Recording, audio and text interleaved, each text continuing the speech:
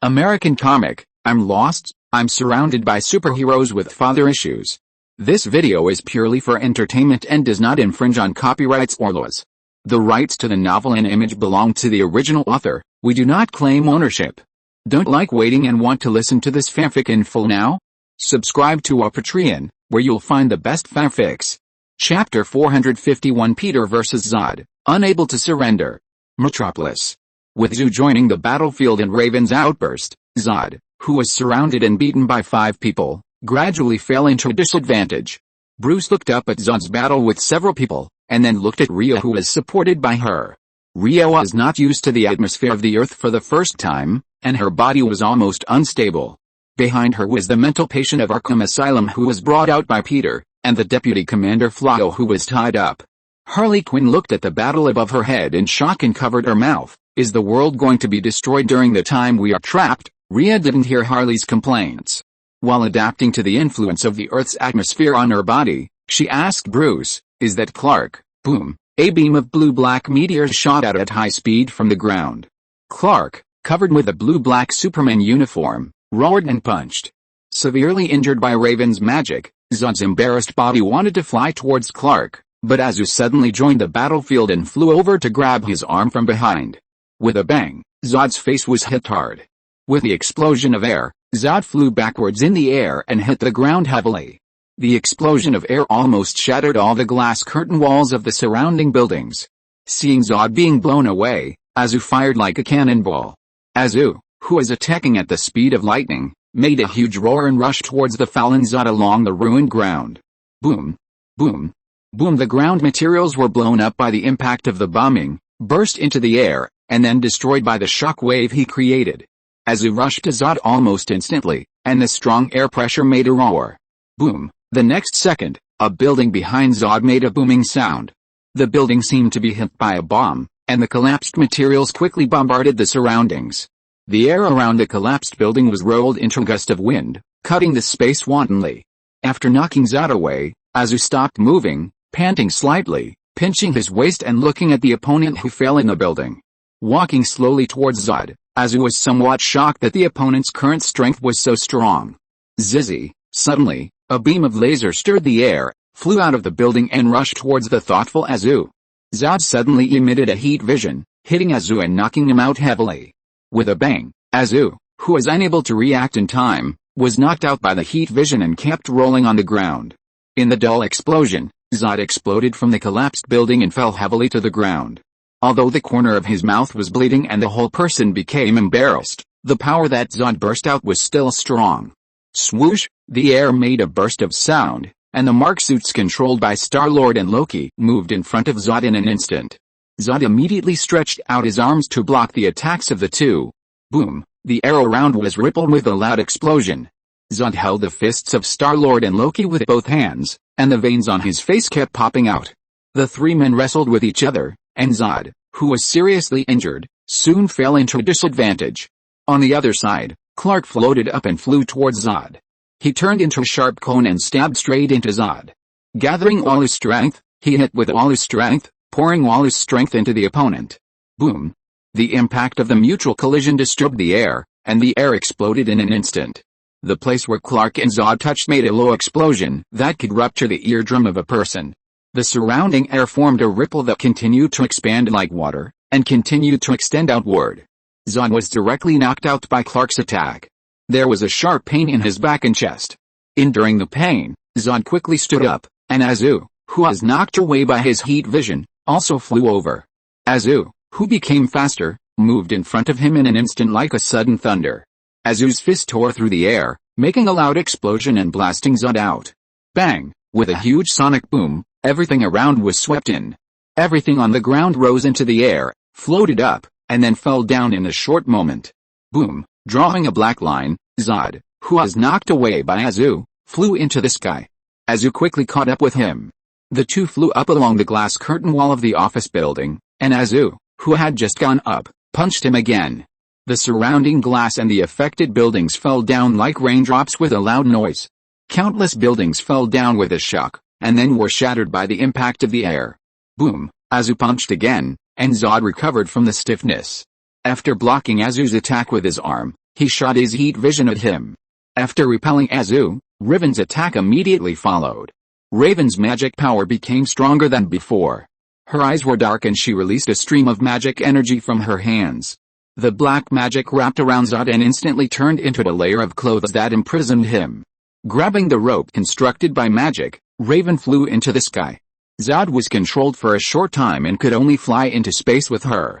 After flying into space, Raven swung the black magic rope and gritted her teeth to slam Zod's body onto the satellite. The satellite with the Wayne Group logo on the surface was hit hard by Zod's body. The satellite was instantly deformed by the smash. The huge impact force directly caused the satellite to lose its orbit and fall with the debris. After smashing Zod onto the satellite, Raven, who was still filled with anger, imprisoned Zod's body with magic and continued to bombard it downwards. The two fell from the sky to the ground. Bruce, who was on the ground, looked at the satellite falling from the sky in some astonishment. Why do I have a bad premonition when I look at the satellite burning like a rain of fire? Bruce fell into deep thought. Zod was controlled by Raven's magic clothes and dragged to the ground. He kept struggling. Finally, when he was about to be thrown to the earth by Raven, Zod broke free. But under the effect of inertia, he still fell heavily to the ground. A huge vibration sounded throughout the space. The place where Zod and Raven fell was out of the center of the battlefield and fell in front of the residential area of the city. The crowd standing on the street saw Zod crushed by the impact of the street pavement, and they screamed and ran away. Before Zod stood up, Clark flew over and held down his arm. Azu also flew over quickly and held down the legs of Zod, who was roaring and struggling. Star-Lord and Loki also came quickly, and the two held down Zod's head to prevent him from getting up. The four people pressed down Zod's body together, making him unable to move on the ground. Raven also released black magic energy with both hands to tie up the other's body. Zod, with veins popping out on his forehead, raised his head with a roar under the pressure of Star-Lord and Loki. Red heat vision shot out from his eyes and shot forward. With a bang, the car in front was blown up by his heat vision. Amid the deafening explosion, Zod saw a yellow school bus not far ahead. A group of terrified children in the school bus were looking at Zod, who was being held down by 5 people and struggling, with heat vision in his eyes. If you love humans deeply, then mourn for them, Zod said while gritting his teeth, while moving his heat vision towards the yellow school bus. No, seeing Zod's action, Clark immediately shouted in pain. At the same time, he controlled Zod's arm with one hand and strangled his neck with the other hand to prevent the other party's heat vision from shooting into the school bus. The terrified and pleading eyes of the children in the school bus cast on Clark reminded him of the school bus falling into the river when he was a child. At that time, the students in the school bus who were drowned by the cold river water also showed the same expression. Stop! Stop! Clark shouted in pain while strangling Zod's neck. Never! The red light in Zod's eyes became stronger and stronger, and he moved towards the school bus little by little. Just as Clark was trying harder and harder, and even wanted to grab the opponent's neck, and twist General Zod's neck driven by the killing desire generated by the red kryptonite, the school bus was suddenly pulled back by a powerful force. The place where the few people were kept changing, the buildings disappeared, the roads changed, and finally formed a strange building. In the astonished eyes of Zod and Clark, Peter slowly walked out. Dad, seeing Peter appear, Azu and others breathed a sigh of relief. Peter, who used the sandbag to summon the dream objects and covered all the buildings in this area to prevent them from being destroyed, looked at Zod, who was suppressed and struggling. When Zod saw Peter, the hate in his eyes gradually dissipated. Recognizing Peter's identity, he uttered an angry voice, "It's you. Peter Patrick, it's me, Zod." Peter looked at Zod, who was pinned to the ground by his 5 children, and shook his head at him. "Zod, you have completely failed, a complete failure. Your spaceship has been destroyed, and your men have been locked in the phantom space. Your futile struggle is useless." He didn't expect that Clark and his men could work together to suppress the violent Zod to this extent.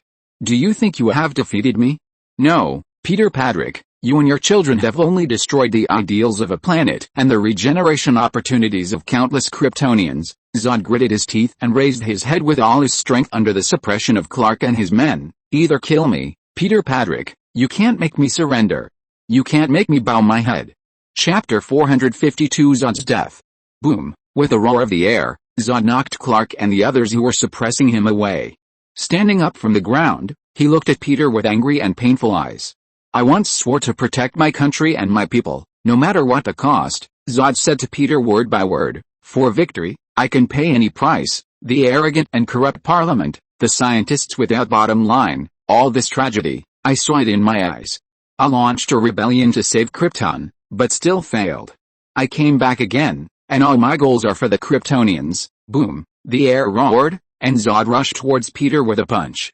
Facing Zod's sudden attack, Peter stretched out his arm and caught the opponent's fist. Holding Zod's fist, Peter shook his head at him. You are doomed to fail, Zod. With a roar, Zod broke free from Peter's hands and forced him back. In my life, everything is not as good as rebuilding a new home for the Kryptonians, and you, Peter Patrick, your son and daughter, destroyed it all. After forcing Peter back, Zod gritted his teeth and said to him, your family ruined my dream. Seeing Peter being attacked, Clark, Zoo, Raven, Star-Lord and Loki immediately came up to help their father.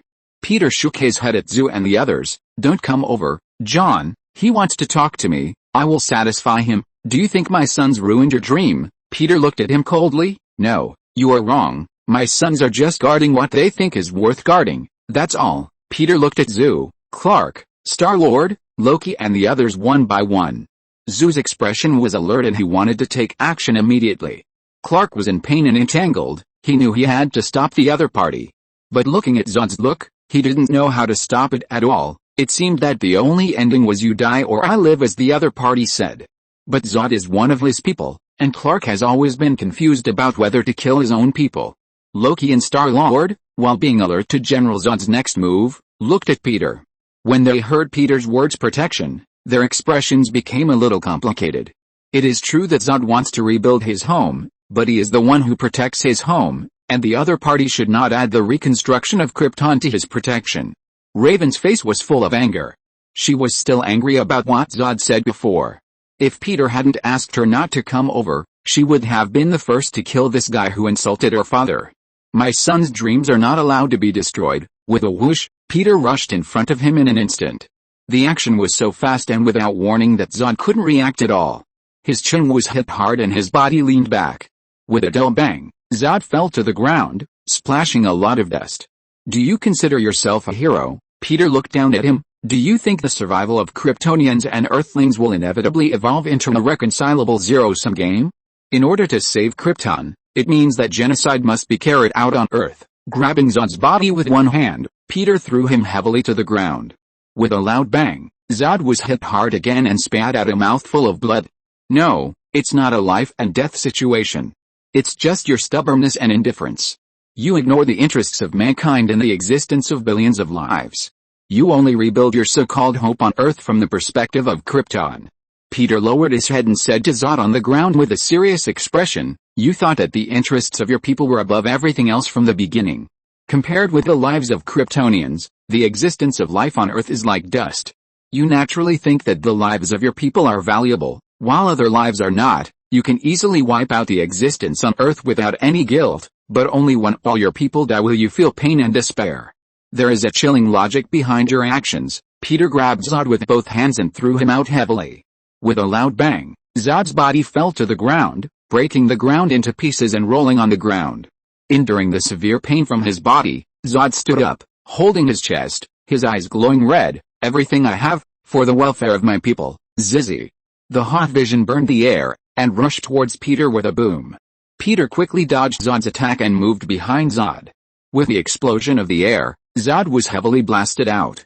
You said for the welfare of my people, do you mean all Kryptonians, or just the part you chose?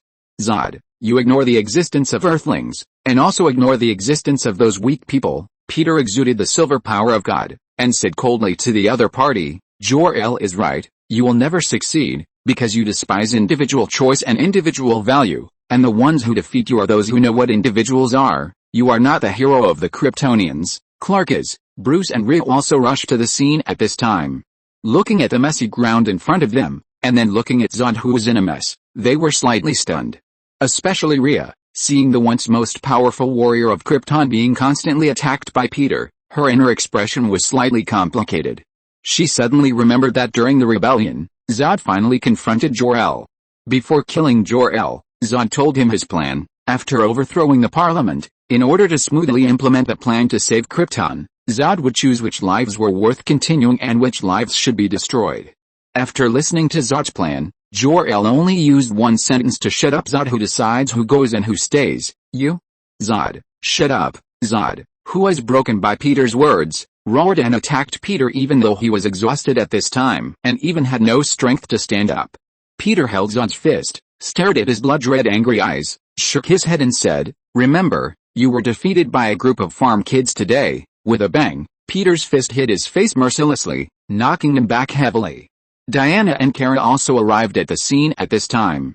The two were busy saving people before and did not provide timely support. Seeing that Peter had mastered the situation at the scene, Kara breathed a sigh of relief.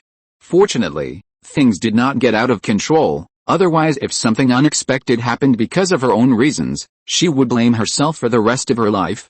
Swoosh, Flash Barry, wearing a simple homemade uniform, turned into a red lightning and ran to the scene. Looking at the strange Peter who finally joined the battlefield, Barry was slightly stunned. "I have never seen him before, but why do I feel familiar?" Staring at Peter, Barry suddenly felt a strange feeling in his heart. "I seem to have seen him before. Is it the past, or the future? Or did I forget something?"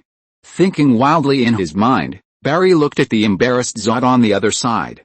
For being able to beat the powerful Zod, or to talk to this extent, it seems that he should be stronger than his 5 children. Maybe after it's over, I should leave a contact number for him? In the future, when I encounter something that I can't solve in the city, I can invite him to help. Barry heard that a gang of scoundrels had recently appeared in Central City, and there were people with superpowers in it. Barry was thinking about whether to leave a contact number, while Zatanna and Vixen also came over. Seeing that Peter was safe, Zatanna breathed a sigh of relief. She had been worried about whether Clark and Peter were okay, and now she saw that they were not injured. She finally breathed a sigh of relief. Vixen McBee used the power of the totem to help. However, before she joined the battlefield, the battle was already coming to an end. Zod staggered to his feet and swung a fist at Peter that was not threatening, but was easily caught. While resisting the opponent's attack, Peter grabbed his neck and continued to suffocate him. "If you choose to surrender, Zod, I can accept it." Peter did not kill him immediately, but said to him with a serious expression, "You have failed completely, and you still refuse to accept your own ending." "No. Never." Zod, who was already at the end of his strength, still refused to surrender.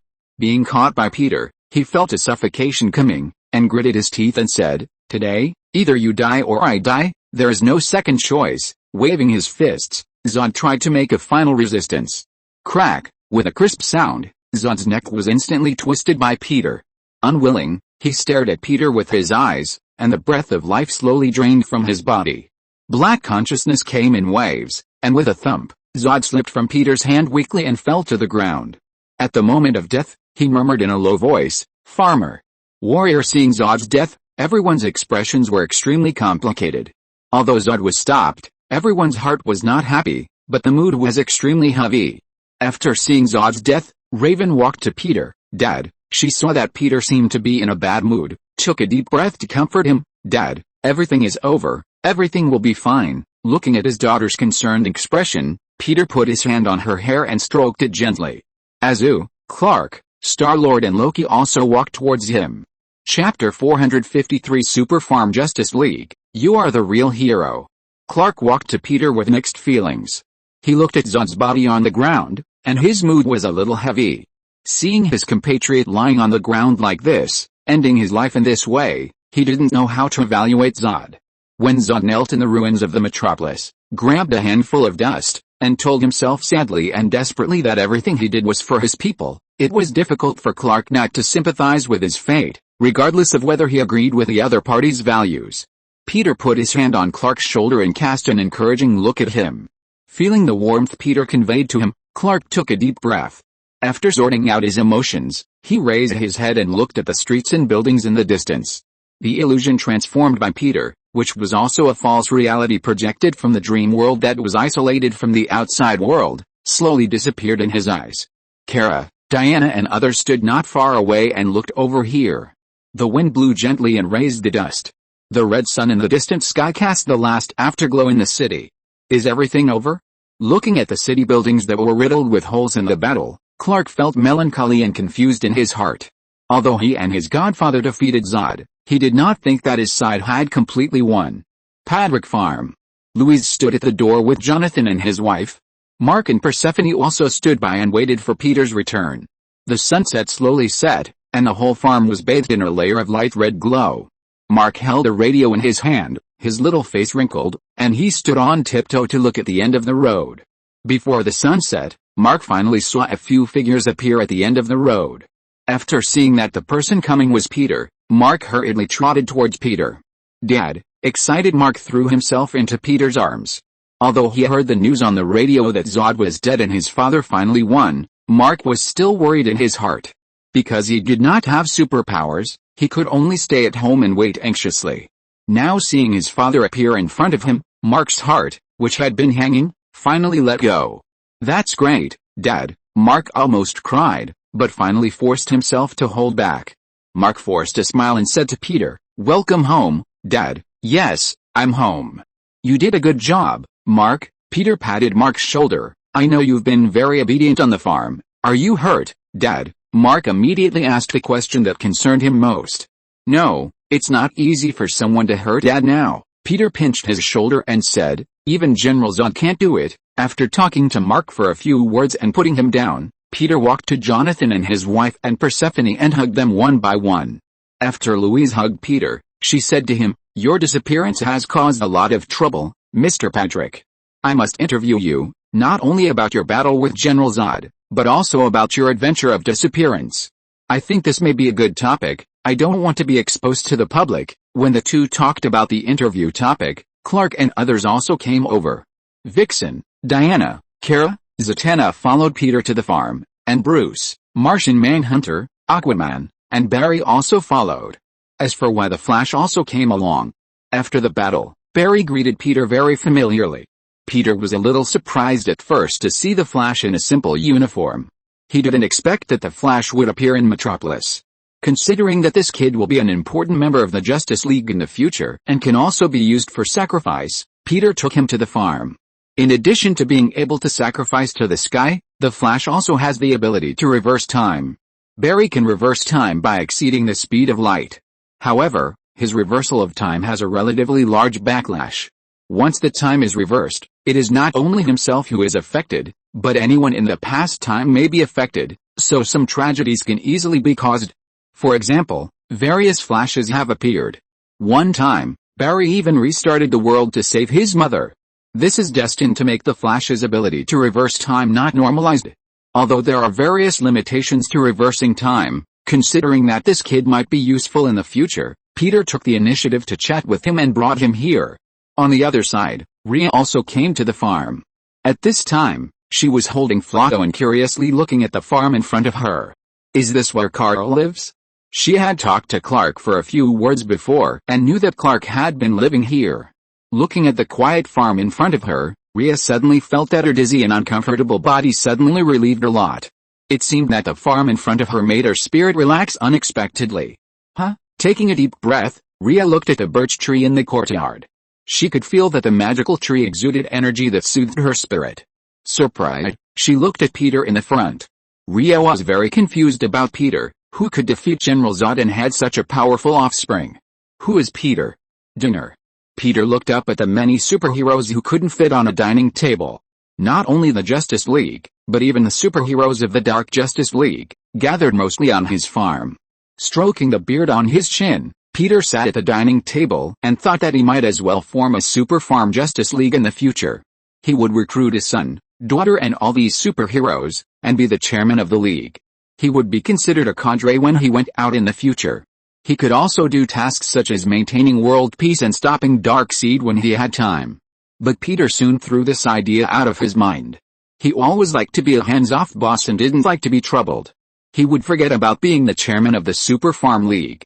Even if it was really established, the chairmanship should be given to Bruce, Clark or Azusa. Mr. Padrick, can I ask you a question? Peter was thinking about the Super Farm Justice League when Barry suddenly raised his hand. He asked Peter while stuffing pizza into his mouth.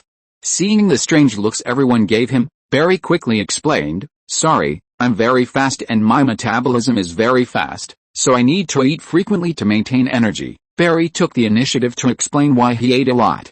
My favorite food is super meat fries, but I must say that this meat pizza tastes almost as good as super meat fries. Barry talked nonsense about French fries and pizza, then turned his eyes to Peter and asked, "Sir, are you an alien?"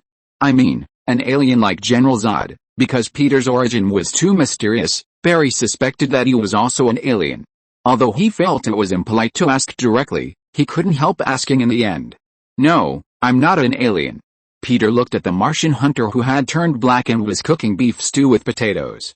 "There are many aliens here, but I'm not one of them. I'm just a farmer." Farmer? Hearing Peter's words, Barry was stunned. When did farmers become so powerful? "When I retire, maybe I will buy a piece of farmland in the countryside." Barry swallowed the pizza in his mouth and said to Peter, "Maybe I will pick up an alien?" Peter, he found that the Flash was also a black guy. After dinner, Peter went to the second floor of the barn. On the second floor, Clark was standing on the edge and looking up at the sky. After hearing the voice, Clark turned around. "Godfather, have you eliminated the red kryptonite properties?" Peter walked over and asked him. "Yes, but I can't fly either." After removing the influence of the red kryptonite on himself, the destructive impulse lingering in Clark's heart disappeared, but he also lost the ability to fly. "It doesn't matter, Clark. One day you will be able to fly by yourself without the help of any power," Peter comforted Clark, who was full of worries. Clark nodded, and after a moment of silence, he asked Peter, "Godfather, what kind of person do you think General Zod is?" The desperate and angry look of Zod before his death kept appearing in his mind. No matter how hard he tried, he couldn't erase it from his mind. What kind of person he is depends on what kind of people we are. Peter organized his words and asked him, "Clark, how do you view the world? Do you believe that might is right? Do you believe in Darwin's survival of the fittest? Do you believe that what's your business if I destroy you? Or do you believe that there should be some justice and some justice behind the game of world order? Or do you have other opinions?" Clark was stunned when he heard Peter's question.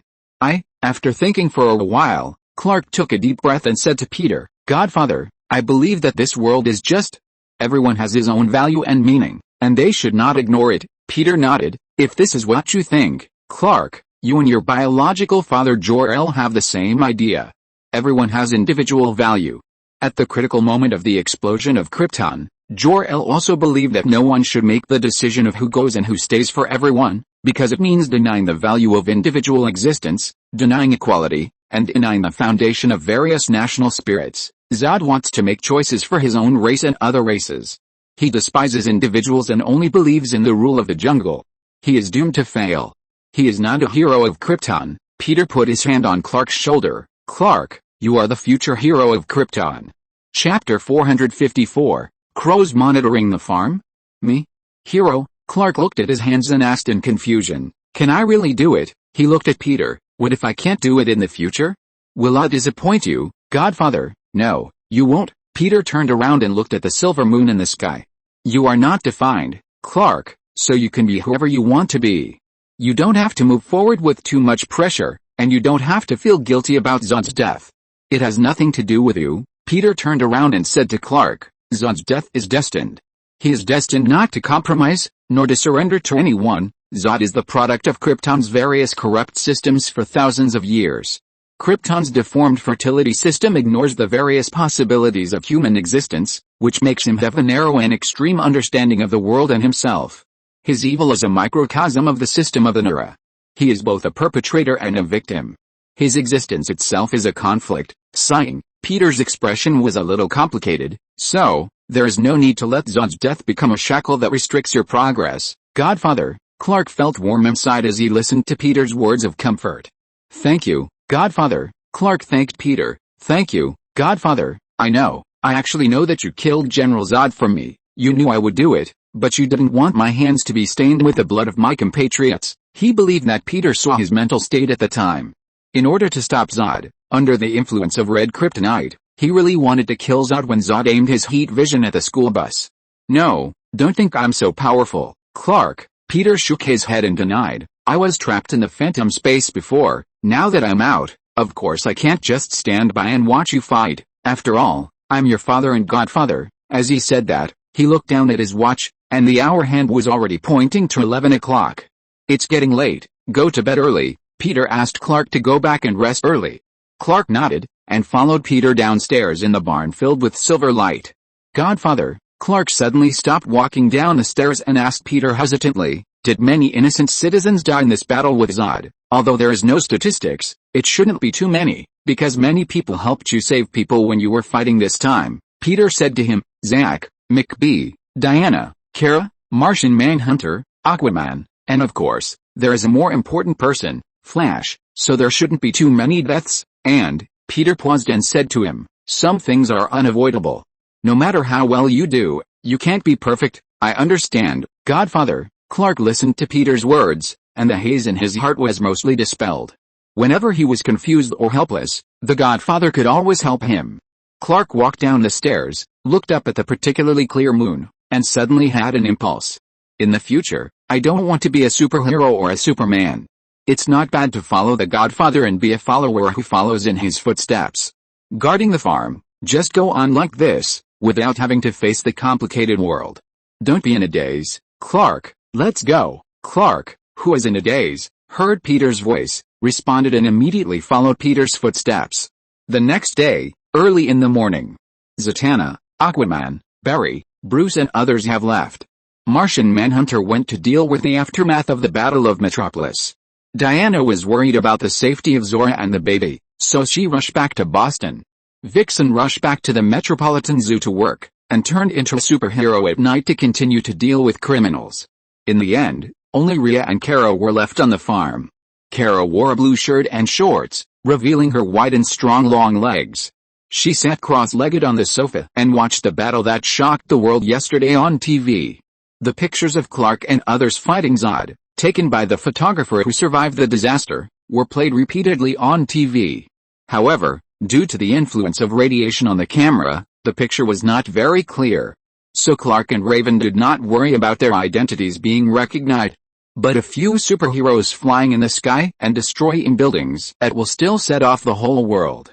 Television, radio, and newspapers have been reporting the battle that happened yesterday. Now there are groups supporting Clark and his men on the street, and of course there are also opposition groups holding signs and marching. There are even various strange religious groups that are swindling and recruiting believers in the name of God's revelation. Kara turned on the TV and changed channels, but no matter which channel it was reporting on the mysterious people fighting Zod. Peter and Rhea came down from upstairs together, and what they saw was Kara who kept changing channels. Peter, your sons and daughters have become the most popular superheroes now. Hearing Peter's voice, Kara turned around and said to him, really? Peter and Rhea came down from upstairs together and looked at the TV screen. Seeing Clark fighting in the picture, he shook his head and said to Kara, in terms of popularity, I have seen more popular superheroes. John is the most popular superhero in the parallel world. If you show his photo to an illiterate Arab in the Sahara Desert, he will turn around and speak in standard American English. My countryman, parallel world, Kara asked Peter in shock, then how did he do it? There is also a parallel world. You didn't take me there. In that world, John is the most powerful superhero, but he has a big psychological problem. You won't like him. Let's get back to business. Kara, what about the 1 million you owe me? Hearing Peter mention the 1 million, Kara immediately became guilty. I will pay you back, but according to our previous contract, you have to work on the farm for decades. Peter would naturally not be fooled by her. Do you want to bind me to your farm for life? Kara felt that Peter was plotting against her. No, of course not. Peter shook his head and said to her, it's just a promise. You can certainly not fulfill it, but I can go to your workplace to promote it. Peter coughed and took out his cell phone. Kate International Media Enterprises, right? I remember the name. You seem to work here, Kara. Your boss seems to be the female media tycoon Kate Grant. Peter said the name of the company where Kara worked when she was an ordinary person in Washington. How did you know? Hearing Peter tell her secret, Kara's face was full of astonishment. It's not difficult to investigate your whereabouts, and you used your real name when you were working in the company? Peter put away his phone and said to her, next time when you are an ordinary person, don't use your real name, Kara. Casting her eyes to Rhea standing next to Peter, Kara quickly changed the subject. Hey, Rhea, how is life on Earth? Kara had seen Rhea next to Jor-El when she was on Krypton. She didn't expect that she had grown up so much, and Rhea was still as young as before. The Phantom Space is really a strange place. Rhea has been there for so long, but her appearance has not changed at all. I'm fine, but my body has some rejection reactions, and I feel weak all over. I often hear chaotic noises, sometimes strong and sometimes weak. Rhea stroked her forehead, which was aching slightly. The atmosphere of the Earth is indeed very different from that of Krypton. I need time to adapt. She looked at the world tree in the courtyard. Last night, under the leadership of Peter, she sent Floto to Asgard for imprisonment. It was the first time for Rhea to see such a spectacular view in the space inside the world tree. She was shocked.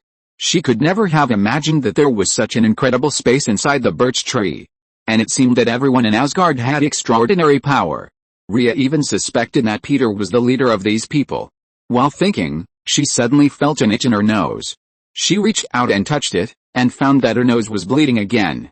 Sorry, I have to deal with it, Rhea said and hurried to the sink. Watching Rhea leave, Kara whispered to Peter, are you planning to take all the surviving Kryptonians to your farm? She knew that Peter had imprisoned Floto in Asgard and would definitely need her in the future. Why not? Peter shrugged his shoulders and said seriously, after all, you and Clark both live here, and it would be more lively if there are more people, but this town is full of meteorites. Kara felt that she had discovered Peter's sinister intentions. I guess you must have collected a lot of Kryptonian meteorites, ready to use kryptonite against us at any time. Peter, no, you are wrong. I don't need meteorites to deal with you, especially you, Kara. I don't need to deal with you, because you will mess yourself up, Kara. At the same time, on the second floor, Raven's room. After the battle with Zod last night, Raven found that her magic power had substantially increased. Gently stretched out her hand, and the black magic power gathered in her hand. Whoosh, the fireworks formed by magic flew over her palm, and then exploded in brilliant colors. Looking at the micro fireworks released by her magic, Raven's mood became a little happier. Craw, the crow Fukin suddenly flapped its wings and flew to her shoulder. Listening to the information conveyed by Fukin to her, Raven frowned and walked to the window. You said there is a crow outside watching us, Raven whispered to herself and looked outside. On the branch outside the farm, there was a pitch-black crow, staring at the farm without blinking. It's a new month, and I'm begging for the monthly ticket from the readers. 3 Shunbaos. Chapter 455 Mark, you are not ready to save the world. Crow. Raven looked at the crow standing on the treetop with a serious look. She could feel the magical power emanating from the strange crow's body. The pitch-black crow standing on the treetop seemed to have noticed Raven's gaze and immediately flapped its wings and left the farm. Looking at the crow flying away, Raven immediately asked Fugin on her shoulder to chase it. She always felt that the crow perched on the tree was not an ordinary bird. She wanted to tell her father immediately, but she felt that there was no evidence, and even if she told her father, it might end up in vain. No matter who sent you, don't let me catch you, otherwise I will definitely deal with you and let you know the consequences of plotting against my farm. Raven's eyes became sharp and she whispered to herself. Mark, come and help me move the straw, Peter shouted to Mark in the living room. Okay, Dad. Mark immediately followed Peter to work in the backyard. On the tractor, Peter moved the straw down from above and Mark helped catch it.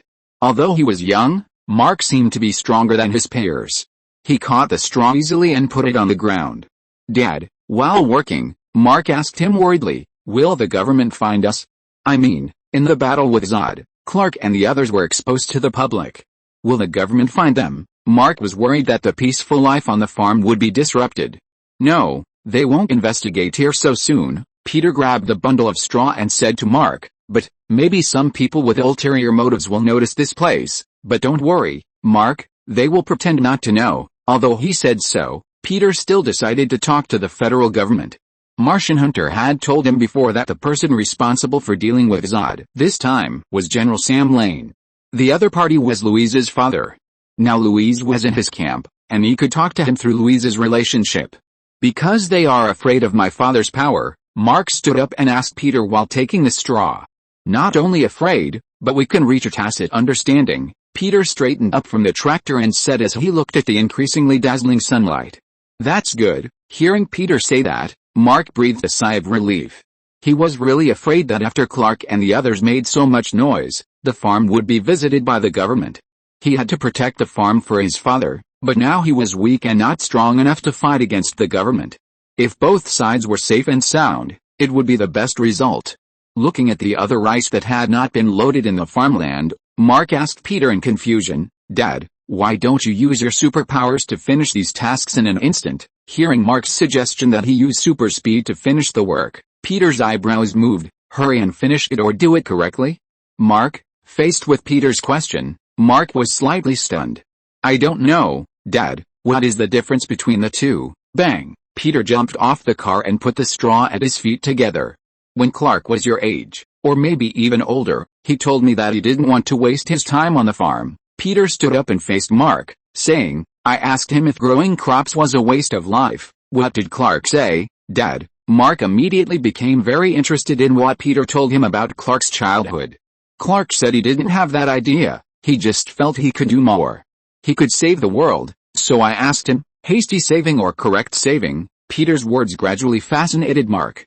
"I told Clark that over the years, countless people have told themselves that they are destined to save the world, but they always make the same mistake." Mark's eyes lit up with curiosity, and he asked, "What mistake, Dad?" Thinking it was their turn to save the world, Peter could sense that Mark had been in a low mood recently.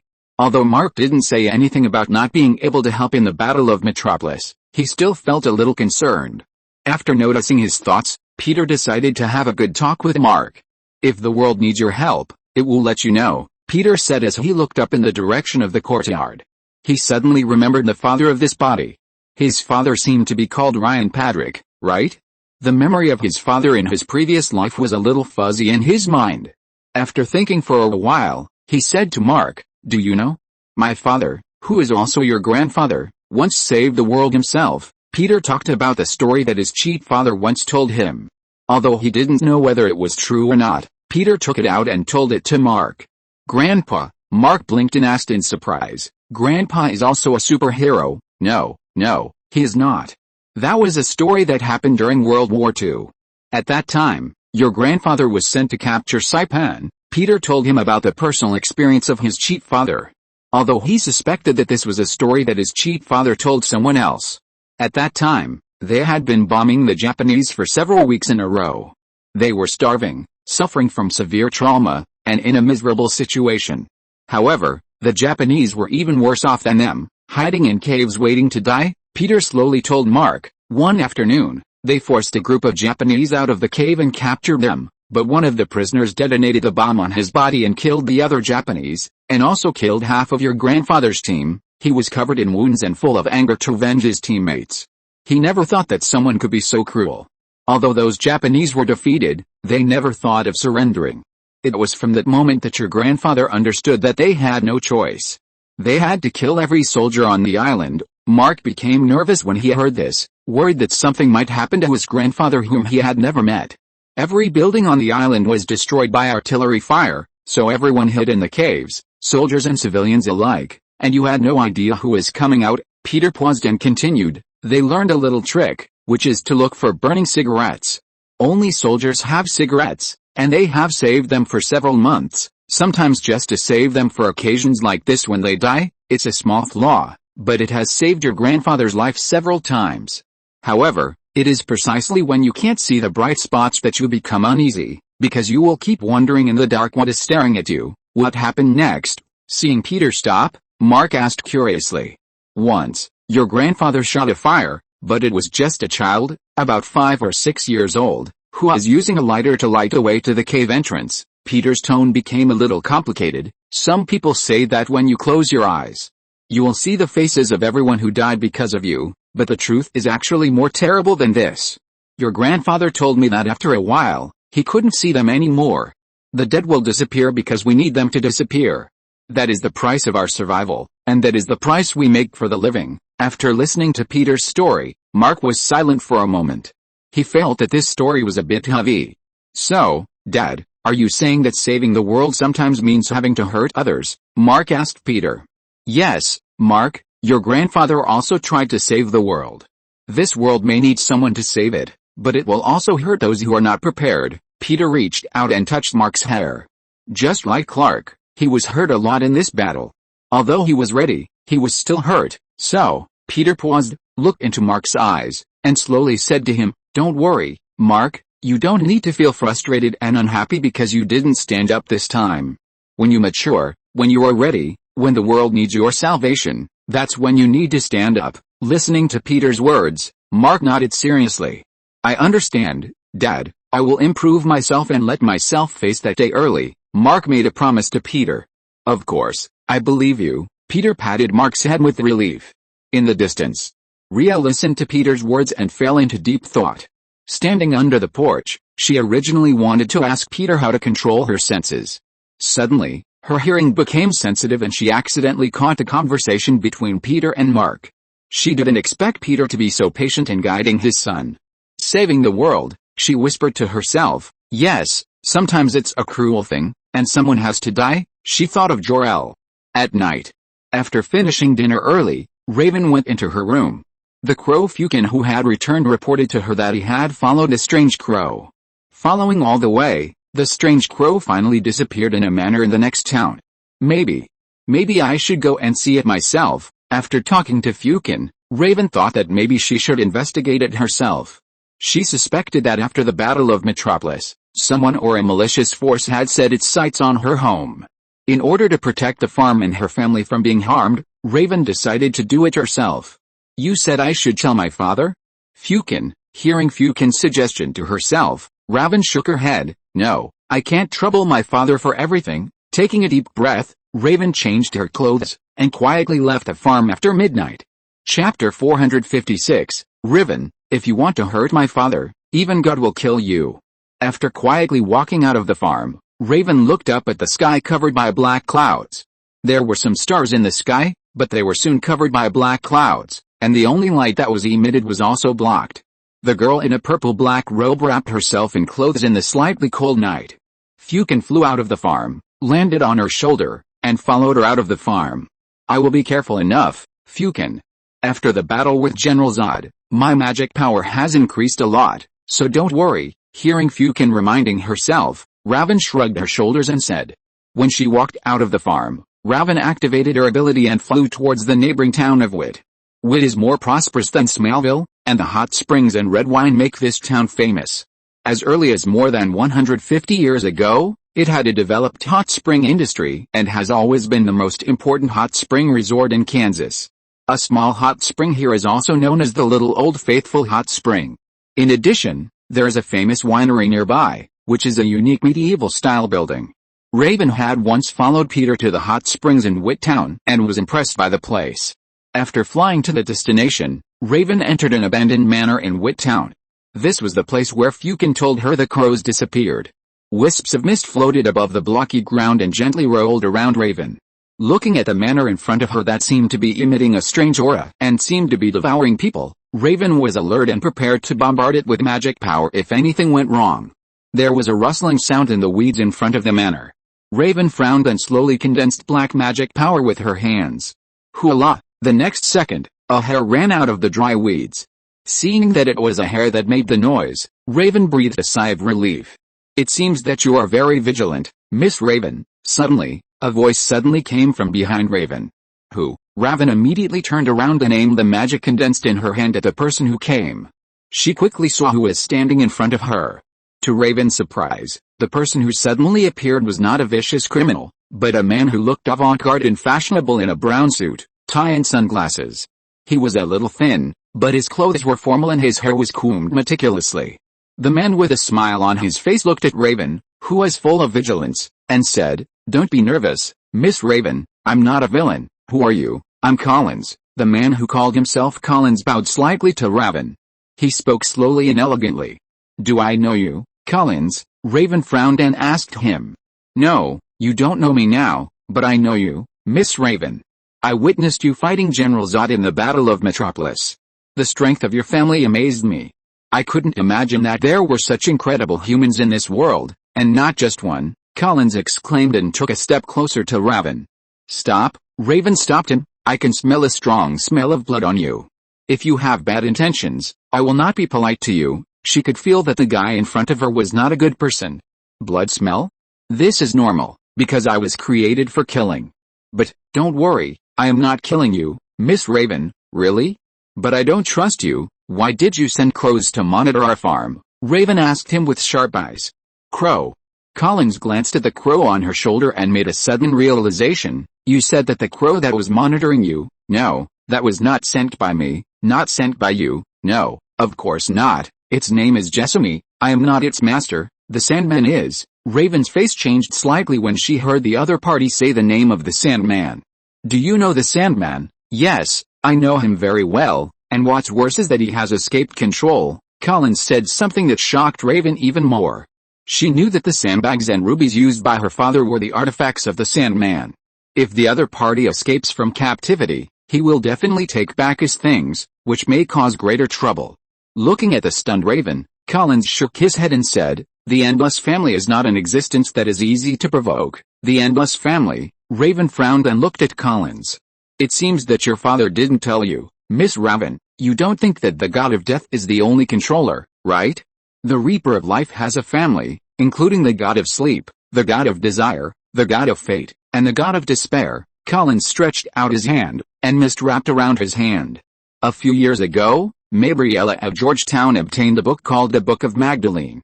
This book has a way to summon the angel of death, so Mabriella summoned the god of death with the help of a group of warlocks, but the result in the middle was unexpected. A god of mischief deceived everyone. Under his deception, the god of death was not summoned, but another person from the Endless family, the sleep demon, was summoned. Collins slowly told Raven the previous story. The god of mischief stole the 3 artifacts of the Sandman, the mask, the sandbag and the ruby. The Sandman was imprisoned by Mabriella. His magic power was all in his 3 artifacts. He couldn't escape even if he lost his magic power, so he was imprisoned, Collins said here, looking at Raven meaningfully, until one day, the Sandman was released due to an accident. Miss Raven, do you think he will look for his artifacts as soon as he gets out? Listening to Collins' question, Raven pondered for a moment and asked, is he also a god of the Endless family? No, he is more powerful than God. Aren't humans ruled by dreams? Collins adjusted the tie of his suit, but don't worry, now his 3 magic weapons are all in the hands of your father. I have seen your father's power. Even if the Sandman comes in person, it won't be so easy for him to get them back. Just be alert to him and don't let him get his things back. Raven narrowed her eyes. Who are you? Why do you know all this?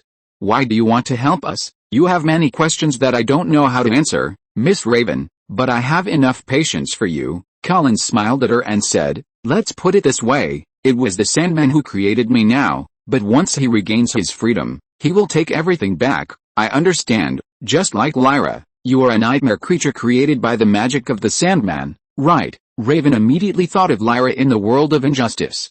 Collins felt a little strange when he heard the name Lyra. Who is Lyra? You don't know? Forget it. Let's continue to talk about the Sandman. So in order to prevent yourself from being absorbed by the Sandman, you decided to help us? Yes, but now Collins suddenly stopped what he was doing and looked at a tall tree standing in the dark night. We are being monitored. He bent down and picked up a stone from the ground and threw it at the crow hidden in the night on the tree. After seeing the other party's actions, Raven quickly noticed the crow hiding in the tree. After receiving Raven's instructions, Fukin immediately flew towards his compatriot, another crow. At the same time, a ball of black magic power emitting powerful force was released from Raven's body. The magic power instantly condensed into a huge crow's shadow. The crow shadow emitting powerful force rushed to the fleeing crow at lightning speed in front of Collins' astonished eyes. The crow shadow instantly wrapped up the fleeing opponent and pulled it down from the air.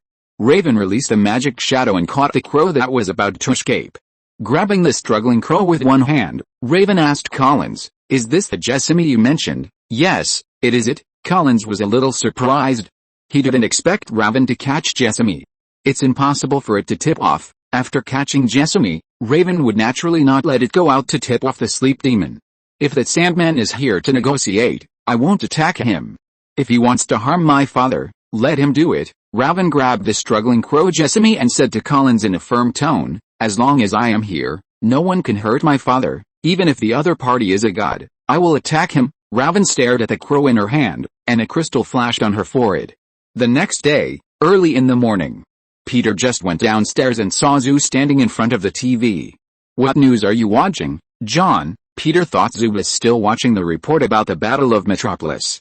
It's the news that happened in the next town, Dad, Zoo said to Peter, who came downstairs. While we were busy fighting Zod, a serial homicide occurred in the neighboring town of Wit. Serial homicide. Hearing Zoo's words, Peter walked to the TV and looked at the news report. A few weeks ago, the body of 25-year-old Jack Mendenhall was found in a trash can. The body was wrapped in plastic and tape. A forensic examination showed that the throat was cut and the victim died of excessive blood loss. 2 days later, another victim named Sarah was found. She was also 25 years old and died of shock with a throat cut. Last night, the police found an unidentified body near a hot spring hotel. The cause of death was a puncture in the heart. The police are currently investigating the identity of the deceased. At the same time, the police are offering a reward of $25,000 for clues to the murderer. Watching the report on TV, Azu shrugged his shoulders and said to Peter, "It seems that the police in the next town are not very capable and need to seek help from the citizens." Chapter 457 Big Trouble, Sleepyhead Escapes. Raven, who had just come downstairs, also saw the news broadcast on TV. When she heard about the serial murder case, she immediately thought of Collins, whom she met last night. She smelled a strong smell of blood from him. Raven seriously suspected that the murderer of the serial murder case reported now is Collins. The other party once said to her that he was born to kill. Thinking of this, Raven felt a little regretful. The next time she saw this serial killer, she should kill him directly. "You look a little pale, Raven. Are you okay?" Peter noticed his daughter's face and walked over to ask her. "I'm fine, Dad. It may be because I didn't get enough rest last night." Raven forced a smile on her face and said to him, "I couldn't sleep last night, so I went out for a walk outside the farm." "It may be because I didn't get enough rest." Raven used the excuse of going out for a walk to cover up her meeting with Collins. "Are you worried about something?" Peter heard Raven say that she had problems sleeping, and asked her with concern. "No, maybe I was too tired from the battle with Zod." "Don't worry, Dad, I adjusted quickly." Raven smiled at Peter. At breakfast today, a new real estate investor called me and said that the newly built apartment can be sold. "I mean the real estate I invested in before." Kara was very excited while eating and mentioned the real estate she invested in. "Of course, renting it out is also a good option, but you have to pay a management fee, and there may be some changes in the middle. The American real estate market is a mental hospital. You never know what will happen." The apartment next to my investment was sold. In fact, someone else took the initiative to bid. Those foreigners bought every inch of land in Metropolis. I heard that a Chinese bought part of Mayfair, including Savile Row, a few weeks ago. But the biggest reason is the previous battle with Zod. The apartment I invested in is now appreciated because the federal government has to pay to resettle temporarily homeless citizens. Kara didn't expect that because of the Battle of Metropolis, her original investment that she had lost seemed to turn around. She was worried about how to face Peter's $1 million, but she didn't expect that her luck would change now. Kara couldn't stop talking about this. She said to Rhea, "Rhea, when I make money, you will be my secretary." She wanted to ask Rhea to help her and be her investment secretary. Peter glanced at Kara, who was talking nonsense, and said unhappily, "In that case, Kara, you should thank the dead Zod. Although he destroyed countless buildings, your buildings have increased in value. And you haven't recovered your investment yet. Are you opening champagne at halftime now?" Rhea is her secretary. Is Kara trying to steal her? If he hadn't seen that there were other people at the scene, he would have to give Kara a hard time to let her know the consequences of stealing her. First, take Kara to the company where she used to work to collect the debt once, and she will be completely dead. "Okay, I'm just suggesting," Kara said to the stunned Rhea. "If you are not interested, forget it." Rhea glanced at Peter and Clark. "I think it's better to forget it. I'm not good at these business practices on Earth. I usually do more scientific work with Joe." She declined Kara's invitation. "Aren't you going to eat?"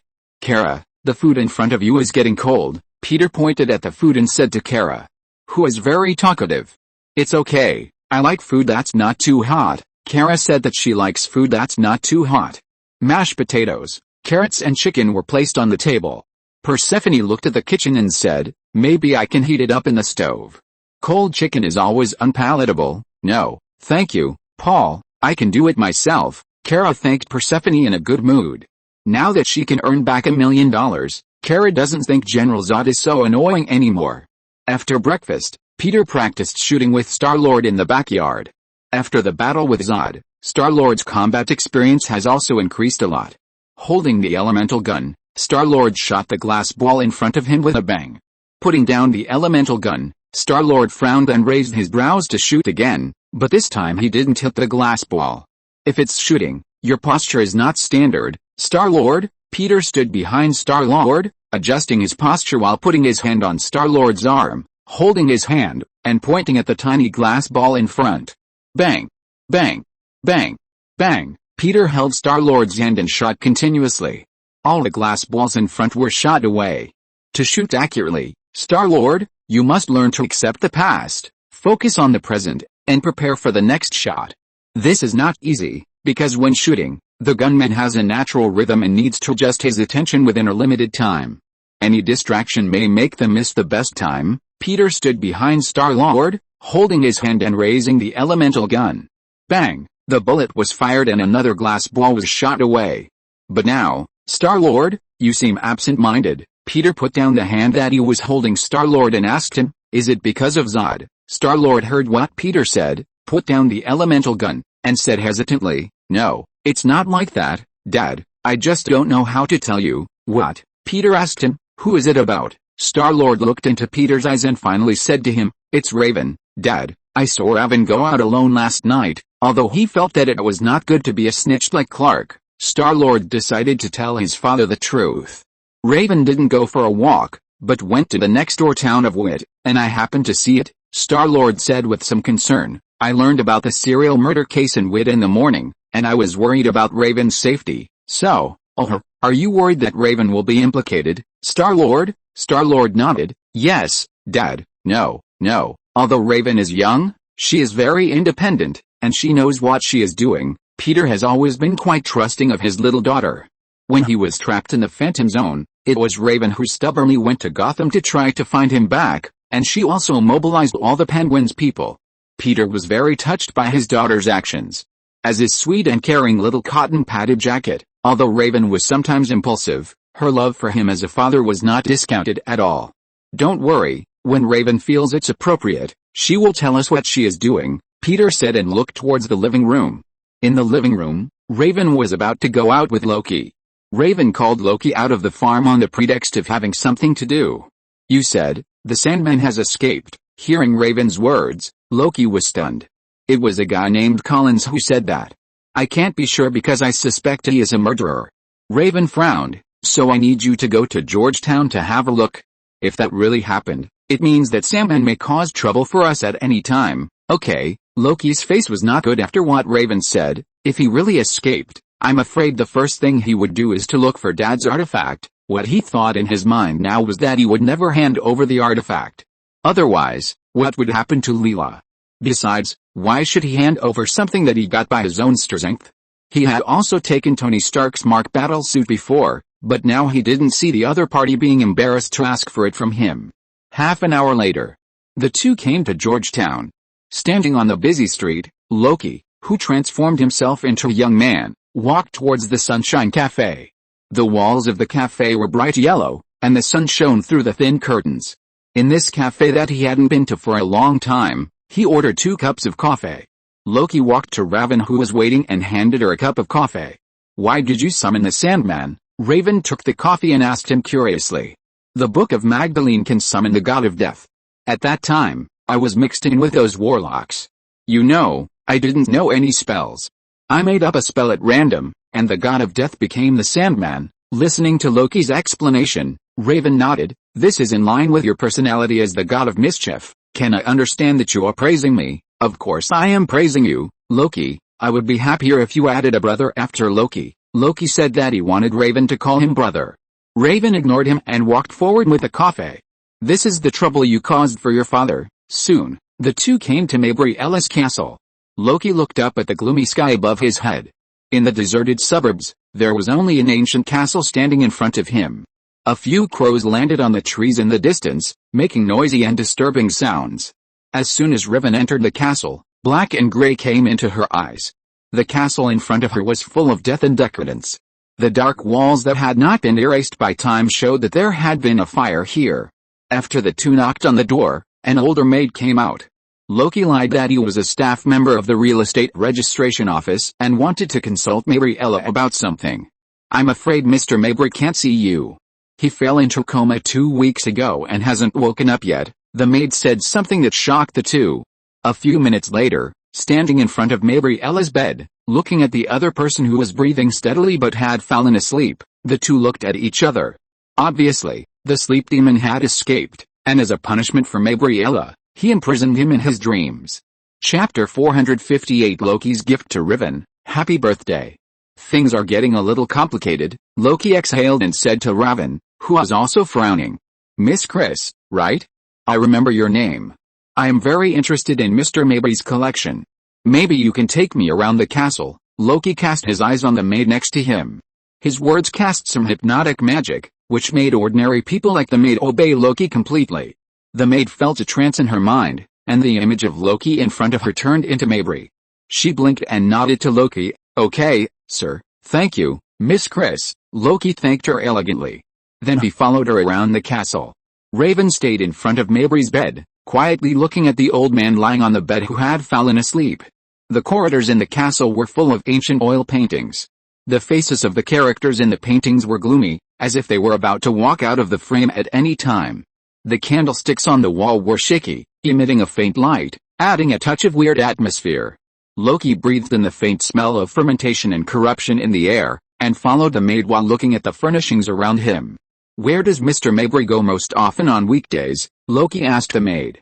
The basement. The maid, whose mind was affected, told Loki everything she knew without hiding anything. Very good, please take me there, Miss Chris. Yes, sir. A few minutes later, Loki followed the maid to the basement. Looking at the huge glass ball placed in the basement, Loki slowly walked in front of him.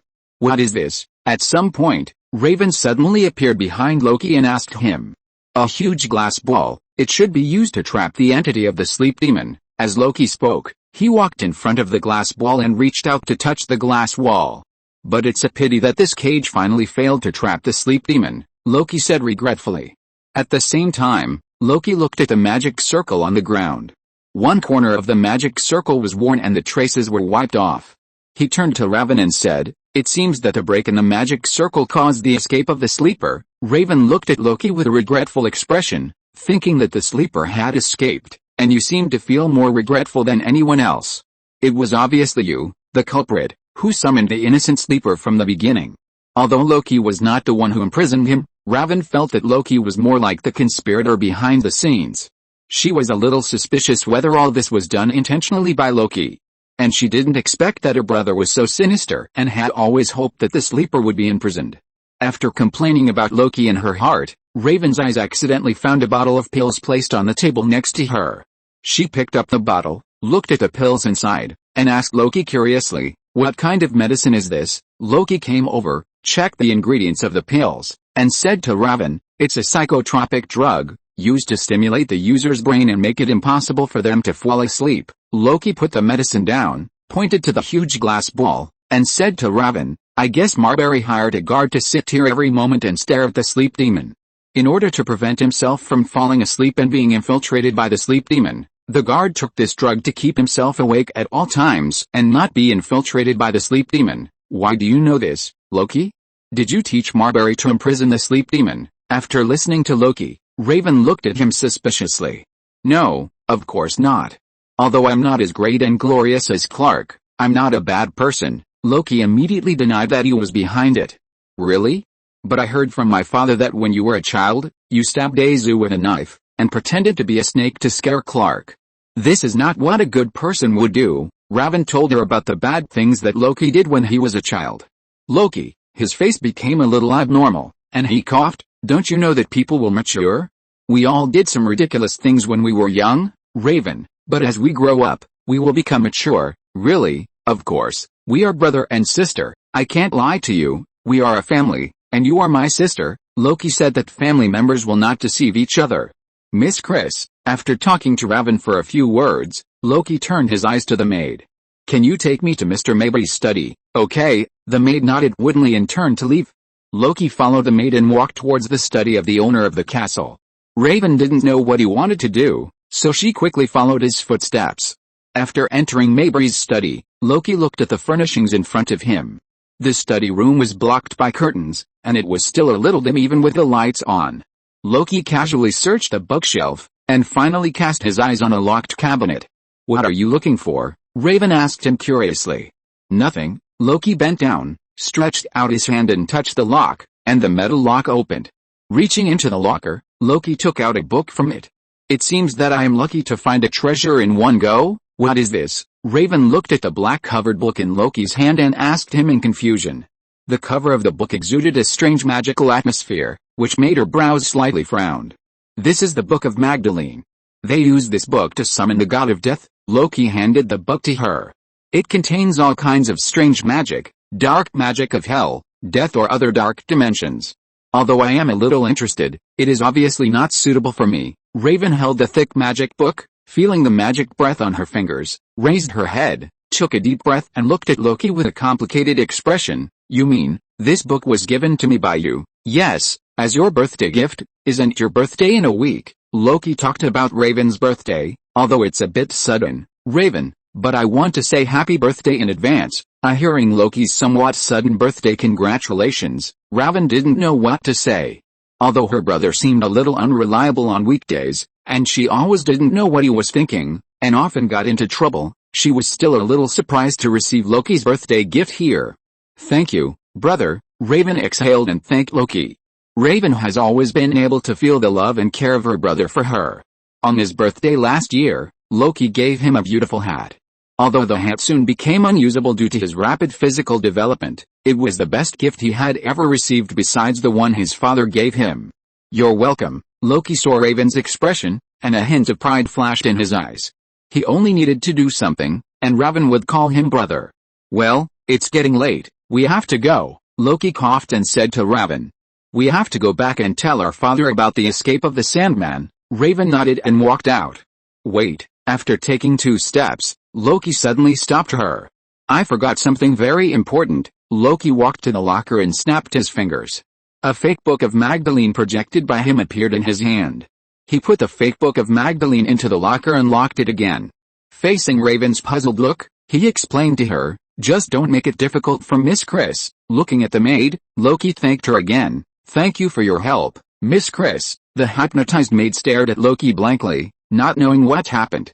Then Loki took out 2 franklins from his pocket and put them in her hand. "This is a tip. I am very satisfied with Miss Chris's service." Raven looked at Loki's actions, and a flash of surprise flashed in her heart. She didn't expect Loki to give the other party a tip. Raven suddenly understood that although Loki used the maid's hypnosis and did not seem to be a good person, Loki and his father were actually the same. They always had a bottom line and something they insisted on. "I don't know this brother very well." Metropolis. In front of the ruined Planet Daily building, construction workers were busy cleaning up debris and construction waste. A man wearing a black windbreaker and with sickly pale skin appeared in front of the building. He gave people a mysterious and dark feeling. He squatted down and picked up a grain of sand from the ground. Looking at the insignificant sand in front of him, his sight saw how the building to which the sand belonged collapsed. A loud explosion exploded in the building. Zod's heat vision heavily knocked away the superhuman in blue and black uniform who rushed over. Then the superhuman with the stars and stripes on his back punched Zod out. In the deafening explosion, the building began to collapse in the panic of the crowd. Dust filled the air, and sand fell with the building. Standing up, the pale-faced man with messy black hair let the sand fall from his fingers to the ground. Looking up, he saw the ruins of the building all around him. Even if he had not been there in person, he could feel the extent of the battle here. "Superman," he whispered in a low voice, and his eyes became much deeper. After a while, after looking at the workers in the building in front of him, the man was about to leave when a voice suddenly called him from behind. "Dream God." If you're listening to this novel on a channel other than Fanfic World, it means they downloaded and uploaded it without effort. We cordially invite you to visit our channel, Mundo Fanfic Novelis. There you'll find the original version of this story and you can explore many other novels of various genres. We're waiting for you to immerse yourself in a world of incredible novels. Chapter 459, Sleepiness and the Second Sister of Death. "Sister." The pale-faced man turned around and saw a young woman dressed in Gothic style in front of him. The girl with long black hair, black leather jacket and a cross necklace on her chest smiled at him. "Dream God, you don't look very well recently." Holding an apple in her hand, the woman whom Dream God called sister said to him kindly, I heard that you have been in some trouble recently. Sister, are you okay? How are you doing? Dream God came over and greeted his sister. I knew you would ask, sister, are you okay? How are you doing recently? You always say this every time you see me, but now I want to say that I am worried about my brother. The Gothic woman came over and held the apple in her hand in front of him. Would you like to have a bite of the apple? No, thank you. Dream God shook his head and refused. Your frown shows that you are very worried now. Do you need my help? The Gothic woman took a bite of the apple. Or, Dream God, my brother, do you want to solve it yourself? No, I should be able to solve it myself. Really? But I see that you are very tired. When you are tired, I can help you, the Gothic woman said to him gently and stretched out her hand to hold Dream God's arm. Thank you, sister, I know you are very busy. Dream God, also known as the Sandman, the god of the endless family who had just escaped from the predicament, thanked his sister. Standing in front of her, wearing black eyeshadow and bright black lips, the woman with a mysterious and dark temperament in the Gothic style, is his second sister, the death of the endless family. The end of the DC universe, death is also everything, and it is also the place where the end of life will eventually go. The job of death is to take away every dead life until the last life form dies. Although she ranks second in the endless family, her status is probably only below God. Other members of the endless family will also reach the end of their lives, except for death. As long as life exists, she will exist. When the last life in the universe disappears, death will be responsible for collecting the benches, cleaning the room, locking the universe behind him and leaving. No, I'm not busy. In fact, not many people died in the battle here, although this battle almost razed the entire city to the ground, and the whole world saw them. Death said to the Sandman, this is the first time I have seen such a strange family with incredible power. Family, yes, you will soon understand what kind of existence this family you are about to face is. Death hugged his brother's arm tightly. Although it is a bit tricky, I believe you, Morpheus, you can solve all this, as long as you don't put too much pressure on yourself. Thank you, sister, I believe I can solve it. The Sandman apologized again to the sister who cared about him. Among the endless family, the second sister who represents death has the best relationship with him. This gentle and lively sister is also the one who takes care of her family the most. Sister, are the other family members okay? The Sandman asked the second sister about the situation of the other family members. During the time you were away, we had a meal together. The twins seemed very happy, especially Desire. He was very happy. The Sandman smiled bitterly. It's natural that I'm gone. I don't think so. The second sister Death put the apple in her hand into the trash can next to her. The god of Desire should feel very sorry, because you are not here. He has lost a friend who quarrels at the table. Is there any news about the prodigal son? Prodigal son, the god of destruction. The reason why the Sandman called him the prodigal son is that Destruction gave up his duties and ran away from home at the family meeting in 1695 at the end of the 17th century. The Sandman asked the second sister Death. Death shook his head. No, he is still missing. I have been missing him very much.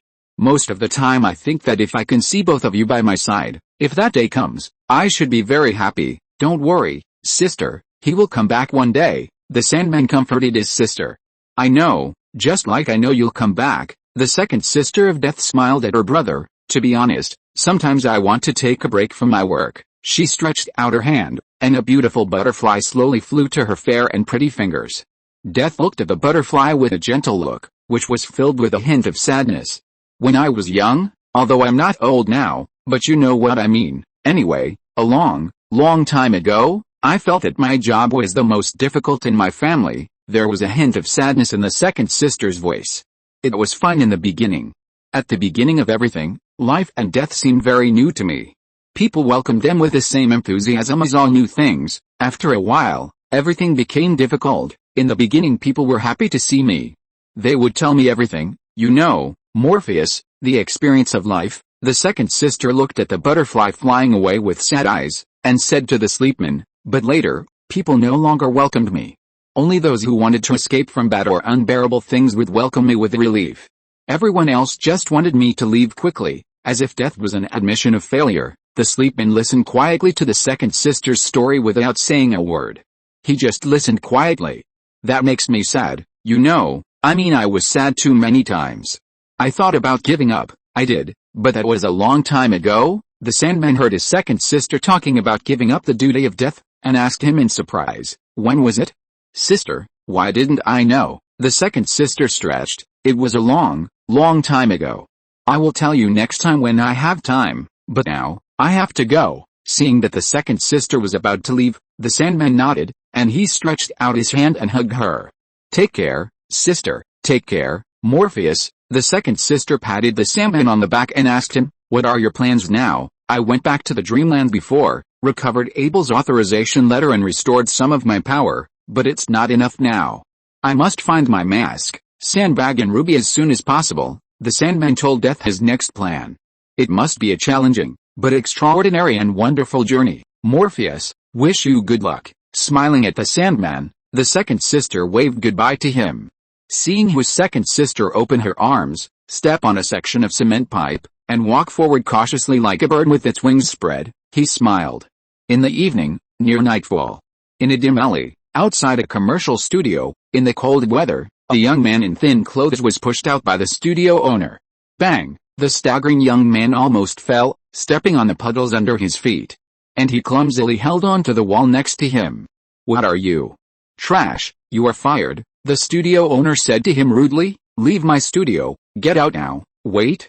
You can't," the somewhat embarrassed young man in single clothes said to the boss. "I didn't do anything wrong." "You can't. Wake up, Vincent. How many things have you messed up? How many jobs have you changed?" the boss said to him in a bad tone. "You are not suitable here, get out." "Don't let me say it a second time." Looking at the boss's frosty face, the young man named Vincent did not argue, picked up the clothes beside him, hugged his brushes and tools and turned away. Late at night, after getting drunk in the bar, Vincent returned to the empty and dilapidated house. Lying on the sofa, he lit a cigarette and took a deep puff. Slowly exhaled the smoke in his mouth and closed his eyes. "Smoking is not good for health," a gentle female voice suddenly came from behind him. "This is my smallest problem," he opened his eyes and said weakly. But he immediately realized a very important thing. How could there be someone else in his room? He turned around suddenly and looked in the direction of the voice in surprise. In his astonished eyes, he saw a woman wearing a tall hat and dressed in Gothic style walking towards him. "Bad day, isn't it?" Looking at the Gothic woman who walked to his side, Vincent opened his mouth in astonishment, and didn't even notice that the lit cigarette accidentally fell. "I said, it was a bad day, wasn't it?" The Gothic woman squatted down and repeated it to him. "I was fired." "No, I mean I should be happy." Looking at the faint smile on the Gothic woman's face, Vincent stammered. "Well, let me guess, a struggling artist can't bow to secular aesthetics, right?" The Gothic woman, that is, Death, who had just separated from the Sandman, asked Vincent. "Wow, you. I've seen you before. I mean there's something unique about you that I can't put into words. I'm sure, I've seen you before," Vincent stammered excitedly.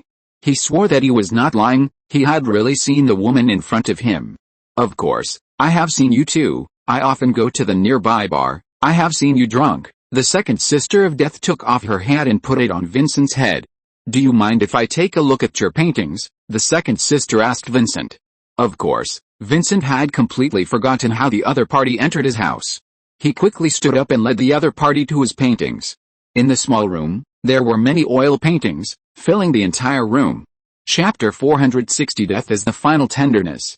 "You are really talented, Vincent." The second sister looked at the oil painting in front of her. "But I can feel that you are missing something, a kind of vitality." Admiring the painting, the second sister frowned and said to Vincent, "Something you may have had before, but lost on the journey." "Lost things?" Vincent was stunned after hearing the second sister's words. He looked down at his hands.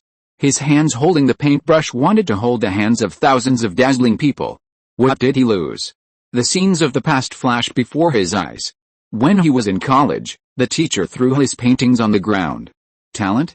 Maybe you have a little bit, Vincent, but it won't bring you anything." The teacher looked at himself kneeling on the ground and said something in a cold tone that made him fall off the cliff. "When I was a child, I hid in the attic alone and drew pictures I liked with crayons. It was summer, and the attic was hot and stuffy, but I enjoyed it. I stayed there until I fell asleep in the attic. My parents couldn't find me and even called the police." Recalling the scenes, a confused look appeared on Vincent's face. "What exactly did I lack? Why don't I be your model?" Seeing Vincent's confusion, The second sister smiled and said to him, "Model? Really?" Vincent asked in surprise that the second sister wanted to be his model. "Of course, it's my honor," the second sister said, took off her coat and put it beside her, and pulled the chair next to her and sat down. Looking at the woman who was sitting quietly in front of him and gave him a strange feeling, Vincent suddenly felt a surge of inspiration in his heart. It was not an ordinary painting inspiration, but a feeling he had never had before, a feeling that brought vitality. With excitement, he sat down, prepared a drawing board, and picked up the pencil. Casting his eyes on the smiling second sister, Vincent took a deep breath. What he had been waiting for was such an opportunity.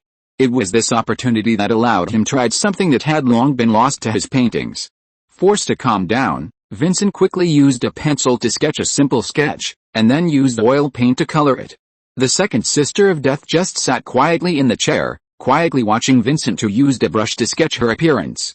Looking at Vincent, the second sister remembered a little girl she had met before. When she took her away, she looked at her with eyes as cold as ice, distant and conceited. "What else do you want?" Just this one sentence, the little girl heard her and made her start thinking. When humans face death, they always show shock, or sadness, anger or worse. Maybe they need a friendly face and a few words of comfort. Maybe people are not ready to accept their gifts, but they still get it. Many thoughts flashed through the second sister's mind, and she cast her eyes on Vincent who was particularly devoted. Just like Vincent, he needs the gift she gave him. I don't know how long it took, Vincent finally finished the oil painting. Looking at the lifelike, mysterious and unspeakable woman in the painting, he exhaled deeply. The painting in front of him should be his most satisfying work. He finally found what he had lost, and poured it all into his work. "Thank you." Vincent wanted to thank the model's death, but found that the woman sitting on the chair had disappeared. Stunned, he looked around. There were piles of papers in the room, and there was no sign of anyone. He walked to the door, gently pushed it open and looked outside. The cold wind blew towards him, making him unconsciously wrap himself tightly. "Is it a dream?" With a bang, Vincent murmured in a low voice after closing the door. He thought that the other party's appearance might be a dream. But reality quickly reminded him that he had stopped dreaming. Feeling a little melancholy, he walked to the oil painting and looked at his own painting. Sitting back on the sofa, Vincent used a lighter to light a cigarette. Closing his eyes, thinking about his experience of the day, fatigue gradually came over him. With his eyelids fighting, he fell asleep directly. The cigarette in his hand fell from between his fingers. The fallen cigarette landed on a piece of paper outside the sofa. The burning paper soon set the whole room on fire. Vincent, who was sleeping, was unaware of the whole process until he was completely engulfed by the flames. In the fiercely burning flames, Vincent vaguely saw the door of the room being opened. Death re-entered his room. Looking down at the flames surrounding him, Vincent quickly understood what had happened.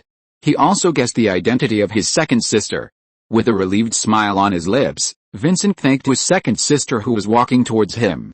Thank you for making my life meaningful." In the burning flames, the second sister reached out to him. Vincent's soul, in the burning flames, changed from an adult to the boy who was painting in the attic. Looking down at the boy, the second sister held out her hand to him. "So, can we go now?" Squatting down, she held Vincent's hand. To the unknown future, Vincent nodded, a smile on his face, and held his second sister's hand. A white light slowly appeared in front of the two of them, and the second sister took Vincent's hand and slowly walked towards the white light. Before leaving the room, the second sister turned around and glanced at the oil painting of herself. "Goodbye." Soon the sound of a fire truck rang out on this street. The fire spread quickly, and the fire truck immediately rushed to the scene. After connecting the fire hydrant, the water column rushed towards the flames. Half an hour later, the fire truck put out the fire. After breaking open the door and entering, the firefighters found Vincent's body. After calling a nearby hospital to take the body away, a firefighter soon discovered a scene that stunned him. In a corner of the room, there was an intact oil painting. With a shocked face, he walked in front of the oil painting. The other firefighters also noticed this incredible scene, walked to the painting, and looked at each other in surprise. "It's incredible, isn't it? Everything in the room was burned, only this one is intact," the firefighter who first discovered it said to the other firefighters in an unbelievable tone. Under the gaze of everyone, Death in the painting was wearing a black outfit and a cross necklace on his chest. Death put his hands together and held the necklace in his palms, looking up at the sky, showing a sad but still hopeful look. The next day. Metropolis. Dad, are you sure everything is okay? Raven asked Peter while sitting in the passenger seat of the speeding car. Peter was driving, and Mark and Star-Lord were sitting in the back seat. Raven had already told Peter about the escape of Sandman. She didn't understand why her father brought her and Mark to Metropolis as if nothing had happened. And he also took her, Mark and Star-Lord to the concert. Although she was indeed interested in the concert and the concert had been arranged, she still felt that it was safer to stay at home. Don't worry too much, Raven. Even if the Sandman is free, his target is still me, Peter said to Raven, and I believe it won't make things difficult for others. Peter was a little surprised when he first learned from Raven that the Sandman was free. But he soon calmed down and continued his behavior. While sending Mark and the other two to listen to music, he took the opportunity to visit Sam Ryan. Since the Battle of Metropolis, Sam Ryan has been staying in Metropolis and has not returned to Washington to work. But, Dad, do you think he is a good guy? No, Raven, no matter whether he is a good guy or a bad guy, it is not accurate. They are not simply divided into good and bad guys. Raven nodded, looked at the scenery flashing outside the car window, and asked Peter, Dad, what exactly is the Endless Family? Peter said to Raven while driving, they themselves are the personification of some concepts in the real world. They are composed of 7 members, and according to their age, they are fate, death, dreams, destruction, desire, despair and madness. Who is the most powerful? Dad, Raven frowned and asked, is it Sandman? No, Peter shook his head and said, it's death. Why her? Dad, Peter recalled what he knew about this second sister in the DC world in his previous life. After thinking about it, he said to Raven, Death is not only a god, the rules of her incarnation are more complicated. She is the physical personification of cosmic power and an abstract concept. If Death wants, it can appear in any physical form and can also travel through any dimension of life. She has almost unlimited power, almost omnipotent, and can only be killed by the way she allows. Otherwise, even if she is destroyed by other powerful forces, she will be reborn immediately and restored to the state before being destroyed. An ordinary person can see death twice in his life, once when they die, and the other time when they are just born. Mark interrupted him and asked, Dad, has anyone seen her 3 times? Maybe, if it happens, that person must be very lucky, Peter said to Mark and stepped on the brake. When stopping at the red light, Peter said to Raven and Mark, but I think most people don't want to see her. I don't think death is scary, Mark said to Peter. As for death, it's too far away for you, Mark, Peter said as he started the car. With a squeak, Peter suddenly stepped on the brake. Chapter 461, Daddy is still with you on the journey to the land without sun. What's wrong, Dad? Seeing Peter suddenly step on the brake again, Raven, who was sitting in the passenger seat, looked at him in a strange way. No, it's okay, Peter retracted his gaze and shook his head at Raven. His eyes just now accidentally caught a girl dressed in Gothic style on the opposite sidewalk. The other party walked through the crowd, and the different aura exuded from her body made him unable to help but take a few more glances. Dad, are you looking at beautiful women? Raven looked outside and saw a group of women dressed up in fancy clothes walking on the sidewalk. Thinking that Peter's eyes were attracted by beautiful women, her little face immediately wrinkled. No, of course not, Peter immediately denied it. In his daughter's eyes, is he the kind of person who can't walk when he sees a beautiful woman? He was a little sad. Starting the car, Peter continued to drive forward. Dad, can you stop for a while?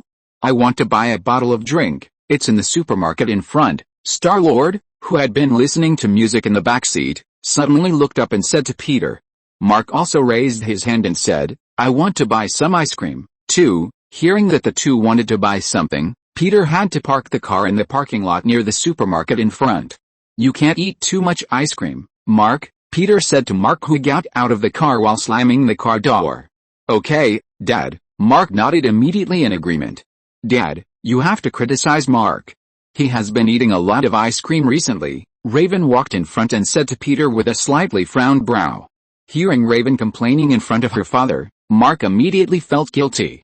I eat ice cream because it makes people happy. Mark felt that he could not lose face in front of his father, so he mustered up the courage to say, happy. Raven looked at Mark suspiciously. Yes, do you know who invented ice cream? Sister, Mark coughed like Peter and wanted to teach Raven a lesson. Without waiting for Raven to speak, he continued, "It was Harry Burt, an imaginative American businessman who drove a truck with a freezer on it to sell candy and ice cream. One day, he thought of a way to make the popular chocolate crispy ice cream at the time. However, when his daughter was about to enjoy it, the ice cream melted quickly and got all over her hands." Raven was stunned by what Mark said. When Bert returned to the studio, he saw a pile of wooden sticks used to make lollipops. Suddenly, a good idea came to his mind. He put a wooden stick in each ice cream cube, and the popsicle was born. He named his invention Good Mood Popsicle because he firmly believed that eating ice cream would make people happy. Mark looked at Peter with a little pride. "This is the meaning of ice cream being invented, it is to make people happy." Raven listened to Mark's story about ice cream and asked him in surprise, "Where did you see these, Mark?" "In books. I usually like to read some popular science books. Ice cream may really make people happy at first, but once you eat too much, it will not be pleasant for your body at all." Peter touched Mark's head and said. He didn't expect Mark to have such a wide range of knowledge. Is this kid not going to focus on his superhero career in the future and become a scholar? Peter looked at Mark, who was grabbed by the ear by the angry Raven, and fell into deep thought. Supermarket. There were not many people coming to shop. Raven bought a piece of chewing gum and went to the counter to check out. Peter, Star-Lord and Mark were still picking things up in the supermarket. There was only a father and daughter in front of Raven. The blonde girl seemed to be worried about her academic problems. She looked up and asked her father nervously, "Dad, will the official who catches truants catch me?" Bell said there is an official who catches truants. He is responsible for catching truants. Hearing his daughter's words, the father touched the little girl's hair and said, "No, they won't catch you, because you are not truanting. Dad has asked for leave for you at school. In the fall, you can come back to school." The little girl looked a little unhealthy. She tilted her head and thought for a while, and said to her father, "I really hope that autumn will come soon. I have never been to the second grade before. I don't know what the second graders do. Do they do homework like us?" "Dad, yes, they do homework like you. The first grade is the same as the second grade. Don't worry, dear, you will be fine," the father whispered to comfort his daughter. Listening to the conversation between the father and daughter in front of her, Raven's expression became gloomy. She could feel the mood of the girl's father. With her strong spiritual perception, she could always clearly feel other people's emotions, whether it was joy or pain. "What's wrong, Raven?" After paying the bill and coming out of the supermarket, Peter asked her when he saw his daughter's strangeness. I just thought of some bad things, Dad." Raven smiled at Peter reluctantly. Peter raised his eyes and glanced at the father and daughter who were leaving. "They will be fine, Raven." Peter guessed something and whispered to comfort his daughter. Raven stopped and said to Peter in a frustrated tone, "Dad, what do you think of death?" "Death?" Peter's footsteps paused slightly when he suddenly heard his daughter ask such a serious question. He glanced at Star-Lord and asked him to take Mark to the car first. "Why do you ask that suddenly, Raven?" "I don't know. Maybe seeing that father and daughter made me think of bad things. When we were fighting General Zod, we destroyed half of the metropolis. Maybe some innocent people died in our fight," Raven said with some self-blame. "Although I have been telling myself not to think about it, I always can't control my random thoughts." "No, it's not your fault, Raven." Peter bent down and put his hand on his daughter's shoulder. "You can think of it this way. If it weren't for you, all the human beings on the earth would have died. This is a choice. Although it is difficult, you must understand, Raven, choosing is taking responsibility and not choosing is escaping. Although we may lose something if we make a choice, all the better things are exchanged for a greater price. This is the norm in life." "I know, Dad." Raven raised her sad eyes. "I know I have to do this, but I still feel uncontrollably sad when I see someone die." "Dad, will death find us one day? Will the death of the endless family you mentioned find us and force us to separate?" "You said, Dad, that only death is inevitable. Whenever I think that one day, Dad, I might be separated from you because of death, I feel depressed." Raven held Peter's hand and placed it on her heart. "I will feel uncontrollable pain here." Seeing his daughter lower her head with red eyes, Peter held her hand tightly. He could feel Raven's mood. The appearance of the Sandman and the endless family made her feel deeply insecure. "No, it won't, Raven. Although death is inevitable, it will not come to us. Even if that happens, Dad will still accompany you on the journey to the sunless land, and you will never be alone." Listening to her father's confession to her, Raven raised her head and looked into her father's eyes. Dad, even if you abandon your farm, will you do that? Compared to you, the farm is just a place. Although it is important, it will only make sense with you. Listening to Peter's words, Raven hugged Peter with emotion. No, Dad, I won't let that happen. I won't let anything separate us, and I will protect the farm. Peter smiled and patted his daughter on the back. Of course, I believe you. In the car, Mark and Star-Lord saw Raven and her father hugging through the glass. Actually, Mark scratched his hair and said to Star-Lord, Sister Raven, you actually have the most things on your mind. Star-Lord nodded. I agree. After a little episode, Peter led the three of them to the venue where the concert was held. After sitting down, Star-Lord took out a flyer. The first one was Vorjak from the New World, and we were almost late. Vorjak from the New World is an album released by Kubelik in Germany in 1972, with Kubelik as the music producer. After sitting down, Star-Lord couldn't help but exhale. He looked forward, and the front row of the audience was already full, and there were some audience members who were dressed up. He even saw a guy who wore a 3-story high hat dressed like a female star at the Oscars, regardless of the lives of the audience in the back row. Mark, who was standing next to him, asked Star-Lord curiously, Brother, was this the concert you attended last time? No, the last time I attended was an outdoor concert in the park, with tall buildings and a purple sunset. The stage under the dome was suspended in the background of the tall buildings and the sunset. The lights were on, like a world temporarily opening another world in one world. Star-Lord talked about his experience of attending the last concert, but there was also a bad thing. People listening to music on the grass were both comfortable and uncomfortable. The sunset that set too slowly continued to bake everyone's left face. The helicopters and planes that flew too low spread noise back and forth. Dad frowned the whole time. When he said this, Star-Lord looked at Peter, who was sitting next to him, and took him to the open-air concert last time. So your experience was not good? Mark continued to ask. Maybe, Star-Lord whispered to Mark, but it was a rare experience for me, an unforgettable experience with his father. He added in his mind. On the other side, Raven, who was sitting next to Peter, felt the atmosphere of the concert. She had a vague feeling of uneasiness in her heart, as if something terrible was going to happen here. Chapter 462 The Curtain of Stage Death Rises. Who is he? Looking at the singer on the stage, Raven asked Star-Lord. Terrence Mann, Star-Lord explained to him in a low voice. Don't you know him? He is not only a singer, but also performed on the Broadway stage, as Ratentag in Cats, Javert in Les Miserables, and the Beast in Beauty and the Beast. Looking at the performance of the bearded singer on the stage, Star-Lord whispered to Raven. Raven nodded. She really felt that the singing of the singer in front of her was average. Not as good as Taylor Swift, or even as good as Starlight. On the stage, Terrence, who was about to sing, suddenly stopped. The accompanying music also stopped suddenly. Raven, who had a strong spiritual perception, noticed something was wrong and looked up at the stage.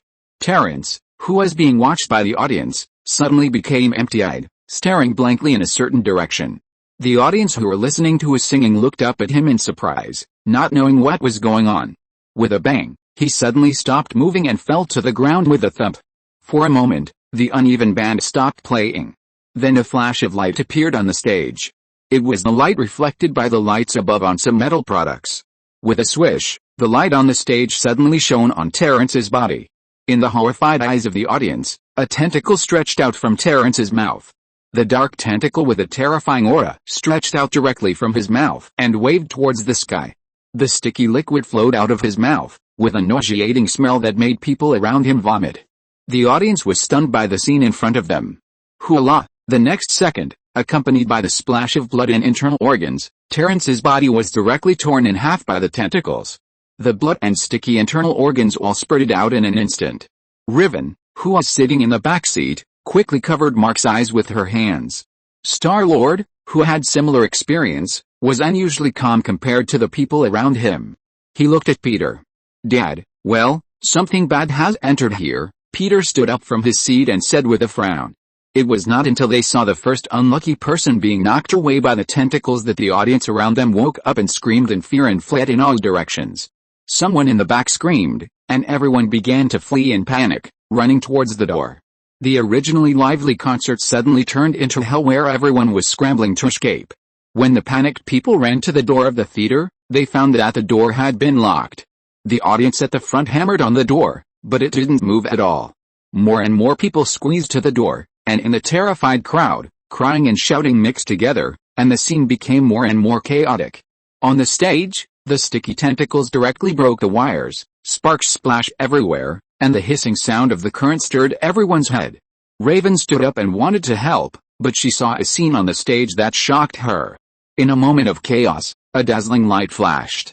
Someone screamed, and a terrible microphone squeaked from the stage.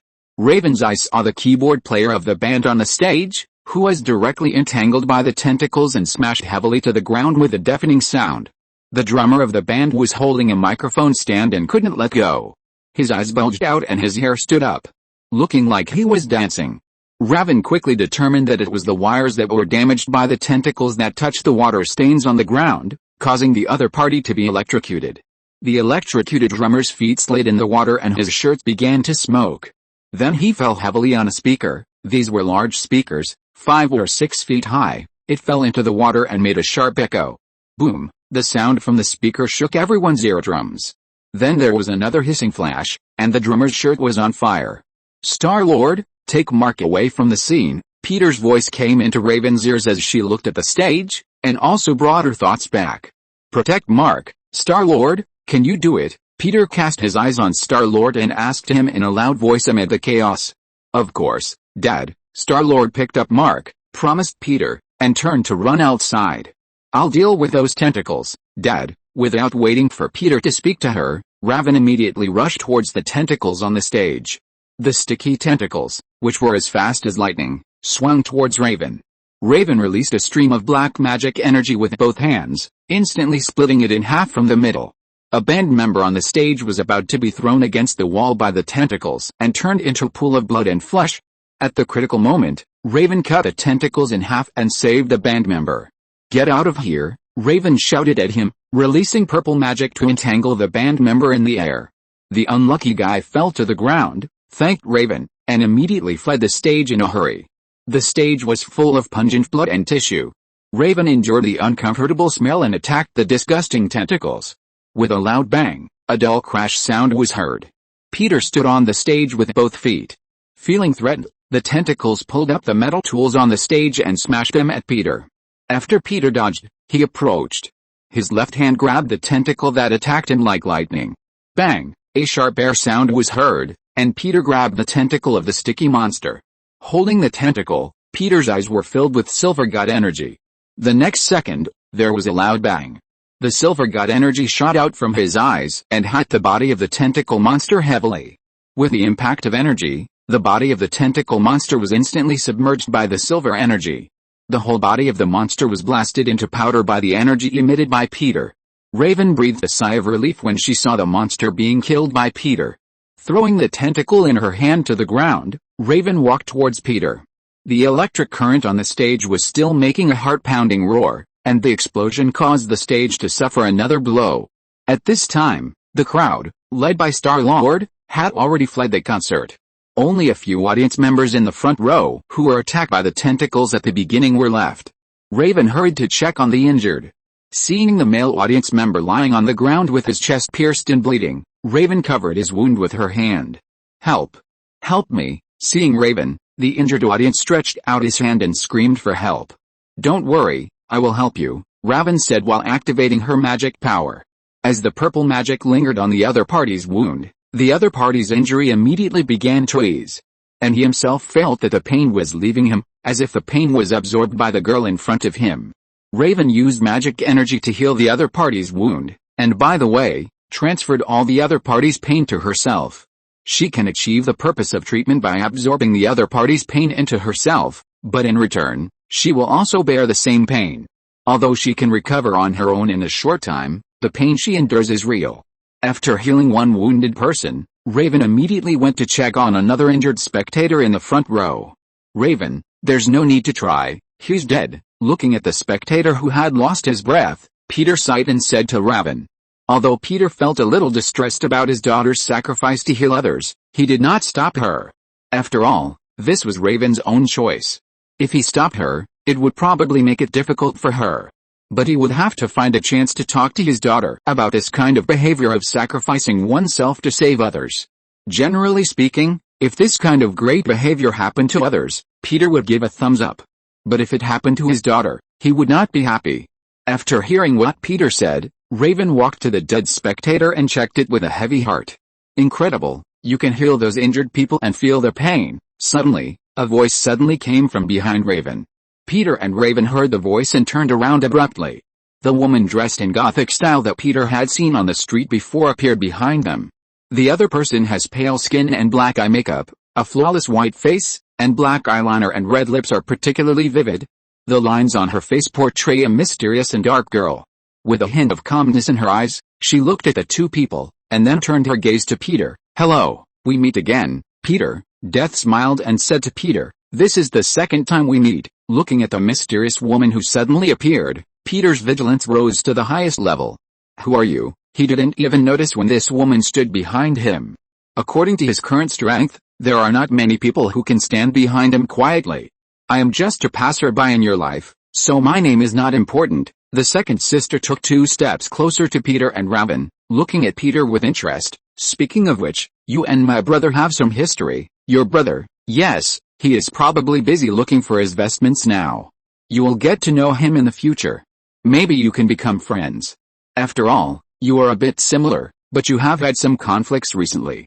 I think the possibility of you becoming friends is not as high as the possibility of becoming enemies." The second sister said something that stunned Peter. "I want to talk to you more, but I'm sorry, I don't have enough time. I have to send them on their way. The journey to the Sunless Land is long and arduous. Most people will be happy to have a friend accompany them." Chapter 463 Death is not cruel. Zha Kang appears. Peter listened to the speech of the second sister, looked at the cross on her chest, and fell into deep thought. If he remembered correctly, this cross was the Ankh. The symbol of life, also known as the Ankh, is a letter of Egyptian hieroglyphics, which means life.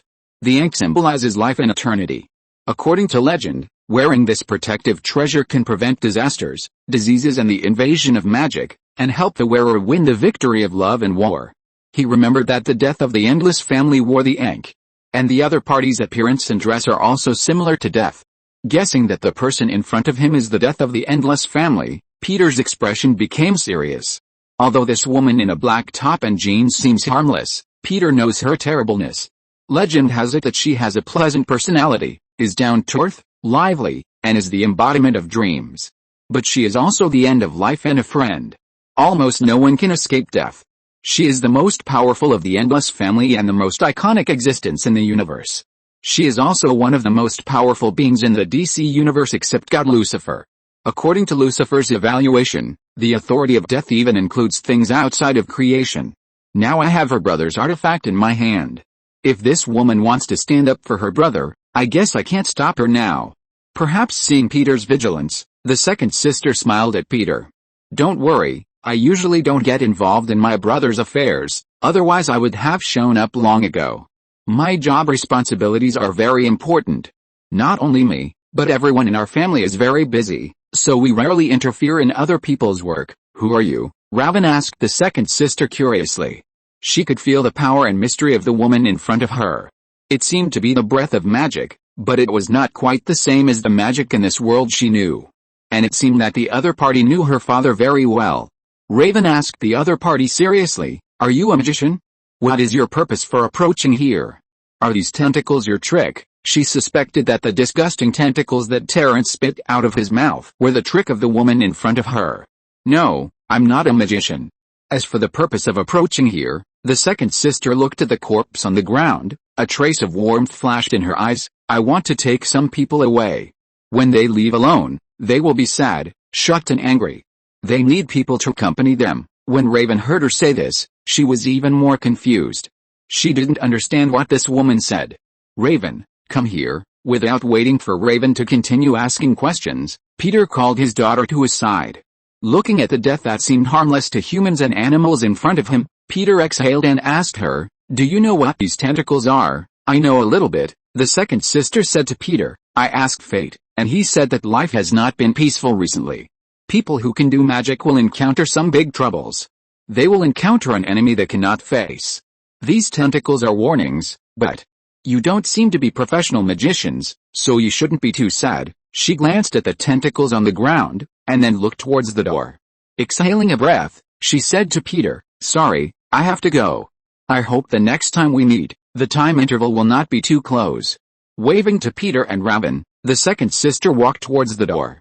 Raven looked at the other party with a surprised look. She seemed to vaguely see two figures standing on the left and right of each other, slowly following the strange woman towards the door. "Dad," watching the other party slowly leave, Raven asked Peter in confusion, "Who is she?" "I don't know, but I guess, maybe she is Death." Peter glanced at the two corpses on the ground. "She sent the souls of the dead into the void and buried them outside the world. Now Death has appeared here. She may appear for this reason and appear in front of us." Hearing Peter say that the other party is Death, Raven was immediately stunned. But why doesn't she have any of the harshness and heaviness of Death? Raven thought of Hela, the goddess of death who was placed in hell by Peter. As the goddess of death, Hela exudes the smell of hell and death. She is very special. She is a lively and sunny person. Peter said something that stunned Raven. Lively? Sunny? Raven thought about it and felt that these two words had nothing to do with death anyway.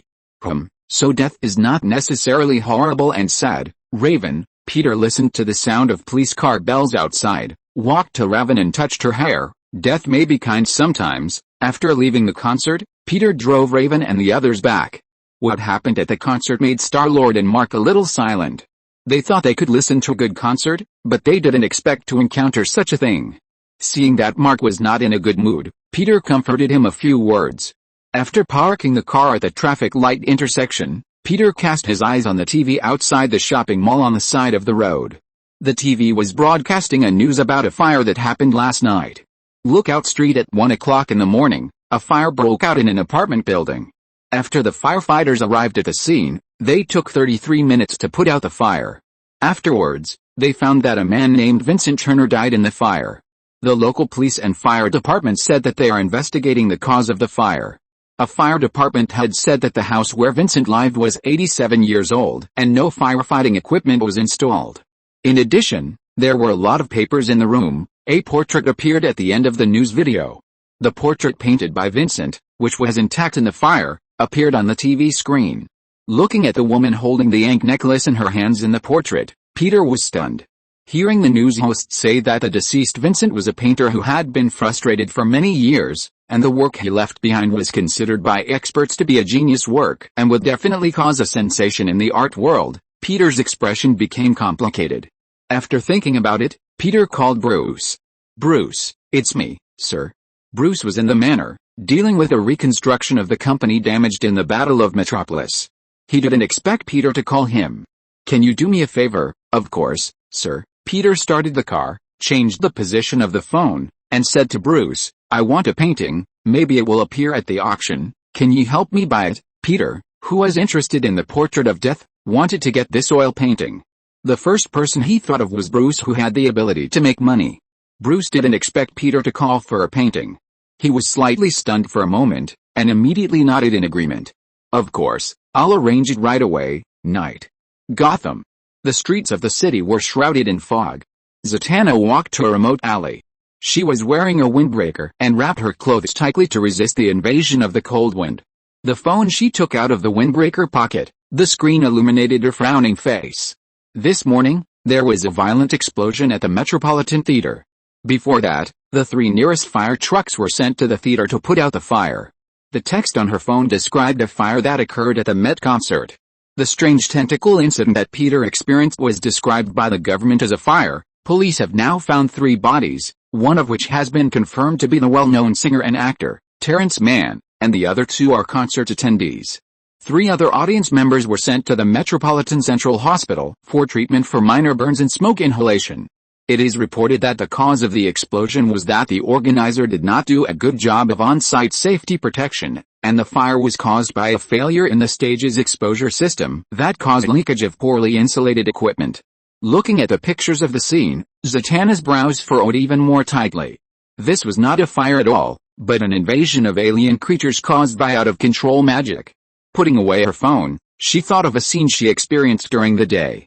During the day, she was on the stage, performing the magic of taking out a rabbit from a hat to the audience. She has performed this kind of magic countless times. However, just as she recited the irony magic, her magic went out of control. Magic gave way to fear, and countless billowing flames emerged from her hat.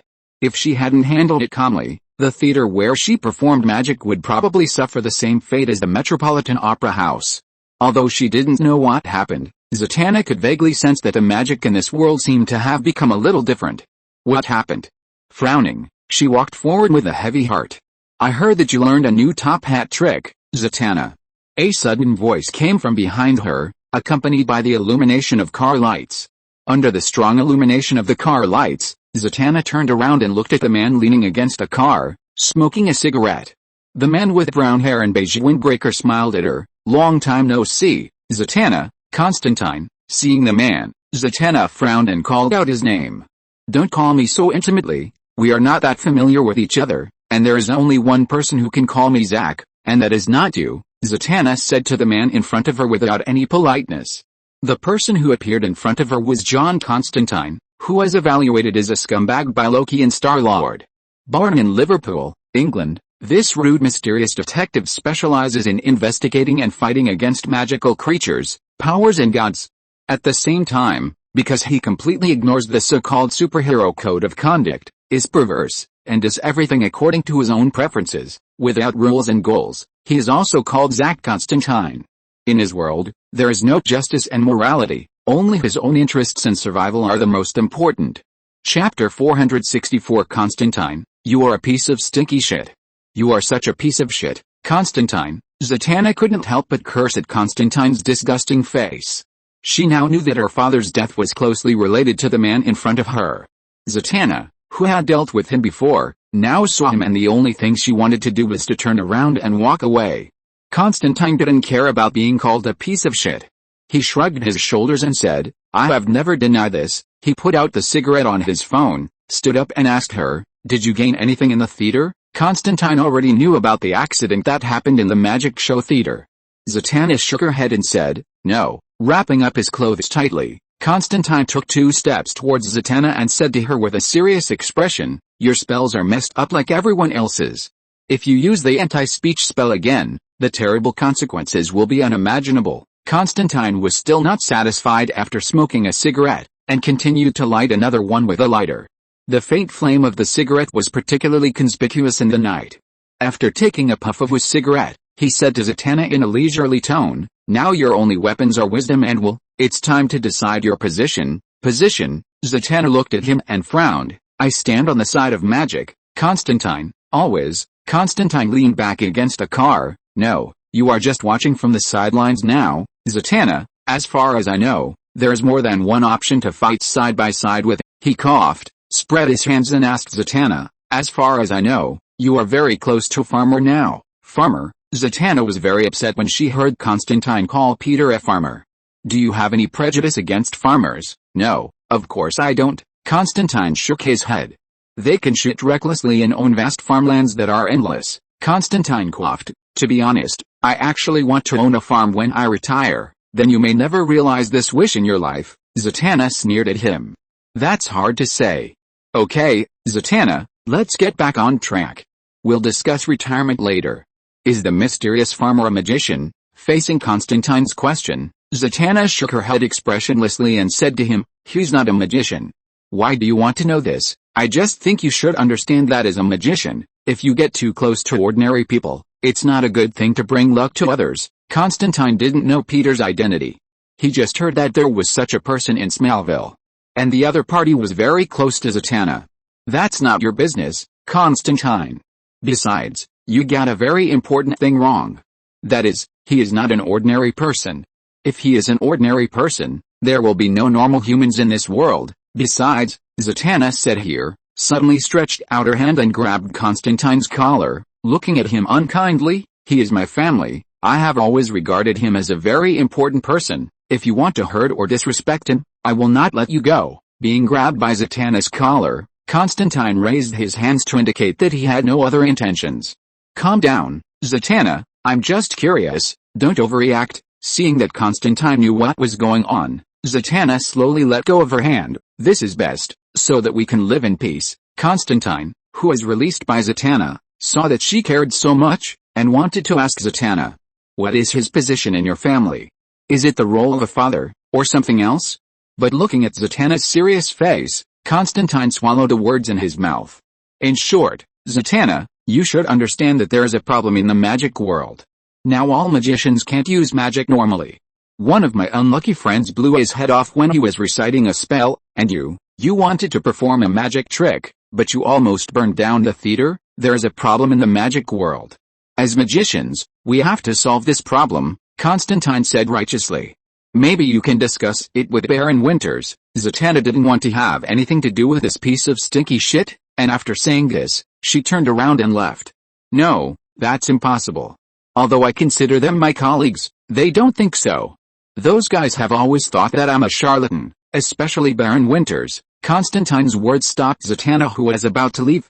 Ever since I burned 3 people to death on his living room table, he won't allow me to enter the front door. Shut up. Hearing Constantine's story, Zatanna couldn't help but want to punch this guy. Do you think I don't know that you used my father to fight against a cosmic monster and caused him to be burned to death? Unable to suppress her anger, Zatanna quickly walked to Constantine and punched him hard with a bang.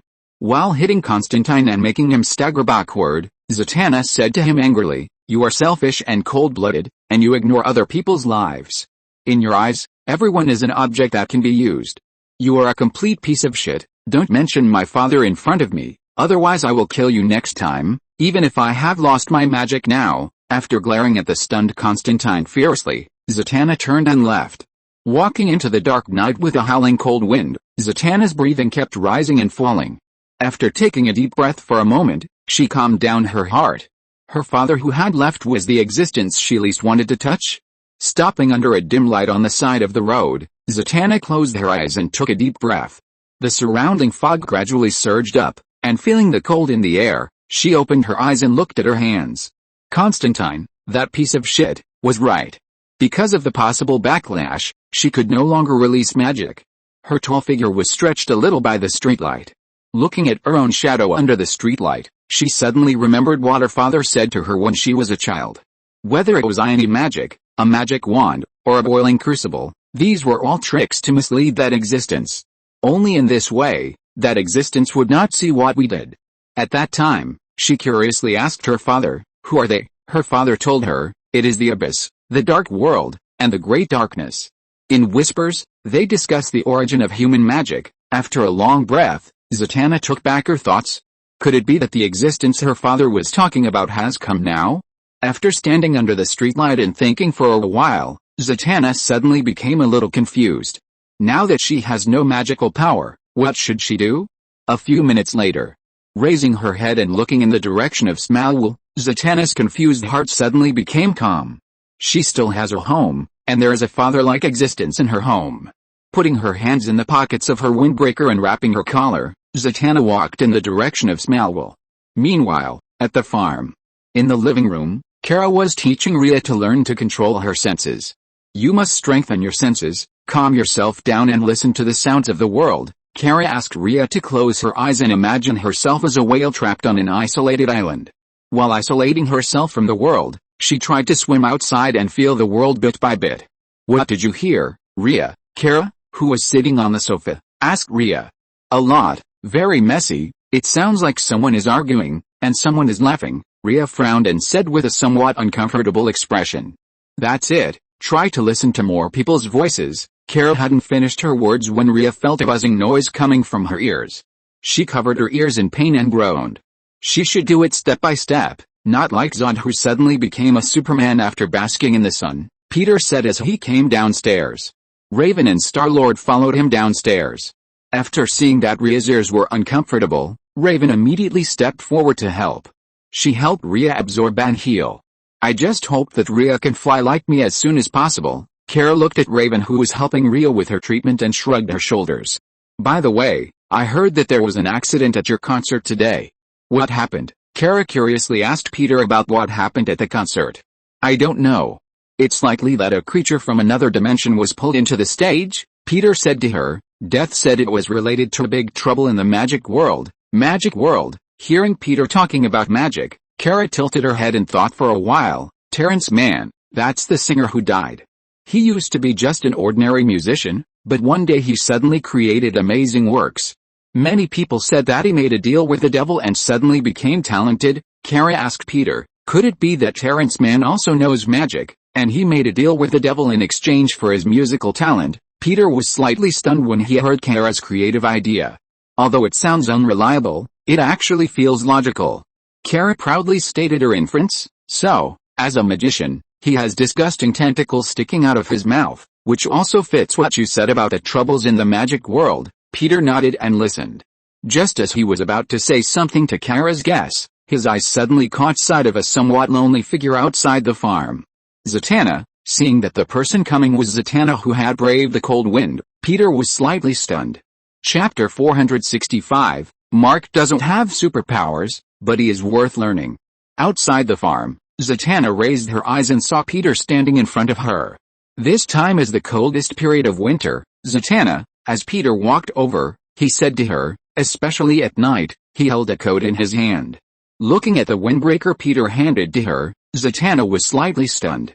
I saw you were shivering from the cold just now. Peter casually put the clothes on Zatanna and said to the stunned person, let's go back to the room first. I'm fine. Zatanna reacted and followed Peter's steps into the farm. Wearing the clothes Peter gave her, she felt her body became much warmer. In the living room, Zu and Loki also came down from upstairs. Hearing Zatanna say that using magic may be backfired at any time, Zu said to her in confusion, but Raven can still use magic. He also saw Raven use magic in the evening to catch a skunk that wanted to get in. Raven's magic is different from most magic in this world. Peter picked up the coffee Persephone had made for him and said to Zu, the source of her magic comes from her own talent. Zu remembered that when the future Raven fought the Three Palaces demon, she and many sisters sealed the Three Palaces together and placed a demon in the body of the current Raven. In a sense, Raven's magic does come from the talent of the Three Palaces demon that she inherited. Zatanna, don't go out recently, Peter suggested to her. There may be some turmoil in the magic world. For your safety, you'd better stay on the farm. Zatanna nodded. I understand. Raven looked up at Peter and asked him worriedly, Dad, the sleep demon of the Endless family may appear at any time. She asked Peter, could the abnormalities in the magic world be related to them? Maybe. Seeing his daughter's worried expression, Peter comforted her. Don't worry, as long as Dad is here, everyone will be fine. Time entered the late night. The bright moon illuminated the farm as if it were daytime. On the roof of the barn, Raven, who had not yet gone to bed, was sitting there with her chin supported by her hand, looking at the moon. Staring at the moon that was getting brighter and brighter, she suddenly heard a voice behind her. It's so late, why aren't you sleeping yet? Hearing the familiar voice, Raven turned around and looked at Peter, who was standing behind her. Seeing her father appear in front of her, Raven smiled. I don't like to go to bed so early today, Dad, so you like sitting on the roof? Raven, please. Raven smiled, stood up and replied to her father, Dad, haven't you seen movies in the 1980s? Since when did an anxious teenager or young girl not sit on the roof of the house? You haven't reached the stage of having adolescent troubles. Raven listened to her father's words and became happy. I am super growing. My mental age is now over 18 years old, Dad. Besides, people in our family can't be judged by appearance, especially you. If you don't say it, Dad, no one knows that you are a father with many children. Raven complained about Peter's age. Peter listened to his daughter's complaints, didn't say anything, and sat next to her directly. The two sat side by side, with a huge silver plate like moon above their heads. Raven rested her head on Peter's shoulder, looking at the ground illuminated by the moonlight, and said to him after a while, that? Sorry, Dad. She leaned against Peter tightly, feeling her father's warmth. Why apologize? Raven. Peter asked her. Because I've always been a worrying girl, hiding a lot of things in my heart, and always making my dad worry, Raven said as she sat on the edge of the roof and watched the moon with Peter. No, of course you didn't, Raven. Peter comforted her. Everyone will encounter many confusions in the process of growing up. Since you said you are super growing, then the problems will definitely come all at once. I knew it, Dad. You always find ways to comfort a sentimental girl like me. Raven smiled and moved closer to Peter. She liked the two of them like her father, talking close to each other without interruption. She exhaled and said to Peter jokingly, Okay, Dad, How can I thank you for comforting a sentimental girl like me? I've been good at tickling recently. Can I tickle you until you roll on the ground? Listening to Raven's words, Peter moved his eyebrows and looked at her. Little girl, I don't care how strong you think you are. If your hand touches me, I promise you will shrink into a small ball immediately. Peter's words made Raven giggle. What's in your hand? Dad. Raven laughed for a while and suddenly found that Peter had a thick book in his hand. She asked in surprise, Dad, is this a book? Yes. Peter picked up the book at hand and said to Raven, the bedtime story book I told Mark before. Peter showed her the cover of the book. Snoopy. Raven looked at the book in Peter's hand in surprise. She didn't expect that Mark liked Snoopy. Although she has also seen Snoopy, she always thinks that the best one is My Little Pony. But it seems that it is past the time for her to watch these works. The last time her father accompanied her to watch My Little Pony was a long time ago. Raven curiously took the book about Snoopy from Peter. On the cover of the book is a familiar image of Snoopy. The other party is lying on his house, looking cute and well-behaved. It's very cute. Raven looked at the puppy and said to Peter, don't be deceived by appearances. Usually at this time the dog is daydreaming. Maybe it has become a surgeon superhero, an ace pilot, or the first astronaut dog to land on the moon, a very free soul. Peter not only accompanied his daughter to finish reading a whole series of My Little Pony, but now he also accompanied Mark to read many books about this dog. After hearing what his daughter said, he told her what the dog was doing in a few words. Raven asked Peter with a smile, really? Dad, of course it's true, but in fact, all of Snoopy's dreams are based on failure. Only the dream of becoming a novelist has been persisted, and he has been rejected continuously. Peter paused and said to Raven, he is a humanistic dog. Many people like him, and Mark likes him very much too. Why? Dad? Raven asked doubtfully.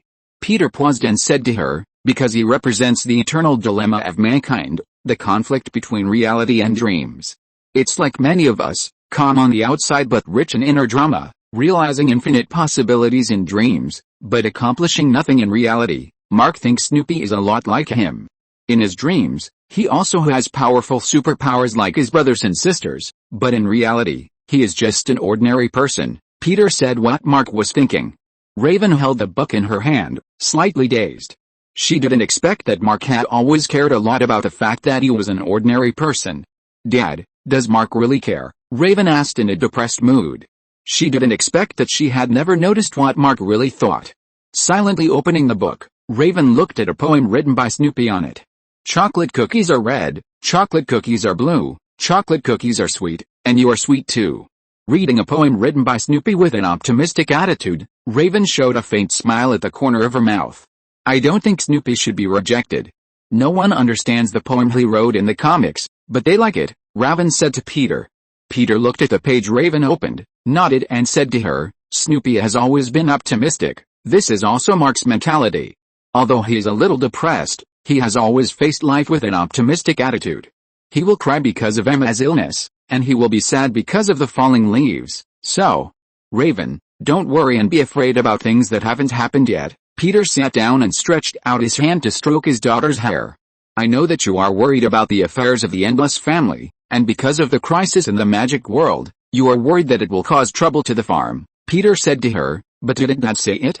No matter what happens, even on the journey to the sunless land, Dad will definitely be with you, so don't worry about the future. And, Peter paused and pointed to the book in Raven's hand, although Mark doesn't have superpowers, you can learn from him some optimism in facing life. Peter asked Raven, as an older sister, to learn from Mark. Raven was stunned for a moment and looked down at the book in her hand. After a while, she said to Peter with a complicated expression, I will, Dad, but, can you give this book to me? Raven looked at him expectantly, just as my birthday present. Peter was a little surprised to hear Raven mention birthday presents. No, Dad will give this to you, but this is not a birthday present. I can prepare another birthday present for you. Raven's birthday is in the next 2 days, so she can prepare to buy another gift. No, Dad, I think this is the best birthday present I have ever received. Raven rested her head on Peter's shoulder and looked at the silver plate-sized moon in the sky. This is the best birthday gift you and Mark have given me. She whispered to Peter. Peter said nothing, and gently hugged his daughter. At the same time, the sleep demon was also looking up at the huge moon above his head. At this moment, He was standing in front of the gate of his dream world. The moonlight sprinkled silver gray, illuminating the desolate ground like daylight. Sorry, the new chapter will be posted in the morning. Thank you for your support. If you're listening to this novel on a channel other than Fanfic World, it means they downloaded and uploaded it without effort. We cordially invite you to visit our channel, Mundo Fanfic Novelis. There you'll find the original version of this story and you can explore many other novels of various genres. We're waiting for you to immerse yourself in a world of incredible novels. Chapter 466 Sandman vs. Azu. The Sandman had come to his world once before. In the years since the Dream God was kidnapped, the Dream Kingdom has undergone earth-shattering changes. The dream is fragmented and decayed, and the residents and subordinates here have left for various reasons. Only the loyal librarian, Lucian, is waiting for her master. I must get my magic weapon back, the Sandman said to Lucian who was waiting for him. The two walked in the dilapidated church, and the Sandman said to his subordinates in a serious tone, I need the help of the goddess of fate. Lucian, who has beautiful blonde hair and wears a thick robe, holding a book in her hand, said hesitantly, but the goddess of fate always likes to ask for a lot. Lucian frowned slightly and said to him, she will ask for a lot of things beyond our expectations, and even if her projection comes, it may cause unrest in the world. She is too dangerous, but this is the price. I know her danger, but I have to do it. The Sandman looked up and looked into the distance. In the dark waters, the Sandman stood on the shore. The place was as quiet as dead water, exuding a strange smell. Lucian stood beside him and reminded him, Master, you almost got into trouble the last time you walked on the water. The Sandman looked at the black water and said to Lucian, do you think I forgot how to walk through it? Facing the dissatisfied look from the master, Lucian explained, sorry, I know what you mean, Lucian, but if I don't give the goddess of fate what they want, I can't ask for their help. As he said that, the Sandman looked down at the calm water. The dream world has nothing to offer, I can only look for it in other people's dreams. Lucian frowned slightly, but during the time you were away, these waters have become darker, full of mystery and unpredictable. The Sandman nodded, lowered his body, and looked at the black water. He bent down and put a few grains of sand in his hand into the water. The moment he touched the sand that was shining with silver light, a figure appeared on the surface of the black water. It was the reflection of the Sandman. The shadow, which was almost identical to his original body, had a pair of evil eyes. The sleep demon slowly stretched out his hand toward the water. Although he knew that the waters in front of him were full of dangers, he had to take risks in order to cross the dream from here and find a sacrifice to the goddess of fate. Splash! The shadow reflected on the surface of the black water stretched out his hand to grab the sleep demon and drag him into the black water. The sleep demon was directly pulled into the black water by the shadow. Feeling a little uncomfortable, he faced this nightmare creature that did not recognize him and released a pressure to cover the water. After repelling the nightmare monster, he immediately used the black water to travel to different dream worlds. The sleep demon first entered the dream of a Cambodian farmer. The Cambodian farmer with a bullock cart was walking slowly on the country road. Then the farmer drove the bullock cart to the crossroads. The sleep demon quietly watched the farmer leave the crossroads, and then transformed into a pair of big hands and grabbed the crossroads on the side of the road. The crossroads grabbed by his big hands turned into a cross in his hands. After obtaining the cross, the Sandman left the Cambodian farmer's dream and entered a Japanese dream world. A young Japanese moviegoer, a female audience whose mind was full of British horror movies, dreamed that she was hanged on the gallows. With the order of the church man, the pedal was released with a creak, and the Japanese woman was hanged on the gallows with her head covered. The Sandman entered the woman's dream and stood in the crowd watching her being hanged. Then he walked to the gallows. The hanged person represented surrender and sacrifice for everyone. He was very sure that this was what the goddess of fate needed. After obtaining the gallows, the Sandman continued to shuttle through the black water. Using the black water to shuttle through the dream world, he gradually felt the turbulence of the water. This forced him to concentrate, open his eyes, see the blurred dream clearly, and find what the goddess of fate needed most. Overcoming the interference of the black water, he entered the dream of a Nevada farmer in an instant. Standing in the barn of the farm, the sleep demon saw a black-scaled snake entrenched inside, and approached carefully. After seeing the person coming, the black-scaled snake stood up and bit fiercely. The sleep demon quickly grabbed the black-scaled snake and stuffed it into the bag. The snake symbolizes rebirth, and it is the last gift he wants to find. In this way, He found all three treasures. The cross, the gallows, and the snake represent new life, death, and rebirth respectively. This is his gift to the goddess of fate. After returning to the dream kingdom, the sleep demon began to use the three treasures to summon the goddess of fate. The king of dreams, Morpheus, the god of endless dreams, summoned the goddess of fate. Holding the cross, the sleep demon chanted in a low voice to summon the goddess. As he recited the words, there were bursts of rumbling sounds in the dark dream kingdom. The goddess of the Trinity, the goddess of the Three-in-One, the goddess Hecate. As he chanted, a figure slowly appeared in front of him. Three women with glittering silver key images on their heads gathered their upper bodies together and looked at him coldly. In the center was a middle-aged woman in her prime, while on her left was a young woman and on her right was an old woman. Morpheus, long time no see, you seem to have lost a lot of weight. The middle-aged woman in the middle greeted Hecate, who was summoned by her. The sleep demon was quite wary of Hecate, the ancestor of all magic. Hecate was not an ordinary goddess. At the dawn of time, when magic first appeared, it was gentle, primitive, and full of potential. Magic surrounded the unformed multiverse and created a form for itself, Hecate, the first life in the universe. After that, she began to visit the center of the multiverse, that is, the Earth, and observe the growth of human beings. Hecate gave humans magic and made them grow into gods. It can be said that all gods on Earth originated from Hecate. She is also the source of all magic. Have you eaten anything, Morpheus? The middle-aged woman had just finished asking when the old woman next to him said, yes, he is hungry, but he is not short of food. Looking at his appearance, he wants something. You have discovered me, and I do want something, the Sandman said to the other party slowly. I want your help. Then he presented the gift he prepared. This is my gift? If this is what you want, it's good, Hecate said to him with satisfaction. Now, you can ask us 3 questions. And each of us will answer one for you. Thank you, 3 ladies, the Sandman thanked Hecate. My first question, I have a sandbag full of sand, where's it? The youngest Trinity woman replied to him, Peter Patrick, a farmer, and also a powerful human who is not disturbed by the fate of the world. He finally got the sandbag. Why is he not disturbed by the fate of the world? You know the rules, Dream God. A question can only be answered once, the young woman said to him. I'm sorry, the Sandman bowed his head to apologize to the other party. After a moment, he raised his head. My second question is, where's my helmet? The middle-aged woman looked towards him, and a picture immediately unfolded in front of the Sandman's eyes. In the inconspicuous barn box in Smallwell's farm, there were dusty masks piled up. In Peter Patrick's hands, this world has almost formed a wheel of fate centered on him. The power of the world lingers around him, and your helmet is in this strange farm. The Sandman frowned and asked, what does he represent? Even you can't interfere with him. The middle-aged woman shook her head at him. Answer one question at a time. The Sandman took a deep breath. The last question, where's my ruby? Seeing the old woman open her mouth, the Sandman suddenly had a bad premonition in his heart. Could it be this Peter Patrick again? In Peter Patrick's hands, your ruby was created into a more powerful life form by him, and it also became a weapon that he could not fail. The old woman really said Peter Patrick's name. Frowning, the Sandman continued to ask, how can I defeat him? As soon as the Sandman finished speaking, the 3 goddesses of Hecate uttered a sound that shook the air and made the kingdom of dreams tremble.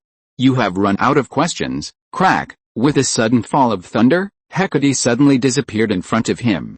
Watching the disappearing goddess of fate, the Sandman whispered Peter's name again, and his expression became solemn. Smallwell Farm.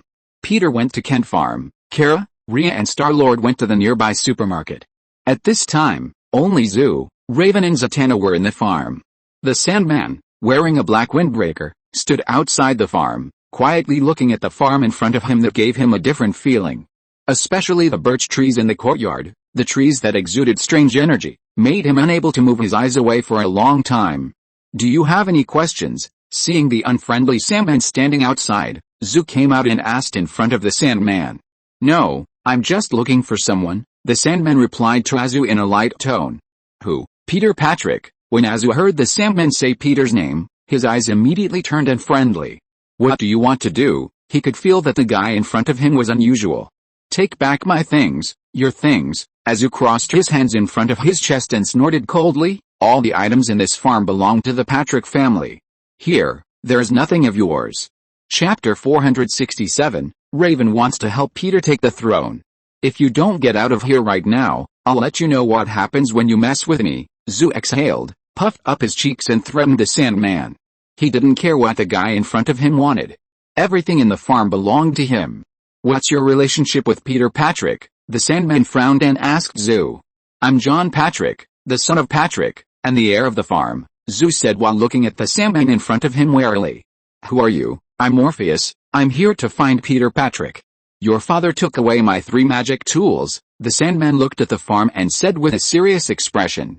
He didn't expect that the son of Peter Patrick would also bring him a sense of threat that was difficult to deal with. Looking at Zoo, his thoughts turned to the Battle of Metropolis that he had seen before. That grain of sand once showed him how a building was destroyed in the Battle of Metropolis. In that picture, he saw several superhumans. Now standing in front of his house was the superhuman who appeared in the Battle of Metropolis. You want to see my father? Azu frowned when he heard that Sandman wanted to see Peter. Remembering what Raven and Loki said before that Sandman had escaped, he narrowed his eyes and looked at the other party. Are you Sandman? Azu guessed the other party's identity. I am the master of dreams, an existence built on the fear and fantasy deep in people's hearts. Sandman did not deny his identity. Did you know? After hearing the other party admit that he was Sandman, Azu put his hands on his waist and said to the other party, although you have some power in your dream world, dreams rarely survive in the waking world. As soon as the voice fell, the hot side in Azu's eyes whoosh shot towards the other party. The Sandman, whose power was greatly reduced after losing the 3 artifacts, was hit in the chest and was knocked away before he could react. Falling to the ground, the Sandman smashed the ground with a dull boom sound, and dust flew up from the ground. Covering his chest, the Sandman, enduring the discomfort, staggered to his feet. He didn't expect that Azu would suddenly attack him. What kind of shameless guy is this? A god imprisoned by mortals? Azu sneered and slowly walked towards the sleep demon. The god who controls dreams is actually imprisoned by a few mortals, and is also toyed with by that guy Loki. A god like you is really weak and pitiful. Azu started his usual mocking mouth cannon. You are not a god. Let me tell you that there is only one real god, that is my father, and you are just an incompetent and weak guy. I can easily deal with you without my father's help. After knocking the sleep demon away with one blow, Azu walked towards him mockingly. My father is the real god, and I am the real god. Whoosh! The next second Azu activated his super speed and instantly knocked the sleep demon away. Bang! The sleep demon was beaten to the ground again, gasping for breath, feeling that his flesh in the mortal world was gradually unable to support it. The sleep demon, who has infinite power in the dream world, will have his power greatly weakened if he walks in the human world. In addition, he stored his powerful magic power in the ruby, which caused his current body to retreat step by step in the face of Azu's physical attack. Ahem, coughing, the sleep demon stood up from the ground. He took a deep breath and looked at Azu. With a frown on his face, he took a deep breath and activated his power. The world in front of him suddenly changed. Under the control of the sleep demon's power, the place where Azu stood became a place surrounded by flames. The farm fence around him was invaded by flames, and the wanton burning flames surrounded the farm in an instant. Azu himself was burned by the flames, and the ground under his feet began to collapse. You know nothing about dreams, John Patrick. The sleep demon stood in front of the astonished Azu and slowly stretched out his hand. Azu felt the ground shaking violently. Then, Azu found himself standing in a pair of huge palms. The sleep demon, who turned into a giant, opened his palms and looked down at Azu standing in his palms. Azu looked at the incredible scene in front of him and immediately realized he had entered the dream world. Reality is indeed different from dreams. The sleep demon looked down at Azu, and slowly, his words had a special rhythm of reciting a monologue. The waking world, humans insist on calling it the real world, as if the dreams you have no effect on the choices you make. Mortals are busy working, looking for love, and fighting, as if the life in the waking state is the only life that matters. But when you close your eyes and fall asleep, you will live another life. You will enter my realm, because I am the king of dreams and nightmares. When the waking world makes you feel scarce and tired, sleep will bring you here. You can pursue freedom, explore, and face your fears and fantasies, all in the dreams and nightmares I created. No, Azu, who realized that he was being pulled into a dream, listened to the whispers of the sleep demon, and his eyes immediately released a burning hot gaze, and rushed towards the other party.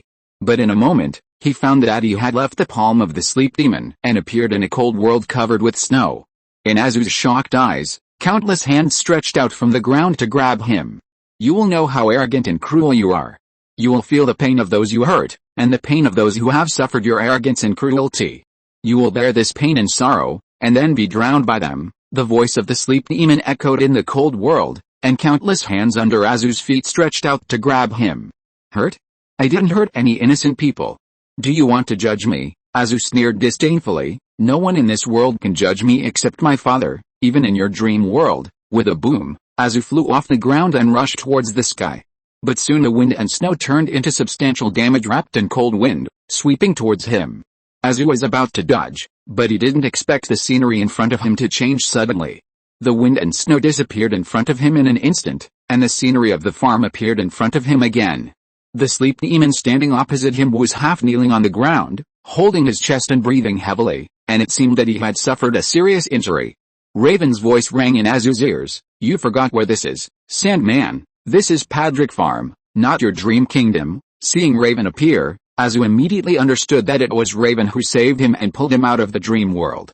Raven stared at Sandman coldly, condensed purple energy in her hands, and hit Sandman. Sandman wanted to dodge, but was a step too late and was directly controlled by the magic released by Raven. A purple-black energy hit Sandman's body, completely binding him. Sandman immediately felt a strong magic invading his body. His real body began to collapse, and at the same time his spiritual world was also invaded by the other party. Sandman didn't expect Raven to appear suddenly. And the magic of Raven in front of him was so strong that she could even resist the erosion of his dreams. You should have investigated this place in advance. Raven controlled the condensed magic power with both hands and bound the sleep demon. I am Raven Padrick, the daughter of Padrick, the guardian of this place. If you want to take back your things and see my father, you must defeat me. Bang! The ground made a deafening sound, and Raven controlled the sleep demon to smash it heavily to the ground. The farm ground shook slightly, and the sleep demon immediately felt a pain attacking his body. He didn't expect that his action would be so unsuccessful this time. He wanted to see Peter Padrick, but he didn't expect that not only did he not see him, but he was bombarded by his son and daughter first. Are all the people in this family like this? The sleep demon felt that he shouldn't have come rashly, and he was probably going to encounter even greater trouble. You said you are the sleep demon? But I think my father should be more suitable to be the dream god than you, because compared to you, an incompetent dream god, my father gave us more wonderful dreams than you. Raven controlled the rope formed by magic power and slowly walked towards the kneeling sleep demon. As long as you agree to hand over your authority and let my father become the god of dreams, I will let you go. As Raven said this, she increased her magic input. Azu, he looked at his sister in amazement. He regarded his father as a god, but it was just an attitude, but he didn't expect that Raven actually wanted to make his father a god. Raven was more ambitious than himself? No, that's not right. This is not ambition, it is to help his father and get promoted. Azu looked at Raven in astonishment. He didn't expect his sister to be such a sister. The sleeper, who was constantly being output by Raven, knelt and groaned in pain. He frowned and looked at the expressionless Raven. The dream world cannot be replaced, the sleeper said slowly and hard to Raven. No, you are wrong, nothing is irreplaceable, even death is the same. Here, only my father will not be replaced. Raven continued to increase her magic output, causing damage to the sleeper, forcing him to surrender to her, hand over his authority, and admit that his father was the real god. At this time, Peter didn't know that his daughter was forcing the Sandman and even wanted to push him as a father to the top. Originally, he appeared at Kent Farm to see if there was anything wrong with Jonathan's body. Jonathan felt a little unwell, so he called him over to help check.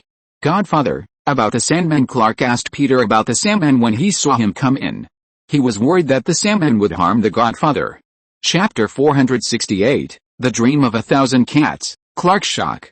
Actually, Clark, I'm not worried. Peter put his hand on Clark's shoulder to comfort him. Why? Godfather, because I am now another form of the God of Dreams, Peter said to him. After possessing the 3 instruments of the God of Dreams, I also have the power to control dreams.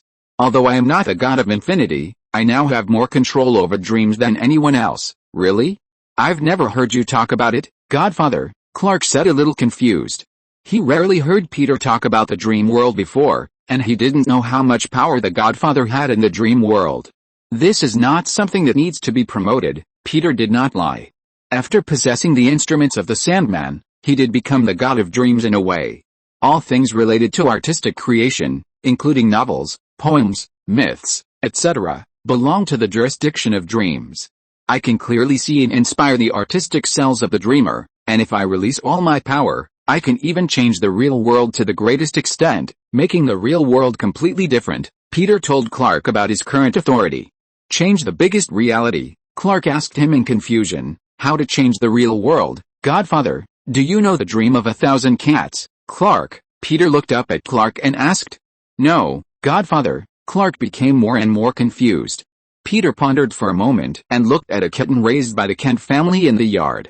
Looking at the British short-hair cat resting with its eyes closed, Peter said slowly, a purebred Siamese cat. One day on the windowsill, she saw a wild male cat. The Siamese cat fell in love with him at first sight, so she gave birth to a litter of kittens for him, but its owner was very angry because it gave birth to a litter of kittens that were not purebred. So on this night, the night sky was clear, the kittens were put into a sack by the man, and the sack was stuffed with bricks. The man threw it hard, and the sack was thrown into the lake and slowly sank to the bottom. The kittens struggled in the cold and dark water, and the Siamese sensed that fear, that darkness. Since then, she resented and cursed humans. Clark also noticed that Peter was looking at his own British short hair. After hearing Peter's story about the kitten being drowned by its owner, his mood became depressed. What happened next? Godfather, Clark asked him what happened to Siamese cat afterwards. One night, she prayed to the stove, the god of darkness, the god of night, and the god of cats. Finally, Siamese entered a dream. This dream was unusual, with bones everywhere in the dream, and the skeletons could speak. They told her that as long as she walked up the mountain, she could reach the cave of the god of dreams, but the journey was difficult and she could die if she was not careful. But Siamese cat had a firm look in her eyes and was not afraid at all. She passed through the ghost forest, where dead ghosts floated. She even heard the voice of a dead child, but she did not stop. Clark was deeply attracted by the story when he heard this. Finally, she met me. She said she was confused and scared, so I told her that the world was originally ruled by huge cats. Humans would serve cats, and many cats also hunted humans for food, Peter slowly said to Clark, who was stunned. As a result, one day, the inferior humans betrayed the cats. They knew that if everyone had the same dream, they could change reality. So humans all had the same dream, which was the reality of humans being in a dominant position. So the world became a world where humans were in a dominant position, and cats became pets of humans. If she wants to take revenge on humans, she only needs to gather 1,000 cats to have the same dream together. After listening to Peter's story, Clark was completely shocked. He looked at the kitten basking in the sun in the courtyard. The dreaming cat unconsciously stretched out its claws, as if it was grabbing its prey and teasing it. Clark swallowed his saliva and looked at Peter. Godfather, did you really meet a Siamese cat in the dream world who asked you for help? Moreover, did cats really rule humans in this world in ancient times? He didn't expect that the Godfather had met a Siamese cat who asked him for help in his dream. Is this definitely not a fairy tale? How many secrets are hidden in the Godfather? Clark looked at Peter with an incredible look in his eyes. Although it sounds like a fairy tale, if that person is the Godfather, he really believes it. Looking at Clark's undoubted expression, Peter picked up the cup of coffee that Martha handed to him. Martha and Jonathan next to him also listened with relish. Both knew that Peter was not an ordinary person, and they also knew that what he said was true and false, and they didn't take it seriously. Peter coughed, and the story was actually made up by him. Although he had a sleeping magic device, he was not the dream god after all, so it was naturally impossible to talk to a cat. However, in the face of Clark's inquiry, he did not deny it. After organizing his words, he said to Peter, and Jonathan and Martha who were quietly listening beside him, whether it is true or not is not important. After a pause, he continued, humans have changed the world with dreams. From the beginning of all things to the end of time, the world has always been like this. This means that even if there has been a world dominated by cats, as long as humans believe that the world is dominated by humans, then the world dominated by cats has never existed. Even the world is constructed by the collective imagination of life, so consciousness determines existence. I understand, Godfather. Clark immediately understood what Peter meant by having the ability to change the real world to the greatest extent. Godfather, you can make 1,000 cats dream at the same time, and you can really transform the real world into a cat world, right? Dreams are actually the power of faith and consciousness, and consciousness can sometimes really affect the real world. Peter listened to Clark's words and nodded with satisfaction. This kid is quite smart. The power of the sleep demon is the faith and consciousness of dreams, which is more like a concept. The power of concepts is the most powerful. The Sandman himself is a conceptual consciousness, and even if he wants to kill him, he can't do it. As for what he said about consciousness determining existence, it is a philosophical thought. However, during the time he used the Dream God's magic weapon, he felt that he seemed to touch the origin of the DC universe. The existence of this universe does have some feeling of existence as consciousness. Sometimes he even doubted whether the universe he was in was made up of the consciousness of some life. In addition, even if he inherited the Dream God's magic weapon, he could not completely inherit his power. So for the handling of the Sandman, Peter was more inclined to negotiate with him. It was not impossible to hand over the 3 magic weapons to him. But the Sandman must pay some corresponding price, otherwise he would lose a lot. He had never made a deal that was a loss. Clark listened to Peter's words and wanted to say something else, but suddenly felt the ground shaking slightly. He looked in the direction of Patrick's farm and saw an incredible scene. Raven seemed to have imprisoned a pale-skinned guy with magic. Godfather, he looked at Peter in surprise. Peter himself also saw the Sandman controlled by Raven. Sandman is imprisoned again. Yes, I saw it. Come back to the farm with me first. Peter asked Clark to go back to the farm with him first. At Patrick's farm, Raven controlled Sandman and asked him with a serious expression, "Are you willing to give up your duties and hand them over to my father? As long as you let my father become the god of dreams, I will release you, your father." The kneeling Sandman raised his head and stared at Raven with burning eyes. "Do you love him very much?" "What? Do you love your father very much?" "Of course, my father is everything to me, and I will not allow you to hurt him in the slightest." Raven thought of the scenes of getting along with her father in her mind. She cast a sharp gaze at the Sandman. "You want to take back the artifact, but how can you ensure that you won't hurt Dad after you take it back?" "I won't let this happen." The Sandman endured a discomfort of his body and stared at Raven in front of him. "You got one thing wrong, Raven. My existence is that humans can dream, not the other way around. I can't give my authority to anyone. I can feel your feelings. Humans are more wonderful than magic. Humans themselves are miracles, but love should not be a shield for imprisonment and blind obedience, and you shouldn't lose yourself under the cover of love." The Sandman continued to say to the stunned Raven, "I can feel that you don't want to hurt me. You know I'm not a villain, and you also know that you are doing the wrong thing. Shut up." Seeing that the Sandman hit the nail on the head, Raven shouted at him in anger. "I'm doing the right thing." Seeing that the Sandman was still stubborn, Raven wanted to continue to increase her magic to deal with him. "Okay, Raven." Suddenly, a familiar voice appeared. Raven looked back and saw Peter appear, and she breathed a sigh of relief. "Dad, you did a great job, Raven." And Zoo. Peter walked over and gently stroked Raven's hair, then looked at Zoo. "Leave it to Dad next." Raven nodded and released the magic restraints that controlled the Sandman. "Are you Peter Patrick?" After the Sandman was freed from the restraints, he stood up and looked at Peter. "Yes, that's me." Peter looked at the pale-skinned Sandman in front of him. This guy was unlucky enough to be beaten up by Zoo and Raven before he even saw him. "Sorry, my son and daughter may have been a little rude." Peter apologized to the other party. Although he apologized, there was no guilt on his face. "I can return your masks to you, Morpheus." Peter said something that stunned the Sandman. Chapter 469, Raven looks up to her father as her idol and her father's deception method. The Sandman frowned and looked at him. "I have to pay a certain price, right?" He knew that Peter would definitely not hand over the mask obediently. After the battle with Raven and Zoo, he already knew that Peter, as their father, was not someone who could be easily dealt with. And Hecate also said that Peter Patrick in front of him was a person who could not be interfered with by fate, and his power was also unusual. "No, in fact, you don't have to pay any price." Peter waved forward, and the helmet mask of the Sandman appeared in his hand. Among the 3 magic tools, the helmet is more of a symbol of the identity of the Sandman.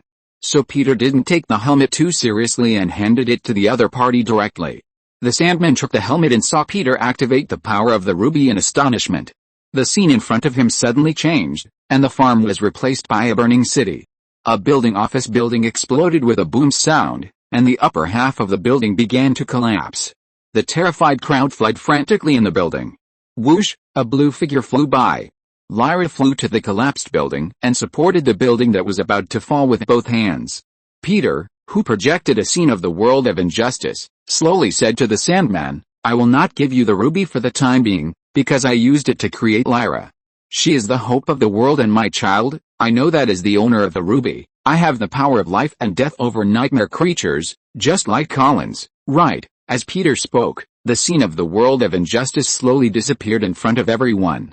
Instead, a scene appeared of Collins, created by the Sandman, killing an innocent passerby in the dark night. Just as he was about to dispose of the body, a shadowy black shadow appeared behind him. The black shadow slowly walked towards Collins. "The things I created must stay in the dreamland, and must not come to the mortal world to kill for fun." When Collins saw the black shadow, he was immediately frightened and froze in place. The black shadow slowly emerged from the black fog and revealed his true form. The black shadow wearing a helmet was surprisingly the Sandman himself. The sleep demon slowly walked towards Collins. "I don't understand, didn't you create me just for killing?" Collins asked his master in confusion. "Why do we only stay in the dreamland when mortals are asleep?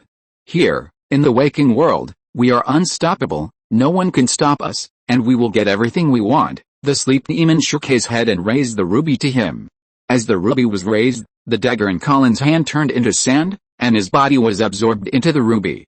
"No, please, master." Seeing that he was about to be absorbed by the sleep demon, Collins immediately knelt down to him and begged, "Please, master, don't do that." When Collins was about to be absorbed, an invisible force appeared behind the sleep demon. At the same time, there was a chanting of spells. The next second, in Collins' stunned eyes, the sleep demon was sucked away by the invisible force.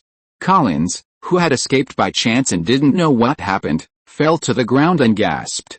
Peter recreated the scene where Collins was absorbed by the Sandman, but imprisoned by a group of warlocks at a critical moment, and used the power of the ruby to slowly fade away the scene.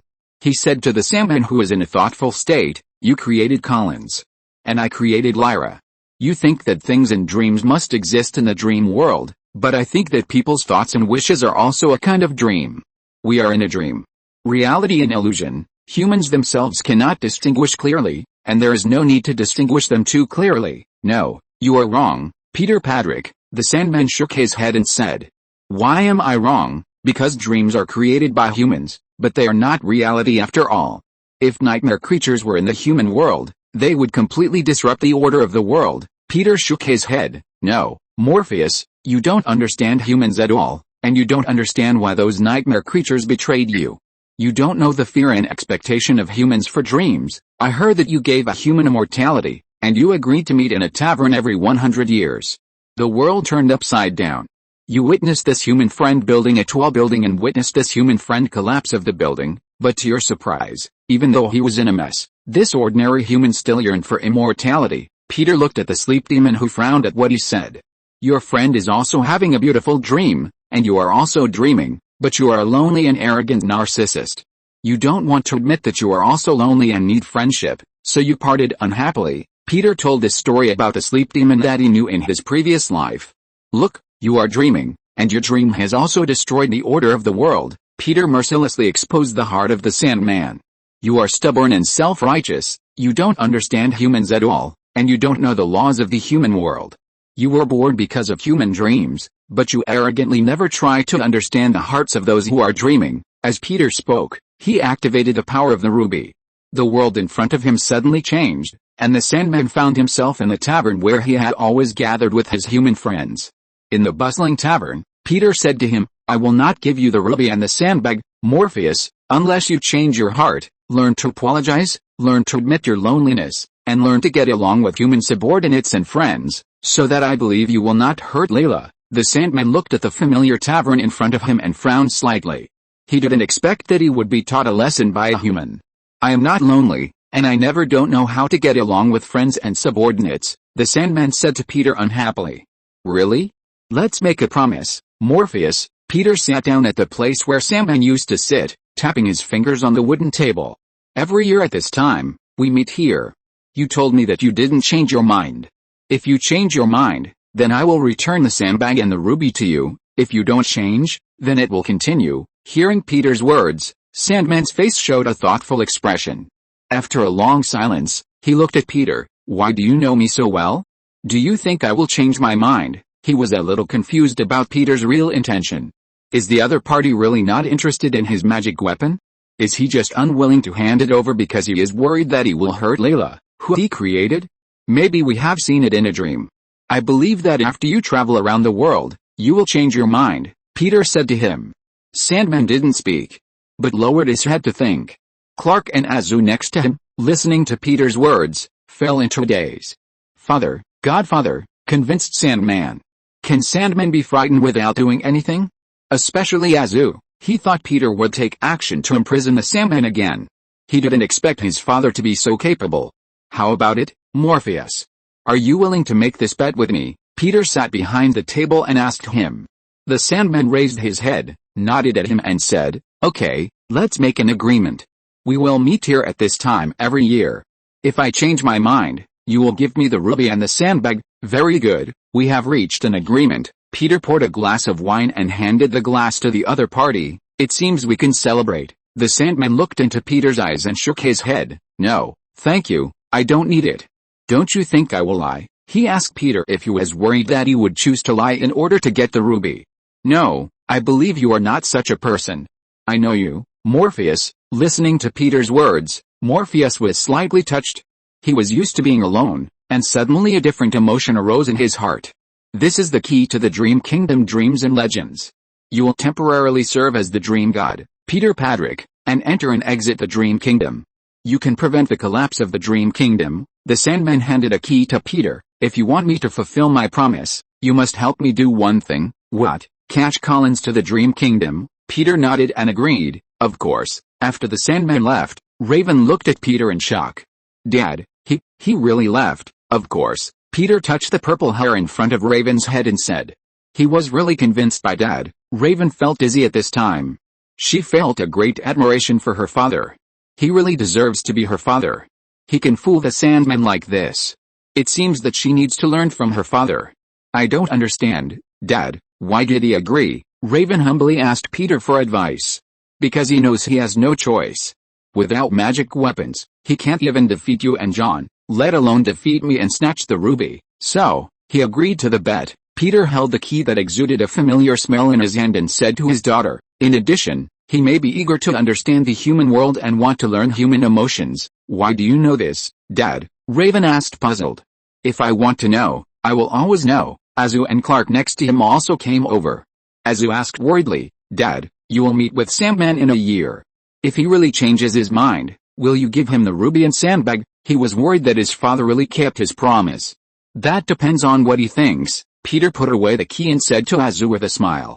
When they met a year later, he didn't believe that Sandman's personality would change easily. Even if he changed, he would have other ways by then. Chapter 470, The Alien Arrives. The next baby falls from the sky? In a tavern in Boston, an unexpected guest arrived in the bustling tavern. The second sister of the Endless family, Death, sat opposite the sleeping demon. "So, you were really persuaded by him?" The second sister looked at her brother in shock. Her brother gave up his magical weapon as the sleeping demon just by a few words from the other party? "Are you sure you were not deceived by him?" The second sister felt that her brother was a little too naive and was dismissed by a few words from the other party. She said to the Sandman, "I have met Peter Patrick, and I can feel that he is not truly pure and flawless. Perhaps he has his own purposes. I know what I am doing." The Sandman took the wine glass gently in his hand, staring at the light yellow liquid in it. "I am indeed trying to understand human life." "Well, Morpheus, I know you. You are not an active personality. Whether it is being imprisoned for 7 years or giving up revenge, I can hardly see your overflowing passion." The second sister sighed. "I have seen many unusual humans. Among them, some have great ambitions and fight for the well-being of all mankind. Some have a firm sense of justice and their lifelong wish is to fight crime. But you, Morpheus, for you, controlling dreams is just one of your duties. You lack consistent internal motivation. I think you are now trying to regain your internal motivation, right?" "Yes, I know Peter has ulterior motives, but I was still persuaded by him." The Sandman put down the wine glass. A trace of confusion flashed in his eyes. I can travel between the dreams and realities of people in the world, listen to their desires and pains, and I have always been a ruthless bystander. The center of the stage is ordinary people who have beautiful dreams, nightmares, spring dreams, dreams of getting rich, dreams of success, and daydreams. I have never really wanted to understand these people's lives in depth. I know. The second sister reached out and touched her brother's hair. You are trying to find yourself, not as a god, but really wanting to stand from the perspective of humans to understand their real-life process. You are trying to find your meaning for yourself, right? That's about it. The sleep demon nodded, and looked at the people passing by outside the tavern with a pale face. Sister, do you know the difference between death and sleep? He asked the second sister. Without waiting for the second sister to answer, he said directly, in fact, there is not much difference in the actual experience of the two. People are so afraid of death, but they are accustomed to dreaming every day. Perhaps hidden under this indifference is the numbness of human beings to life itself. Dreams are actually people's resistance to reality. People bring their unfulfilled desires in reality into dreams to realize them, and also put the misfortunes that have not yet happened in reality into dreams to experience. Dreams are both a delusion for humans to experience a happy life and a garbage dump for humans to abandon their fears, he said in a melancholy and slow tone. The emotions hidden in the heart are released in dreams.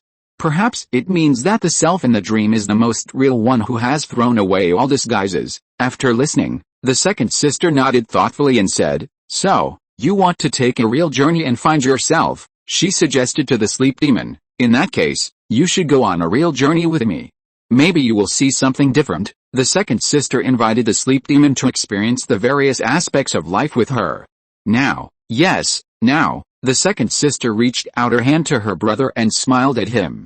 After hesitating for a moment, the Sandman finally reached out and held the second sister's slightly cold palm. Where do we start? The Sandman asked the second sister. Some magicians, yes, the most deaths in the world recently are the successive deaths of magicians. The ink on her chest swayed gently, and she looked at the sunlight slowly shining in from outside, and worry appeared on her face. This world is undergoing huge changes that no one can predict. Come on, these bodies are all here, in the secret basement of the Forgotten Bar. The detective gorilla Bobo brought John Constantine to the door. The bodies of the magicians who were killed by the magic released are all here, Bobo said as he opened the freezer where the bodies were stored. Constantine lit a cigarette and followed Bobo into the cold room.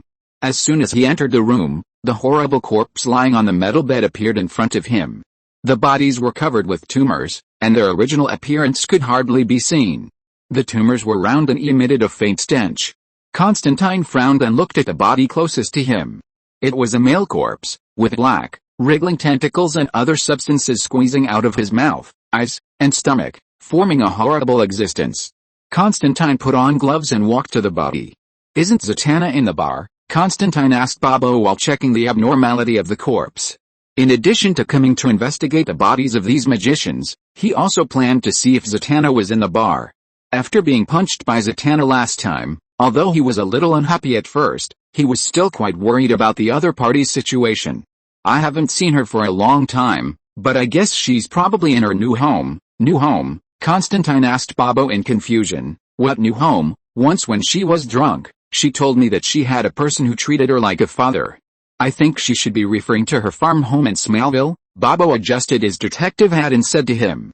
Constantine used his gloved hands to lift a part of the tumor. He asked the gorilla, how much do you know about the farmer in Smallville? Constantine became more and more annoyed with this guy who frequently appeared in his topic. Bobo shook his head and said, I don't know, but I heard from Zatanna that he has saved the world several times. He should be one of the most powerful beings in this world, and each of his sons and daughters is not an ordinary person. Hearing Bobo's words, Constantine was a little unconvinced. The complexity of this world is beyond her imagination. The most powerful cannot be used casually. Bobo did not refute, but walked in front of him and looked at the corpse that Constantine was examining. Maybe, let's talk about the corpse first. These seem to be some kind of decay in another dimension. These corpses seem to have become terrible in order to adapt, in order to cope with. As soon as he finished speaking, the chest of the male corpse suddenly broke open. With a splash of blood, a long neck similar to the chest-breaking worm of the alien larvae broke out of the chest of the corpse, bearing its fangs and bloody basins. Bobo, who was startled, jumped back. Oh my God! As the sarcoma on the chest of the male corpse broke out of the body, the other corpses slowly stood up. The various corpses with sarcomas on their surfaces or deformed and uttering unclear sounds from their mouths stood up from the bed and attacked Constantine and Bobo. Damn it! As the gorilla Bobo retreated, he made an unbelievable sound. This is impossible. They are completely inactive at the cellular level. Constantine dodged the attack of the tentacles extended by the corpse and complained to him, I think we are a little far away from science now. I disagree. We have never left science, Bobo said as he jumped up and punched a mutant corpse that rushed over. Aliens can see you. Aliens are approaching. Aliens are coming. The corpse staggered towards the two people, repeating these words in its mouth. Constantine took out a lighter and used it as a medium to release a ball of fire at the other party. Although he couldn't use magic now, he still carried some small props with him.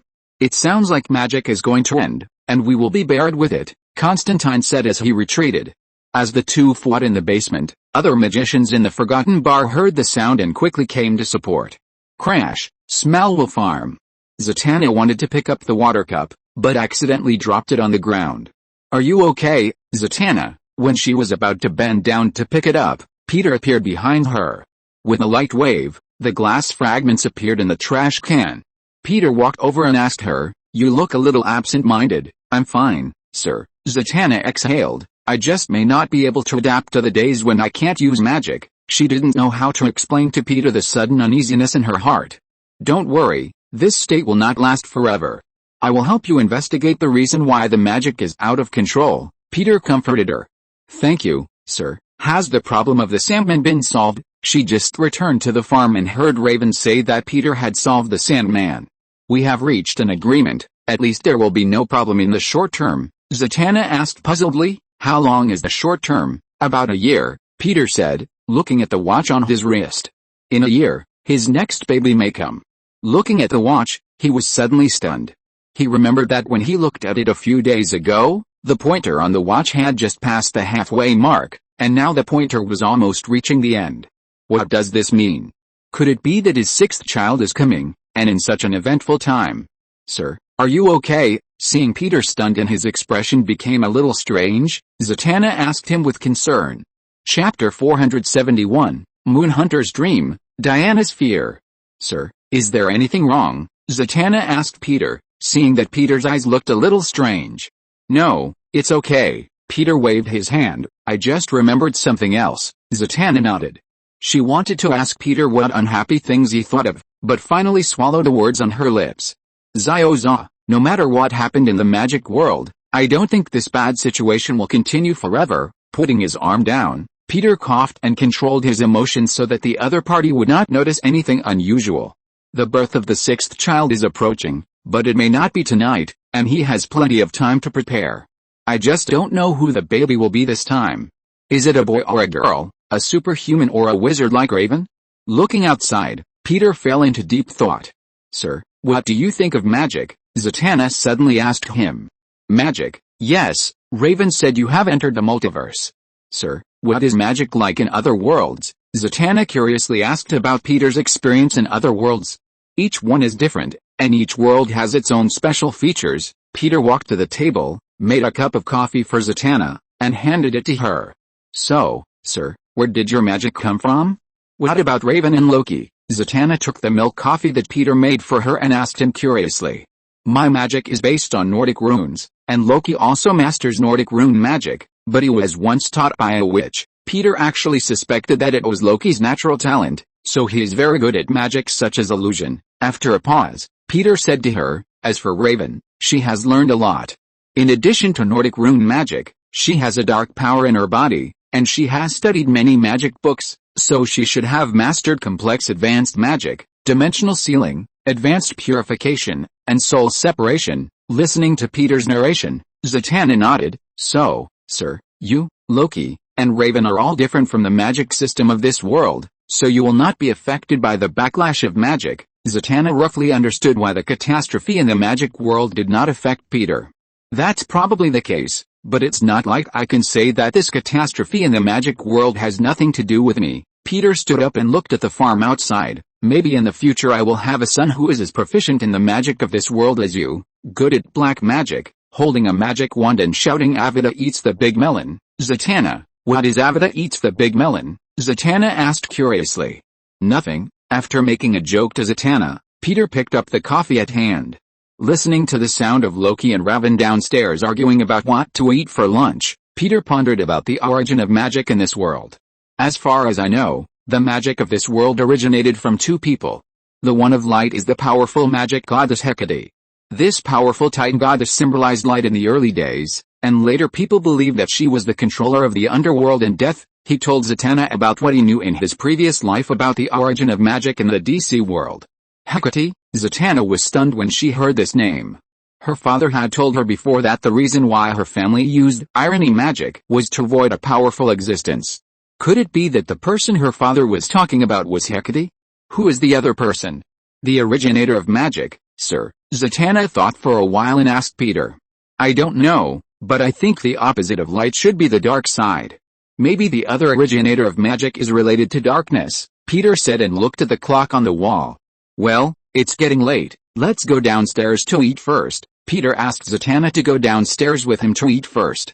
In the living room, Raven and Loki's argument has come to an end.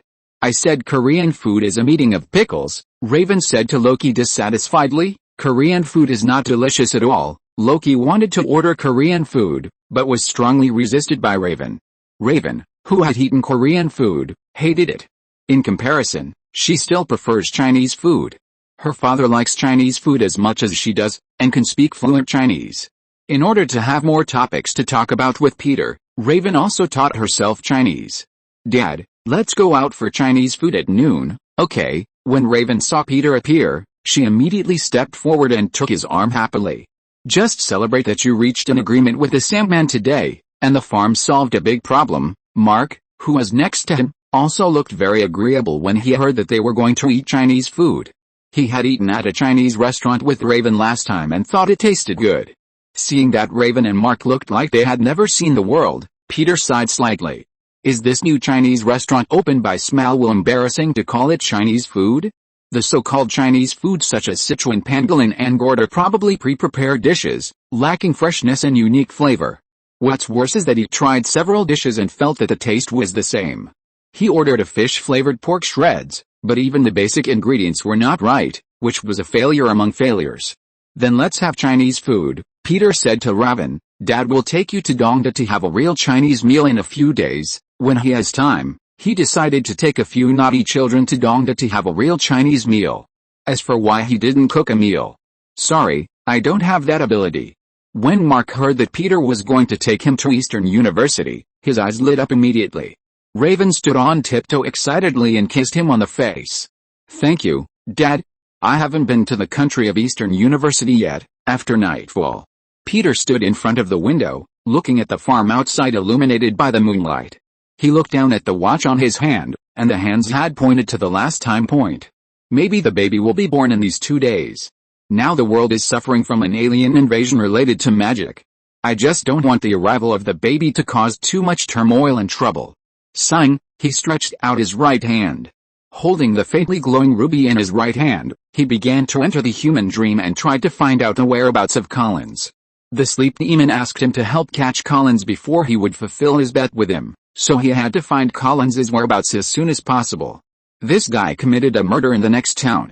Although he had probably escaped, Peter still started looking for clues from the dreams of the people in the next town.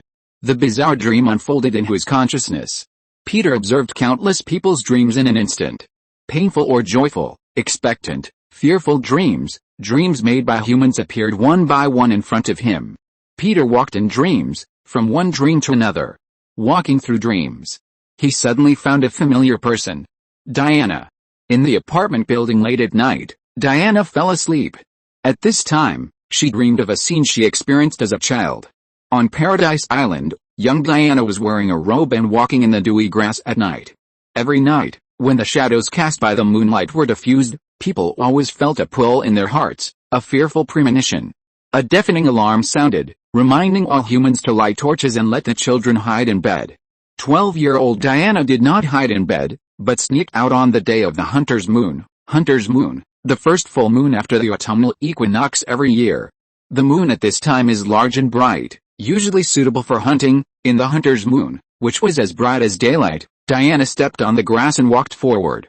She wanted to see the biggest secret. Every time the hunter's moon came, the undead witches of Paradise Island would go to place. She once asked her mother where these witches went. As a result, her mother angrily told her not to ask questions, and when she grew up, she would naturally understand these secrets. But like all children, Diana was precocious and curious. Unlike other children, she also had magical powers. Following the witch's trail, Diana soon arrived at her destination. There was a peak on Paradise Island, and there were two paths when the island was born. The two paths met in the depths of the dense forest. Diana came here and quietly climbed up the tree to peek at the activities of the witches. Diana, lying on the tree, looked at the scene in front of her in amazement. In the open space illuminated by torches, the witches danced hand in hand. Their limbs were strangely and incredibly fused together, and their limbs twisted as the witches chanted. Hikatak, Hikatel, the witches chanted this name and twisted their limbs crazily. Diana, lying on the tree, looked at the scene in front of her, and her hair stood on end. Soon she realized that she was witnessing an unsightly scene.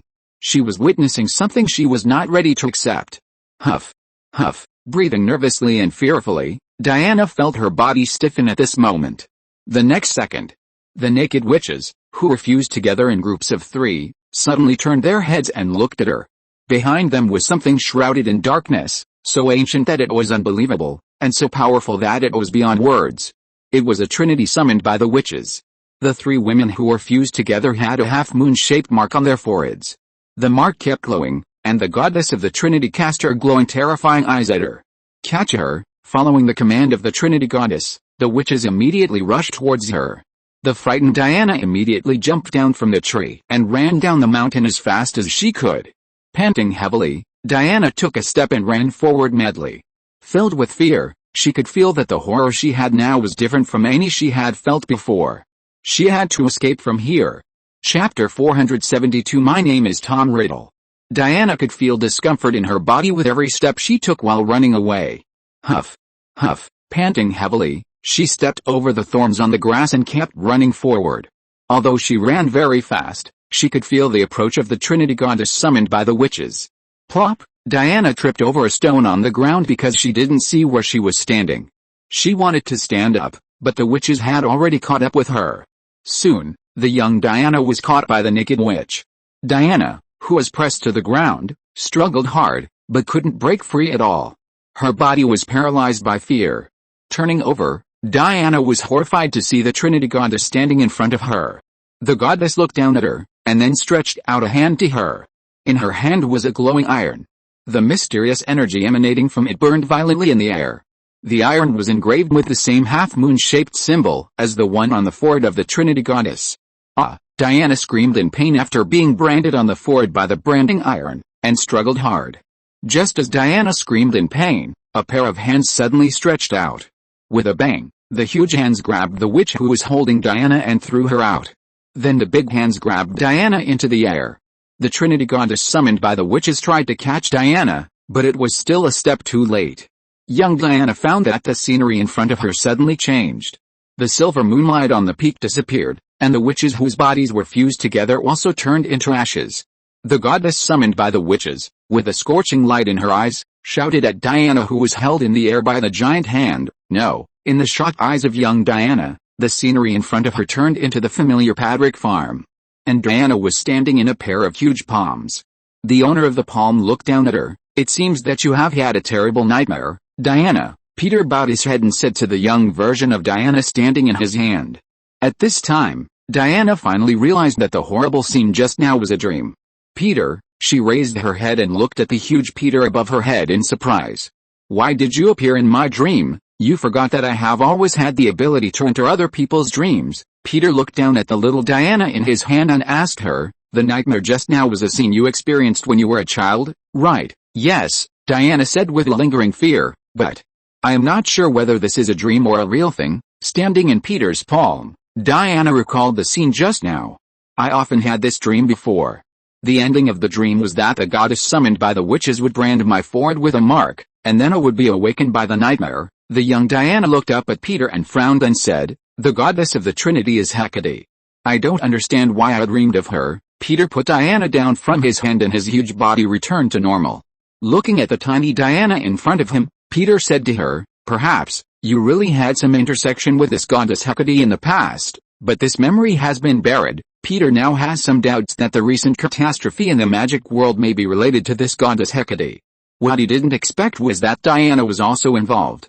Maybe. Anyway, Peter, thank you for helping me get rid of a nightmare. Diana thanked Peter in a mature tone. But looking at her small body, Peter felt a sense of disobedience no matter how he looked at it. Where is this place? Diana asked curiously. It's my dream. Peter looked at the familiar farm in front of him and said to her, I brought you into my dream. It looks incredible, Peter. Are you the god of dreams now? Diana asked in surprise. She didn't expect Peter to have such ability. At this time, Diana went to Boston during the Battle of Metropolis and didn't know about the god of sleep. You can understand it this way. Peter did not deny it. Diana came over, took Peter's hand, smiled, looked up at him and asked, Are you in your dream? Don't you want me to come in and rest? Looking down at the lolly version of Diana, feeling the different touch, Peter coughed. Of course, holding Diana's hand, they walked into the living room. Just as they walked to the birch tree, they saw a child of 5 or 6 years old sitting under the tree. The boy in a black robe and a hood raised his head after hearing the sound and saw Peter leading Diana in. Peter also saw the boy who suddenly appeared. He didn't expect someone to appear in his dream. After he possessed the 3 instruments of the sleep demon and even had some of the duties of the god of dreams, no one except Raven had entered his dream for a long time. The boy had black hair, cold black eyes as deep as the sea, a straight nose, and thin lips tightly closed. Although he was not very old, his face was thin and handsome, which could attract the attention of people around him at once. Who is this? Peter, Diana asked Peter in a low voice. Why did he appear in your dream? I have never seen him before. If I say this is the first time I see him, would you believe it? Peter reached out and touched Diana's hair. Diana was about to get mad because Peter treated her like a child, but Peter had already walked towards the thin boy. Hello, sir. Seeing Peter coming, the boy took the initiative to greet Peter in a British accent. I lost my way and took a rest here. I hope I won't affect you. Although the boy's voice was a little cold, he still tried to show some kindness. He didn't know where this was. He fell asleep on the bed in the orphanage and found himself here when he woke up. He always lacked a sense of security, so he clenched his hands and looked at Peter nervously. He just saw Peter transformed into a giant and held a girl in his hands. After realizing that the Peter in front of him was not an ordinary person, he was nervous and uneasy.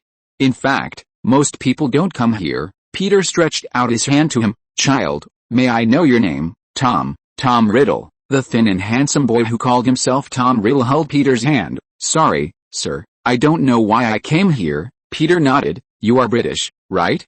You have a London East End accent, although it is mixed with some Oxford accent, but I guess you're from London East End. Hearing Peter's words, Tom Riddle looked at him in astonishment.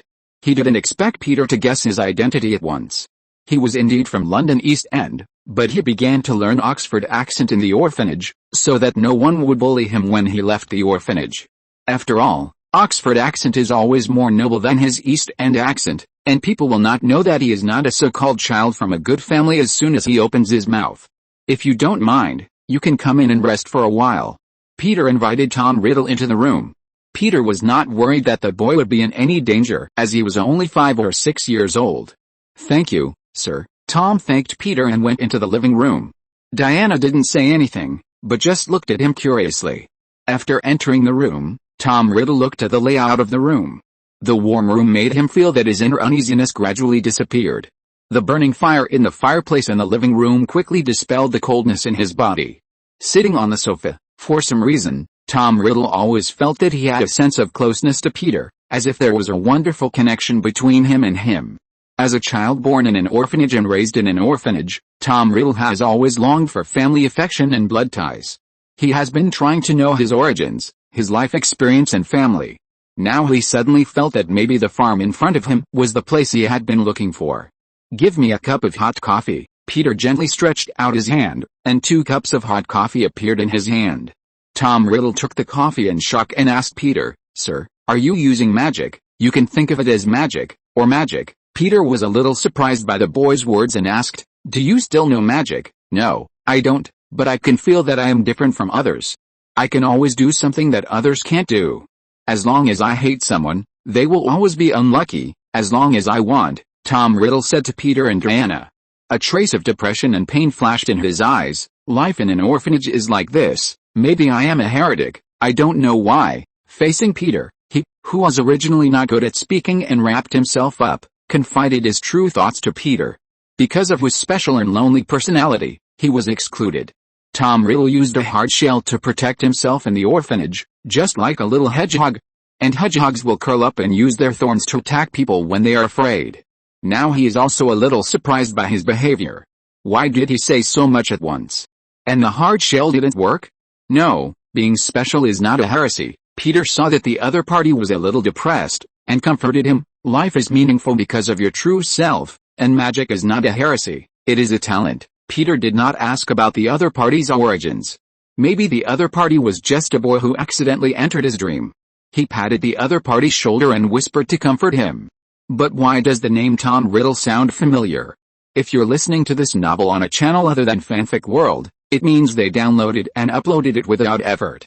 We cordially invite you to visit our channel, Mundo Fanfic Novelis. There you'll find the original version of this story and you can explore many other novels of various genres. We're waiting for you to immerse yourself in a world of incredible novels. Chapter 473 The one who worries about his father is Voldemort. Peter was thinking about where he had heard the name Tom Riddle before. The Lolita version of Diana asked Tom, "You said you didn't know why you came here?" "Yes," Tom Riddle nodded and said, "I fell asleep and woke up to find myself here, sir." "Are you a magician?" He turned to Peter and asked expectantly, "If you are a magician, you must be a powerful magician. Can you teach me magic? Do you want to learn some magic?" Peter came back to his senses and asked him. "Yes, I hope to learn magic from you. I heard that there are magic schools in the world. As long as children have wizard blood, they can be enrolled in the school without any tuition." Tom Riddle expressed his yearning. "If you want to learn magic, I can teach you, but the premise is that you can enter here, because this place is not real." Peter shook his head and said to him, "Not real?" Tom looked at him in surprise. "I don't understand, sir, what does this mean?" "This is the dream world, where our desires, fears and emotions intersect." Peter waved his hand casually, and the farm in front of Tom Riddle suddenly changed unexpectedly. The space seemed to be folded up, and the walls and furniture seemed to be connected to another space, extending outward endlessly. The originally small living room seemed to have been infinitely extended, and the maze-like layout suddenly cut the entire living room into a bizarre and colorful scene. Feeling the incredible changes in the farm in front of him, Tom Riddle stood up in shock. He didn't expect that he came to the dream world, and Peter could actually control dreams. He was so stunned that he couldn't speak for a long time. "If you can enter here again next time, I will teach you magic." Peter stretched out his hand and a grain of sand suddenly appeared in his hand. In Tom Riddle's shocked eyes, the sand slowly fell into his hand and then entered his body. "This grain of sand has a wonderful magic. It will guide you to walk in the dream world and you won't get lost." Peter's words slowly unfolded in his ears, and Tom Riddle suddenly felt the world in front of him spinning. The next second, he suddenly felt that the world in front of him slowly disappeared in front of him, and he was sucked away by something. Peter watched Tom Riddle slowly disappear, and did nothing until he completely disappeared in the farm. "What happened?" Diana saw Tom disappear, stood up and asked him in surprise. Peter shrugged. Obviously, he woke up in reality and his dream ended. He woke up. You should ask him which orphanage he is in. Maybe he is also a talented magician," Diana said in a mature tone. "By the way, take me to visit your dream world. Maybe there will be some unexpected discoveries and discover your secrets." Peter nodded, walked to the lolly Diana, and hugged her. Seeing Peter pick her up, Diana was stunned, then glared at him with some shame and anger. "What are you doing?" "Peter, I'll take you to visit the dream. To prevent you from getting lost, I have to hold you tight," Peter said seriously. "I'm afraid I won't have the chance to see the little version of Wonder Woman in the future, so of course I can't be soft now." Diana, she decided to come to the farm to settle accounts with him after waking up. After the dream ended, Peter stood by the window in the room, staring at the dark night outside, and fell into deep thought. Tom Riddle, mumbling this name, Peter suddenly remembered. Isn't this the name of the famous Voldemort? No wonder I always feel that the other party's thin and handsome appearance has an unconcealable feminine aura. And Voldemort is also from London, England, and grew up in an orphanage. Thinking of this, Peter took a deep breath and calmed himself down. In his previous life, Tom Riddle, who he had seen in the Harry Potter and the Chamber of Secrets series, had jet black hair, a tall, thin and handsome figure, and slender fingers, which roughly matched his current appearance. However, although this guy was handsome and almost caught up with himself, in his heart, he was a genuine Dark Lord. Peter remembered what he knew in his previous life. After the 5th grade, this kid discovered the secret of his bloodline, the descendant of Slytherin, which made him ecstatic. Later, he went to his mother and father's house and learned the truth about his life experience, the product of aphrodisiac, so he killed his father who abandoned his wife and framed his uncle. Because of the fear of death, he didn't want to die meaninglessly like his mother, lonely and helpless, so he tried to make himself immortal as much as possible. He learned the method of Horcruxes from Slughorn, killing people, and then he opened the Chamber of Secrets, and the basilisk killed Myrtle and made the first Horcrux.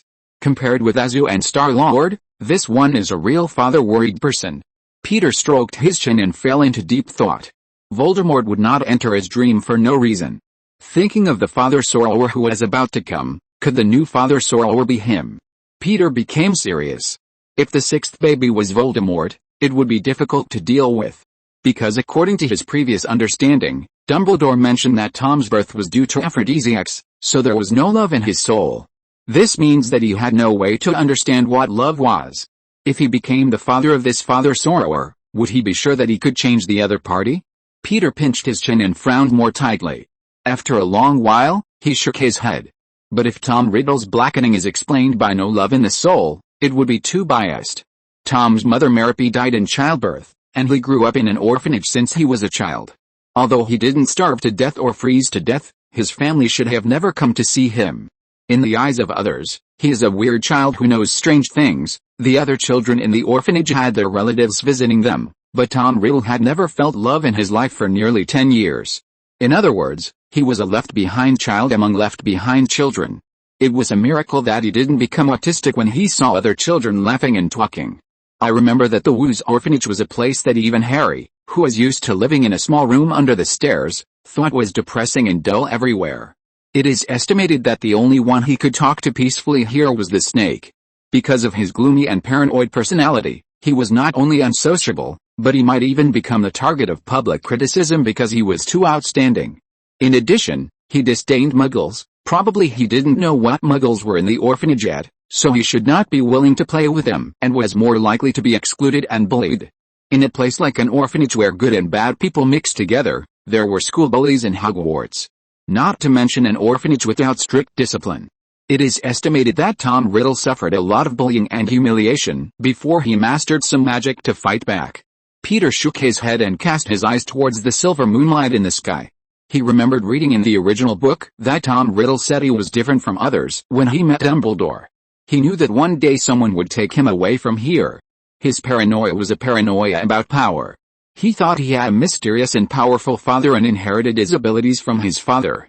So he would only run wildly and grow up on the perverted road, waiting for someone to take him away from this cramped and humble place to a wider world. For him, essentially, he didn't know that there was a great and glorious way to realize his self-worth. In his life, he met selfish parents. Life in an orphanage was lonely and excluded, and even when he was in school, it was full of racism and elitism.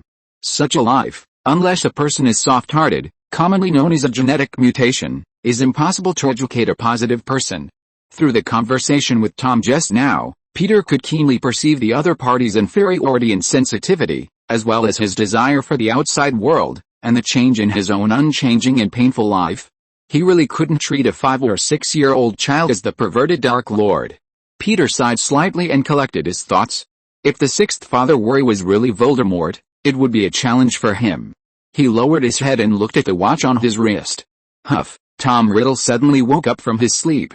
Lying in the dark room, looking at the familiar environment of the orphanage, he wiped the sweat from his head and showed a disappointed expression on his face. Was it really a dream? After changing into a robe, he got off the bed and looked at the starry night outside. After getting off the bed, he walked out of the room, went down the narrow wooden spiral staircase, walked through the gloomy gray corridor, came to the outside of the orphanage, and looked at the dewy night. Although it was a dream, why did it feel so realistic? As if it was a real scene happening in reality. Mr. Peter, it would be great if he could adopt me. He is a great magician and he is very kind to me. He will not look at me differently. He took a deep breath and walked into the courtyard. In the dilapidated orphanage, the roses were shining with a faint light under the night sky. Suddenly, in his astonished eyes, a grain of sand flew out of his hand. The sand, shining with silver light, slowly fell on the rose. Then, in his incredible eyes, the rose blossomed with light red flowers. The rose flowers, which exuded fragrance, were magnificent under the moonlight. Tom Riddle, who was stunned, slowly walked to the side of the rose. The sand, which exuded silver moonlight, gently sank into his hand. Chapter 474, Tom Riddle, the Dark and Elegant. Is it not a dream? Tom Riddle was shocked to see the red sea of flowers blooming in the moonlight. He stretched out his hand and looked at his arm. The silver sand with a radiant glow entered his body and slowly flowed along the blood in his body. Is Mr. Peter real? He felt a burst of disbelief in his heart. He held his hand, and seemed to feel the sand guiding him to not get lost, constantly giving him strength. He stretched out his hand and picked a red rose blooming in the moonlight. However, at the moment he picked the red rose, the beautiful rose gradually turned into sand in his hand and flowed out from the gaps between his fingers. Who's outside? Just as he was looking at the rose melting into sand in his hand in disbelief, he suddenly heard a woman's voice. The voice of the dean sounded inside. Is it you, Tom? Sorry, Mrs. Cole. A middle-aged woman with curly hair, a tense face and a bloated figure walked out of the room. Tom Riddle turned around, pretending to be indifferent, and apologized to the other party elegantly and in a low voice. Although he hated and despised the director, Tom Riddle tried not to let her see anything unusual. Mrs. Cole was the most powerful person in the orphanage. All the orphans here had been locked up by her, and when they were 14 years old, she would kick them out. In addition, as far as he knew, the director always used the government's subsidy to buy gin.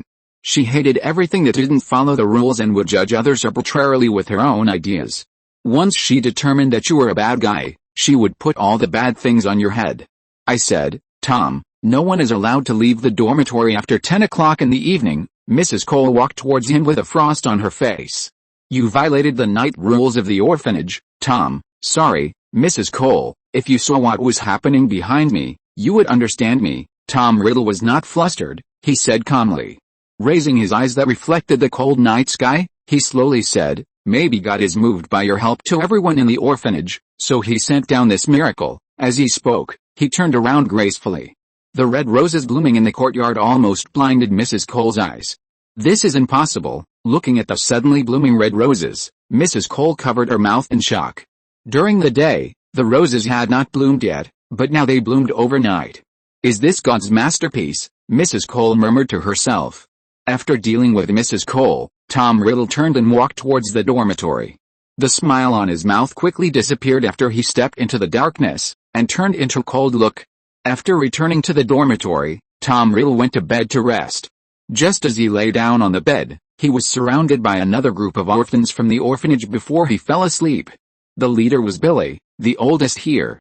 Billy, the tallest man with freckles on his face, led a group of people to surround him and asked him, did you hang Steven's rabbit tonight, Tom? Steven was a little guy who raised a rabbit, but tonight, someone hanged it to death.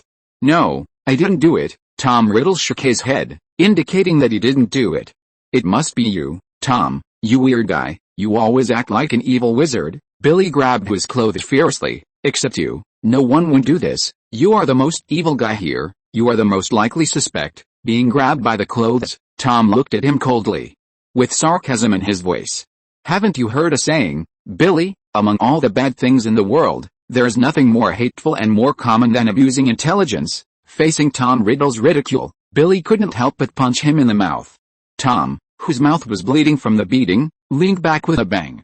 But he did not cry out or groan in pain. Instead, he wiped the blood from the corner of his mouth and said coldly to him, if I were you, I would not lose my mind and do it, because that proves that you have no way out, and you can't prove that it was me who did it.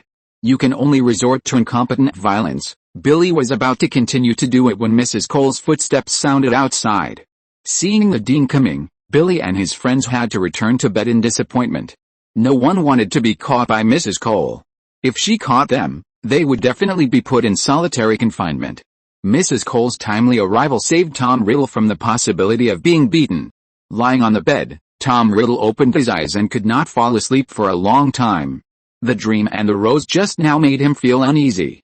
If possible, he hoped that Mr. Peter could adopt him. The other party could not only control dreams, but also act according to his own wishes and dreams. If he could be adopted by such a great magician, his life would open a new chapter. Leave this place that he hates and follow Mr. Peter to start a new life? He was thinking about Peter with his eyes open when he suddenly heard a rustling sound. Hearing the familiar sound, he immediately lowered his head from the bed and looked under the bed. The emerald eyes under the bed were extremely obvious in the pitch black. The animal that heard Tom Riddle's voice gradually revealed its true form. It was a black snake, coiled under the bed and stared at him. "Hush!" Tom Riddle made a gesture to silence him. He now knew who had hanged Stephen's rabbit. This black snake, with whom he had accidentally established a connection, was someone he had met in the courtyard a few weeks ago. He didn't know why he could communicate with snakes. It was as if he had a natural intimacy with snakes. "Don't show up in the dormitory in the future, and don't attack the creatures here," Tom Riddle conveyed his meaning to the black snake. The black snake hidden in the night under the bed understood his words and slowly retreated. The next day, early morning. Orphanage. Billy, who had punched Tom Riddle last night, walked downstairs on the heavy floor. However, just when he stepped on the last step, he suddenly saw a snake under his feet. The sudden appearance of the snake scared him, and he lost his balance. His feet slipped and he was about to fall down from the upstairs. He was about to fall down from the upstairs with his hands waving. At the critical moment, a pair of hands grabbed him. Billy leaned back and looked at Tom Riddle, who was holding him on the stairs in astonishment. Tom's clothes were neatly arranged, like a little gentleman, with a smile on the corner of his mouth. "You should be careful enough, Billy." "Thank you." "Thank you." Frightened Billy immediately thanked him. "Pull me up, Tom." "No." "What?" I said, "No." Looking at the smile on the other's face, Billy immediately felt something was wrong. The next second, Tom Riddle let go. With a bang, Billy fell to the ground. The sound of the other falling to the ground immediately alarmed the staff of the orphanage. Mrs. Cole, who heard the sound and rushed over, saw Billy lying on the ground groaning. Although Tom held him back, Billy was prepared in advance and did not fall on his back. But this throw hit Billy hard. Looking at the instigator standing on the stairs, Mrs. Cole's eyes flashed with anger. Because of Tom Riddle's behavior, he was put in solitary confinement by Mrs. Cole as expected. In the dark, narrow and closed confinement room without any light, Tom Riddle bent his knees and hugged his legs. In the dark environment, no light could be seen, as if time had frozen here. Tom Riddle did not feel too uncomfortable. At this time, he thought of the dream he had last night. At first, he experienced an adventure on Mr. Peter's farm. The dreamlike dream made him doubt its authenticity. But the grain of sand in his body proved that it was more than a dream. In the first half of the night, he had a dream about Peter, and in the second half of the night, he had a vague and unclear dream. Some of those broken dream fragments and other things were unclear. Gently covering his head with his hands, he seemed to remember that in those dream fragments, he was not adopted by Mr. Peter in the future, but was taken away by a man named Albus Dumbledore, who claimed to be a magician. The other party claimed to be the headmaster of Hogwarts, showed him magic, and told him that Hogwarts was founded around 990 AD. It is one of the three major magic schools in Europe: Hogwarts School of Witchcraft and Wizardry, Boxbutton School of Witchcraft and Wizardry, and Durmstrang School of Witchcraft and Wizardry, one of the 11 known magic schools in the world, and is recognized as one of the best magic education institutions in the magic world. Hogwarts School of Witchcraft and Wizardry is divided into 4 colleges, namely Gryffindor, Hufflepuff, Ravenclaw and Slytherin. The school teaches students to control and use their magical abilities, cultivate and develop their magical talents, master various magical theoretical knowledge and apply them in practice, and understand, join, protect and hide the magic society. And he was considered by Dumbledore to be a student with outstanding magical talent. Dumbledore, after whispering the name, Tom Riddle frowned. He didn't like the principal of this magic school. For some reason, he always felt that he was more dangerous and ominous than Mr. Peter. It seemed that if he followed him, he would definitely encounter something very bad. If he had a choice, he would rather be adopted by Mr. Peter. Squeak! Tom Riddle was thinking about it when he suddenly heard the door of the detention room open. The voice of the staff rang outside. "Tom, someone wants to see you. Thank you Ian for your reward to me, and thank you readers for your support." Chapter 475 Voldemort. "Sorry, Dumbledore, I won't choose you this time." Tom Riddle walked into the reception room with doubts. The person who appeared in front of him was Dumbledore, whom he had seen in the fragments of his dream in the second half of the night. The other party was tall, with strands of metallic gray hair and beard hanging quietly. Behind the dirty lenses were a pair of bright and sharp eyes. "They said you were in detention. It seems that I came at the right time." Dumbledore looked at him with a smile. "Otherwise, child, you will be detained for a few more days. This is a bit too harsh for a child under 7 years old. I will definitely report it to Dean Cole. I don't think it will be effective for you to report the problem to a woman who stole government funds to buy gin." Tom Riddle recovered from the shock and took a deep breath to reply to the other party. He didn't expect that he could really meet Dumbledore in reality. It seems that the dream he had in the second half of the night also has a certain degree of reality. Could it be that the other party really came to ask him if he would join Hogwarts, as in the dream? He was just daydreaming when Dumbledore smiled and said to him, "I heard about your wonderful performance in the orphanage. As the headmaster of Hogwarts, Tom, I hope to invite you to enroll." Hogwarts. Tom Riddle frowned slightly. "Yes, it is a great magic school." Dumbledore stood up and walked to the window to look at the roses outside. "There's magic in our world. In the narrow sense, wizards can use their magic power to show extraordinary means. In the broad sense, magic includes potions, spells, transfiguration and other magical knowledge, as well as all magical creatures and magical creations." Tom Riddle listened to Dumbledore's explanation and asked him, "You are the principal of the magic school. Do you master all magic?" The connotation of magic is profound. Even a legendary wizard like Nickmel can only make achievements in a certain field at most. Dumbledore shook his head and said. Tom Riddle nodded, stood up and wanted to speak, but accidentally dropped the glass on the table. Crash! The broken glass fragments splashed everywhere. Dumbledore turned around and saw the broken glass on the floor. He took out his magic wand and said, "Clean it up, restore it." He waved his wand and chanted 2 spells. In the astonished eyes of Tom Riddle, as Dumbledore chanted the spell, the glass appeared on the table intact. The water stains on the floor also disappeared, and the entire floor became clean and new. And the wand is the tool that wizards use to cast spells. After demonstrating the secret of wand casting, he explained to the stunned Tom, the relationship between wizards, magic and wands can be summarized in one sentence. Wizards use wands to cast magic. The wand master Mr. Ollivander often said, "Wizards choose wands, and wands also choose wizards." This makes sense, because first of all, wands have different casting directions depending on their materials. He walked up to Tom and said to him, "Every wand is unique. Every wand has its own casting direction and specific qualities. Tom, if you become a wizard, you will also have a wand of your own. Are you willing to join Hogwarts?" Tom Dumbledore stared into his eyes, quietly waiting for an answer. According to the rules of Hogwarts, Tom Riddle is not yet of school age. But because he was impressed by his qualifications, Dumbledore came to see him in advance, wanting to find a family to stay with him. When Tom Riddle is 11 years old, he will be taken to school. Now that he has shown the wonders of magic to him, Dumbledore believes that Tom Riddle will be willing to follow him.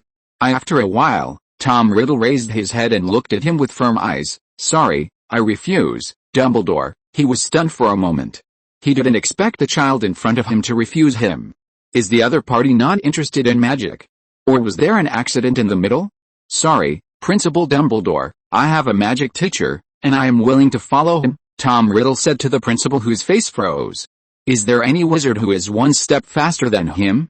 Is it a wizard I know?" Dumbledore put away his wand and asked Tom curiously. "I can't say his name, but he should be a great wizard. I haven't seen him use his wand, but he can control dreams at will, and he understands me." Tom Riddle took a deep breath and said to Dumbledore, "The important thing is that we made an agreement and I can't break my promise." He didn't say the most important reason. Compared to Dumbledore in front of him, he felt that Peter made him feel closer and more favorable. He felt that he had known Mr. Peter in the past or in the future. Listening to Tom Riddle's words, Dumbledore began to guess the other party's identity. Release magic without a wand, and can control dreams at will. African wizards are better at wandless casting, but their magic needs to be cast through more complicated dances or gestures, which takes a long time to cast and has less power. Who is this wizard who can impress Tom? Dumbledore frowned. He didn't expect that a mysterious person would jump out halfway and intercept his promising student. Padwick Farm. Peter was holding a sandbag in the room, feeling the position of the grain of sand he gave to Tom. But no matter how he located it, he couldn't feel the trace of the grain of sand. Sighing, he put away the sandbag. It seems that it is not a simple thing for him to locate the world where Tom Riddle is now. If he wants to see him, he can only do it in dreams. Will the sixth father worried man really be him? It is not an easy thing for him to change the original fate of this father worried man. Holding the sandbag, Peter looked at the bright spring light outside the window. He remembered that Dumbledore once said that only love can influence him.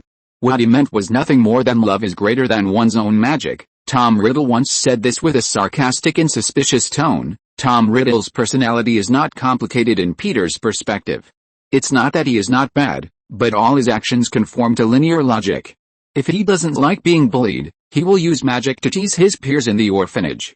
If he doesn't like muggles, he will start with the muggle-borns inside and make trouble for the muggle prime minister. If he wants to recruit his subordinates, he will use power instead of real organization and belief control. In terms of Tom's talent, he has suffered enough torture and humiliation. So in the later period, he only knows how to destroy but can't really build. This is a path that humans who lack love in childhood can easily take. But at the same time, Hogwarts also gave him a warm illusion, and the professors and classmates were kind to him. Otherwise, the object of his revenge would not be a simple so-called aliens. Until the end. He would say any drop of wizard blood is precious. This shows that his subconscious identity is the same as that of wizards. If he wants this kind of naughty child not to become evil, he needs to expand the scope of his identity.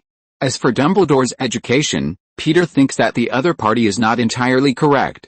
Some elements of Tom Riddle are too similar to Dumbledore and Grindelwald in the past. The more Dumbledore is anxious to reverse this pattern, the more he strengthens this view on himself. At first, it was magical coercion, and then he was always on guard against suspicion. Tom has actually been seeking an orthodox recognition in the magic world.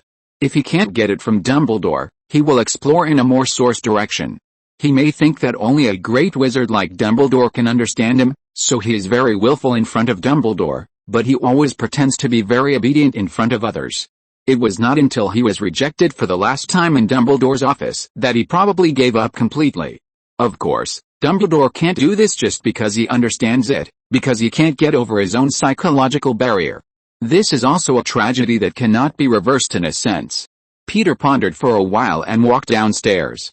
If the father's sorrow this time is really Tom, the baby is getting older and older. Peter also had doubts about the source of the father's sorrow. Azu, Star-Lord and Loki were sent to their own world, but their isotopes still existed in the original world. It looks like the system uses the quantum shuttle tunnel of the Marvel world to go back to the past of Azu and his world, and then send the babies of the past over. Although the past has been changed, it is just that the past world line has created a new multiverse. The original Black Robe world and Marvel world will not change too much. Azu and Loki's isotopes have always existed and will not disappear because the babies of the past were taken away. He even doubted whether this system was done by his son or daughter. One of his own naughty children went back to the past and sent his sons or daughters of different ages to him. If it was his son or daughter who did it, who would it be? Peter fell into deep thought. At breakfast, Loki was working on his toast when he looked up and saw Peter's eyes fixed on him. "What's the problem, Dad?" Loki asked curiously. "No, Loki, the time stone is still in your hands, right?" Peter asked him faintly. "Yes, do you want to go back in time and give me something or something?" Peter asked tentatively. "Well, I don't, Dad. You know, the time stone only works in the Marvel world. Even if I want to go back in time here, I can't do it." Loki said that the time stone was just a beautiful stone to him. "Really? Do you want to be the god of stories?" End of this chapter. Thank you very much for reaching the end. Don't forget to like. Looking for more exclusive content and immediate access? Subscribe to our Patreon. Remember, every like, subscription, or donation encourages us to continue. Thanks to everyone. See you in the next video.